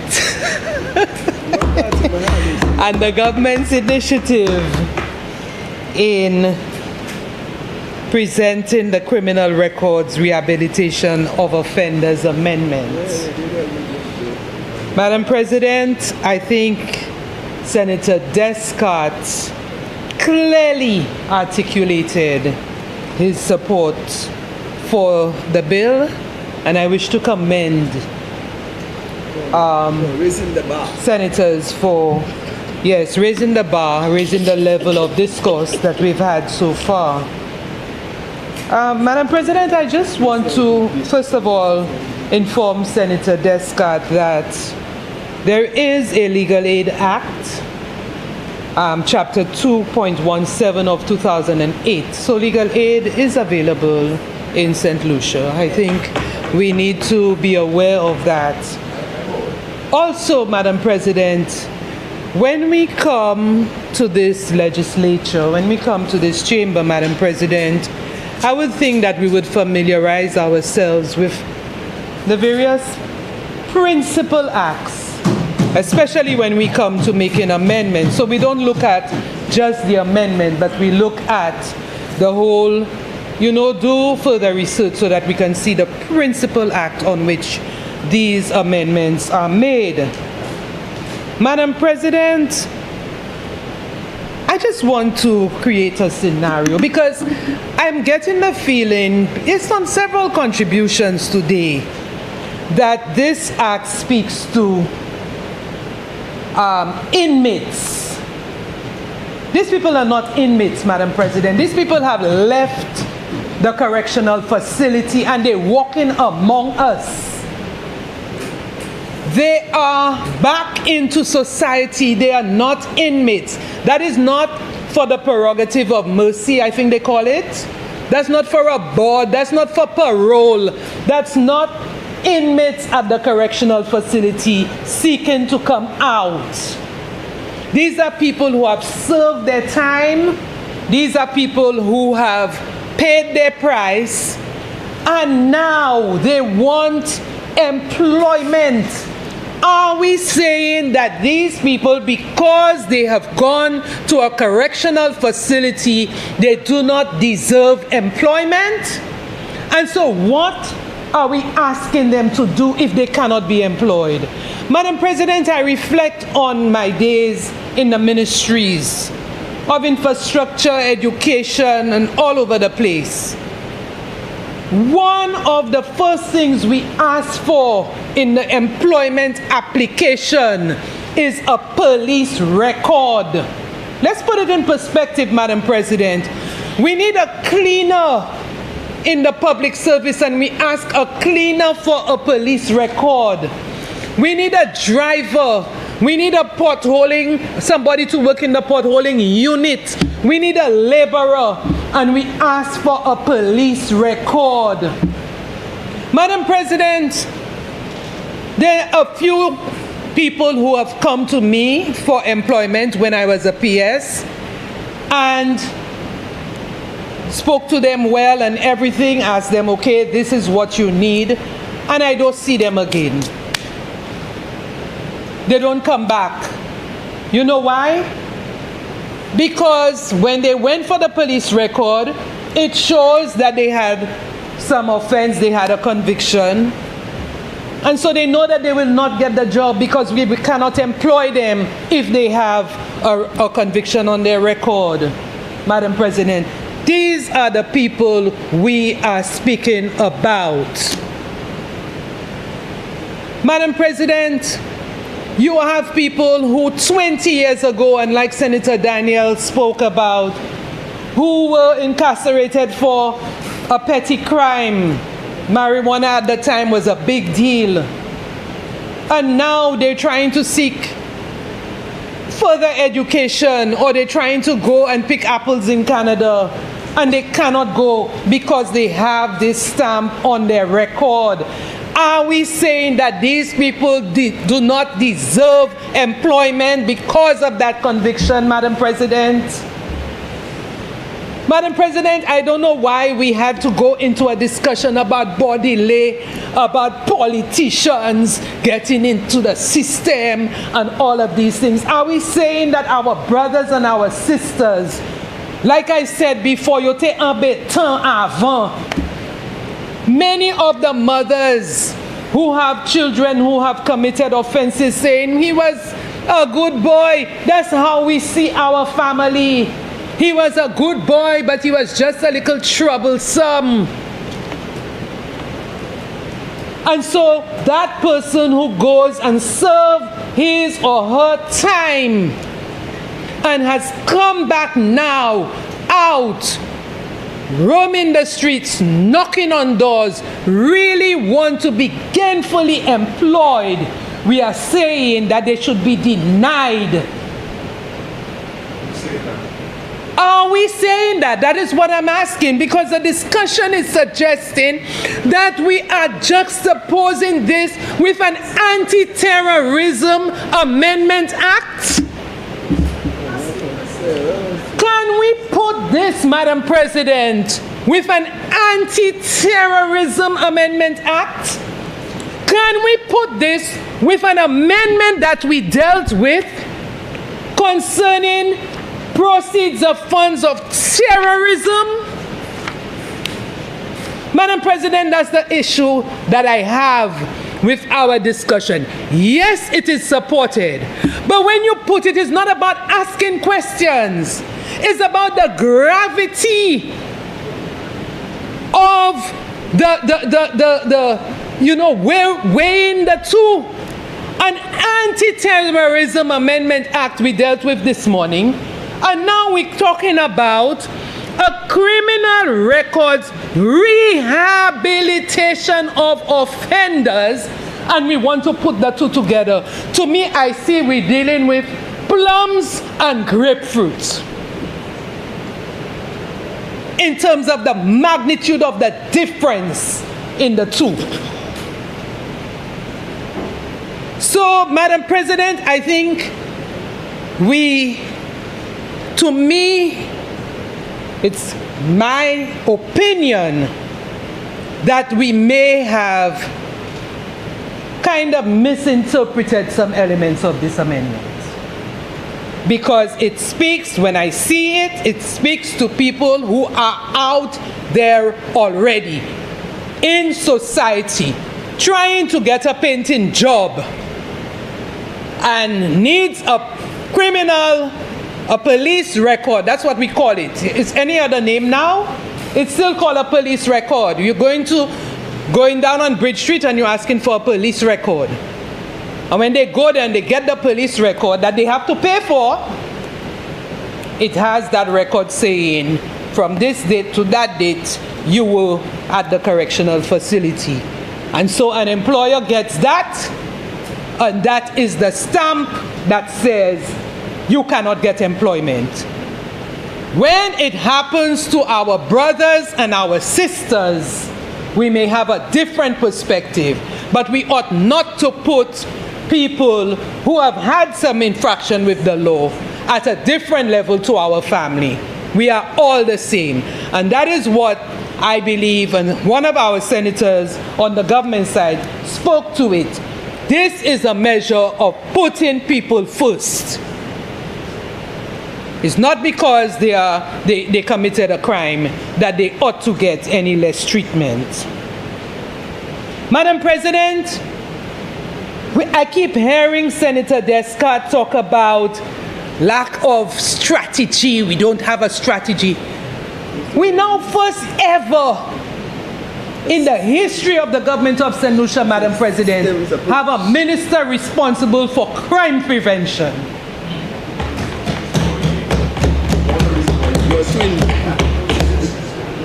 Madam President, first ever in the history of St. Lucia, we have a minister responsible for crime prevention.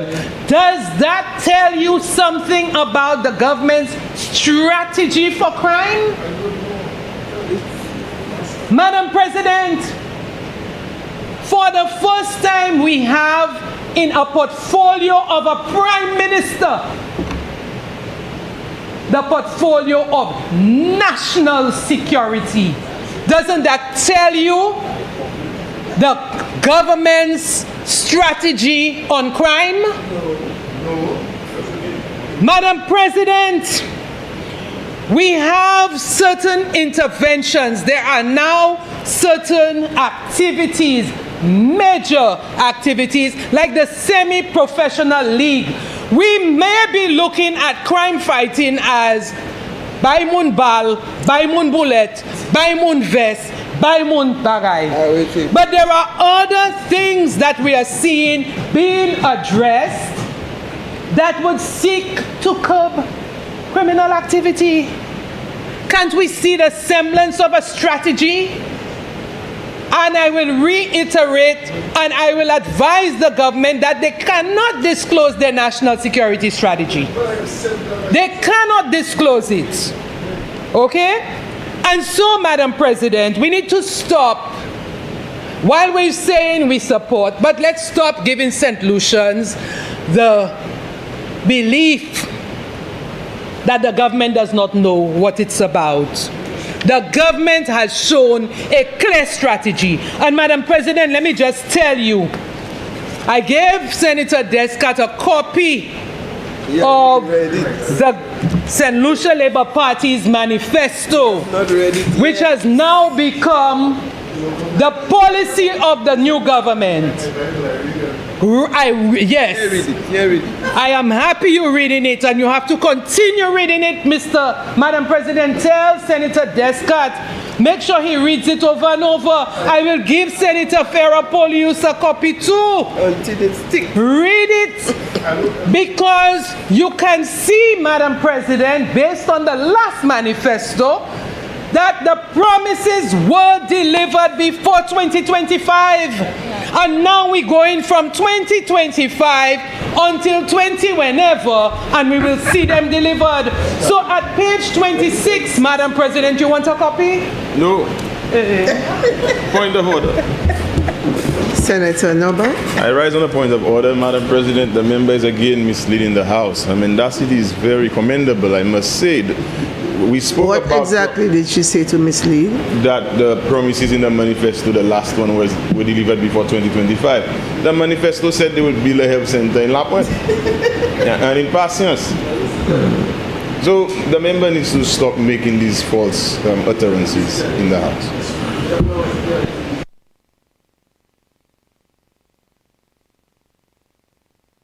Proceed, Senator.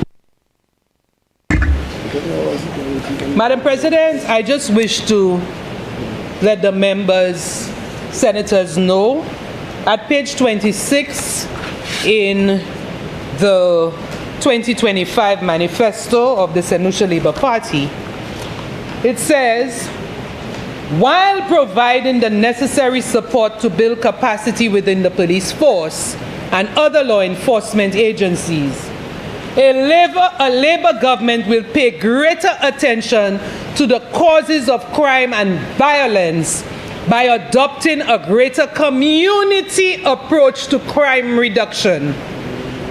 The following initiatives will be undertaken to build capacity within the police force and to address the deepening underlying causes of crime and deviant behavior, some of which I'm not going to list them because I can share copies with everyone inside of here.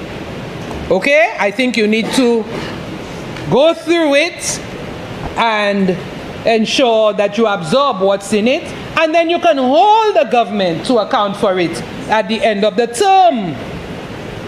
But there are there's construction of various police stations, expanding the K9 unit, increasing the police force with additional police officers, expanding the fleet of motor vehicles, changing the composition of immigration department to be staffed and managed, and several others, Madam President. I would like to submit to Senator Descott that if it's not because something does not say strategy, La Pani strategy, Lani strategy, Madam President. It's not because it's not written strategy that it says that there's an absence of it. So, Madam President, what is a strategy, Madam President? That is the question. I think Senator Descott needs to know needs to define strategy. Okay? So we have within the manifesto as well, Madam President, establishing a school suspension program. All of that is included. So it tells you that the whole national security and crime prevention strategy is all encompassing. Lastly, Madam President, I keep hearing Senator Descott refer to piecemeal things, piecemeal. Madam President, Rome was not built in a day. Rome, there is no legislature in the world that comes to Parliament and enacts legislation once and say everything fait accompli. No, but when you speak about piecemeal, it suggests that because we come and make an amendment today, it's piecemeal. Or because we do one set of anti-terrorism, another set of UN convention, and not as if it is piecemeal. We are a continuum. Things continue. You continue to make amendments. And if we look at things as, depuis joie ni pour faire ça, après ça yo ka vini fay. But even when you build a house, you continue to maintain and renovate. Are you saying that you build a house piecemeal? So what we are doing here is building. You look at things are not working, so you amend them. You thought that amendment would have worked. No, it's not working, so you come and you change it. That's what is being done. So when the government provides resources and so on to the police, but we are still deficient in a certain area, then they make an adjustment. They adjust the law. They adjust the high ranks of the police. They fix the airport. They fix the jetties. They put immigration there. They put customs there. That's what is being done on a continuous basis. That's why we are here. That's why we are here. For us to continue to make things better. Okay? And so, Madam President, I believe that we are seeing the benefits of what the government has been doing over time. They're clearly articulated, very transparent, and in the case of the criminal Records Rehabilitation of Offenders Amendment Act, it seeks to address the issues that confront ex-convicts. Let's call it like that. Persons who had former convictions or had convictions in the past, who are seeking to be reintegrated into our society and need that extra support by having their records expunged. Okay? So that when they go for their police record, it can be clean so that they can come back and, be better citizens. For those of us who believe that Jesus Christ came to die for our sins, and our sins are forgiven, we too ought to forgive others, our brothers and sisters who have done wrong in the past. I thank you.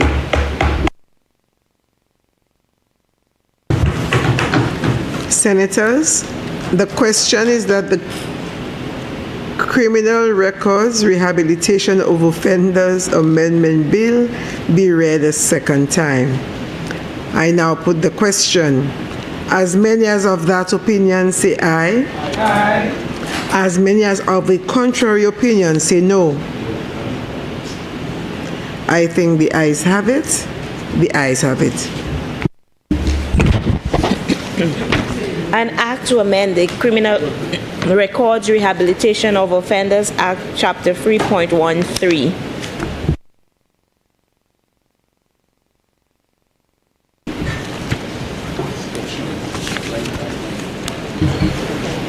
Clause 2. Interpretation. Clause 2 stands part of the bill. Aye. Clause 3. Amendment of Section 2. Clause 3 stands part of the bill. Aye. Clause 4. Amendment of Section 3. Clause 4 stands part of the bill. Aye. Clause 5. Amendment of Section 11. Clause 5 stands part of the bill. Aye. Clause 6. Amendment of Section 12. Clause 6 stands part of the bill. Aye. Clause 7. Amendment of Section 13. Clause 7 stands part of the bill. Aye. Clause 8. Substitution of Section 19. Clause 8 stands part of the bill. Aye. Clause 9.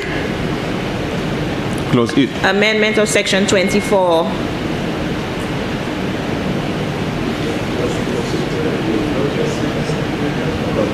I said no for clause 8. The question was put already, madam. You what? Where it says reapplication, where application is refused. So I'm wondering whether Parliament can get a report on that. That's what I'm proposing for that clause.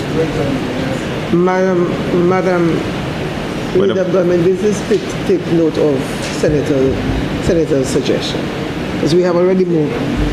Please repeat so she can take note of it, because we have already voted on this, but she will take note of your suggestion. Oh, Repeat? Yes. I would like for the board to make timely reports to Parliament, especially when it comes to applications being refused. So I would like for an amendment or for it to be reflected somewhere in the Act. If that's not in the principal act of this being brought to Parliament, it's a little... Have you checked the principal act to see the provisions? No time to do it because we're going through all the stages today. That's yes, why but you would have had to consent with the principal act. Correct. That's why we need time. That's why that's why the procedure says we should not go through all the stages. We are. Shall we move? Okay. Break the law. Madam Clerk, where were we? Clause 9? Clause 9. Clause 8 we stopped. Yeah, he stopped on clause 8. So you have what his suggestion, right? Okay. Clause 9 stands part of the bill. Aye. Clause 10. Amendment of Section 25A. Clause 10 stands part of the bill. Aye. Clause 11. Repeal of Schedule 4. Clause 11 stands part of the bill. Aye. Clause 1. Short title. Clause 1 stands part of the bill. Aye. Senators, the question is that the committee rises and the bill be reported. I now put the question. As many as that opinion, say aye. Aye. As many as of a contrary opinion, say no. I think the ayes have it. The ayes have it.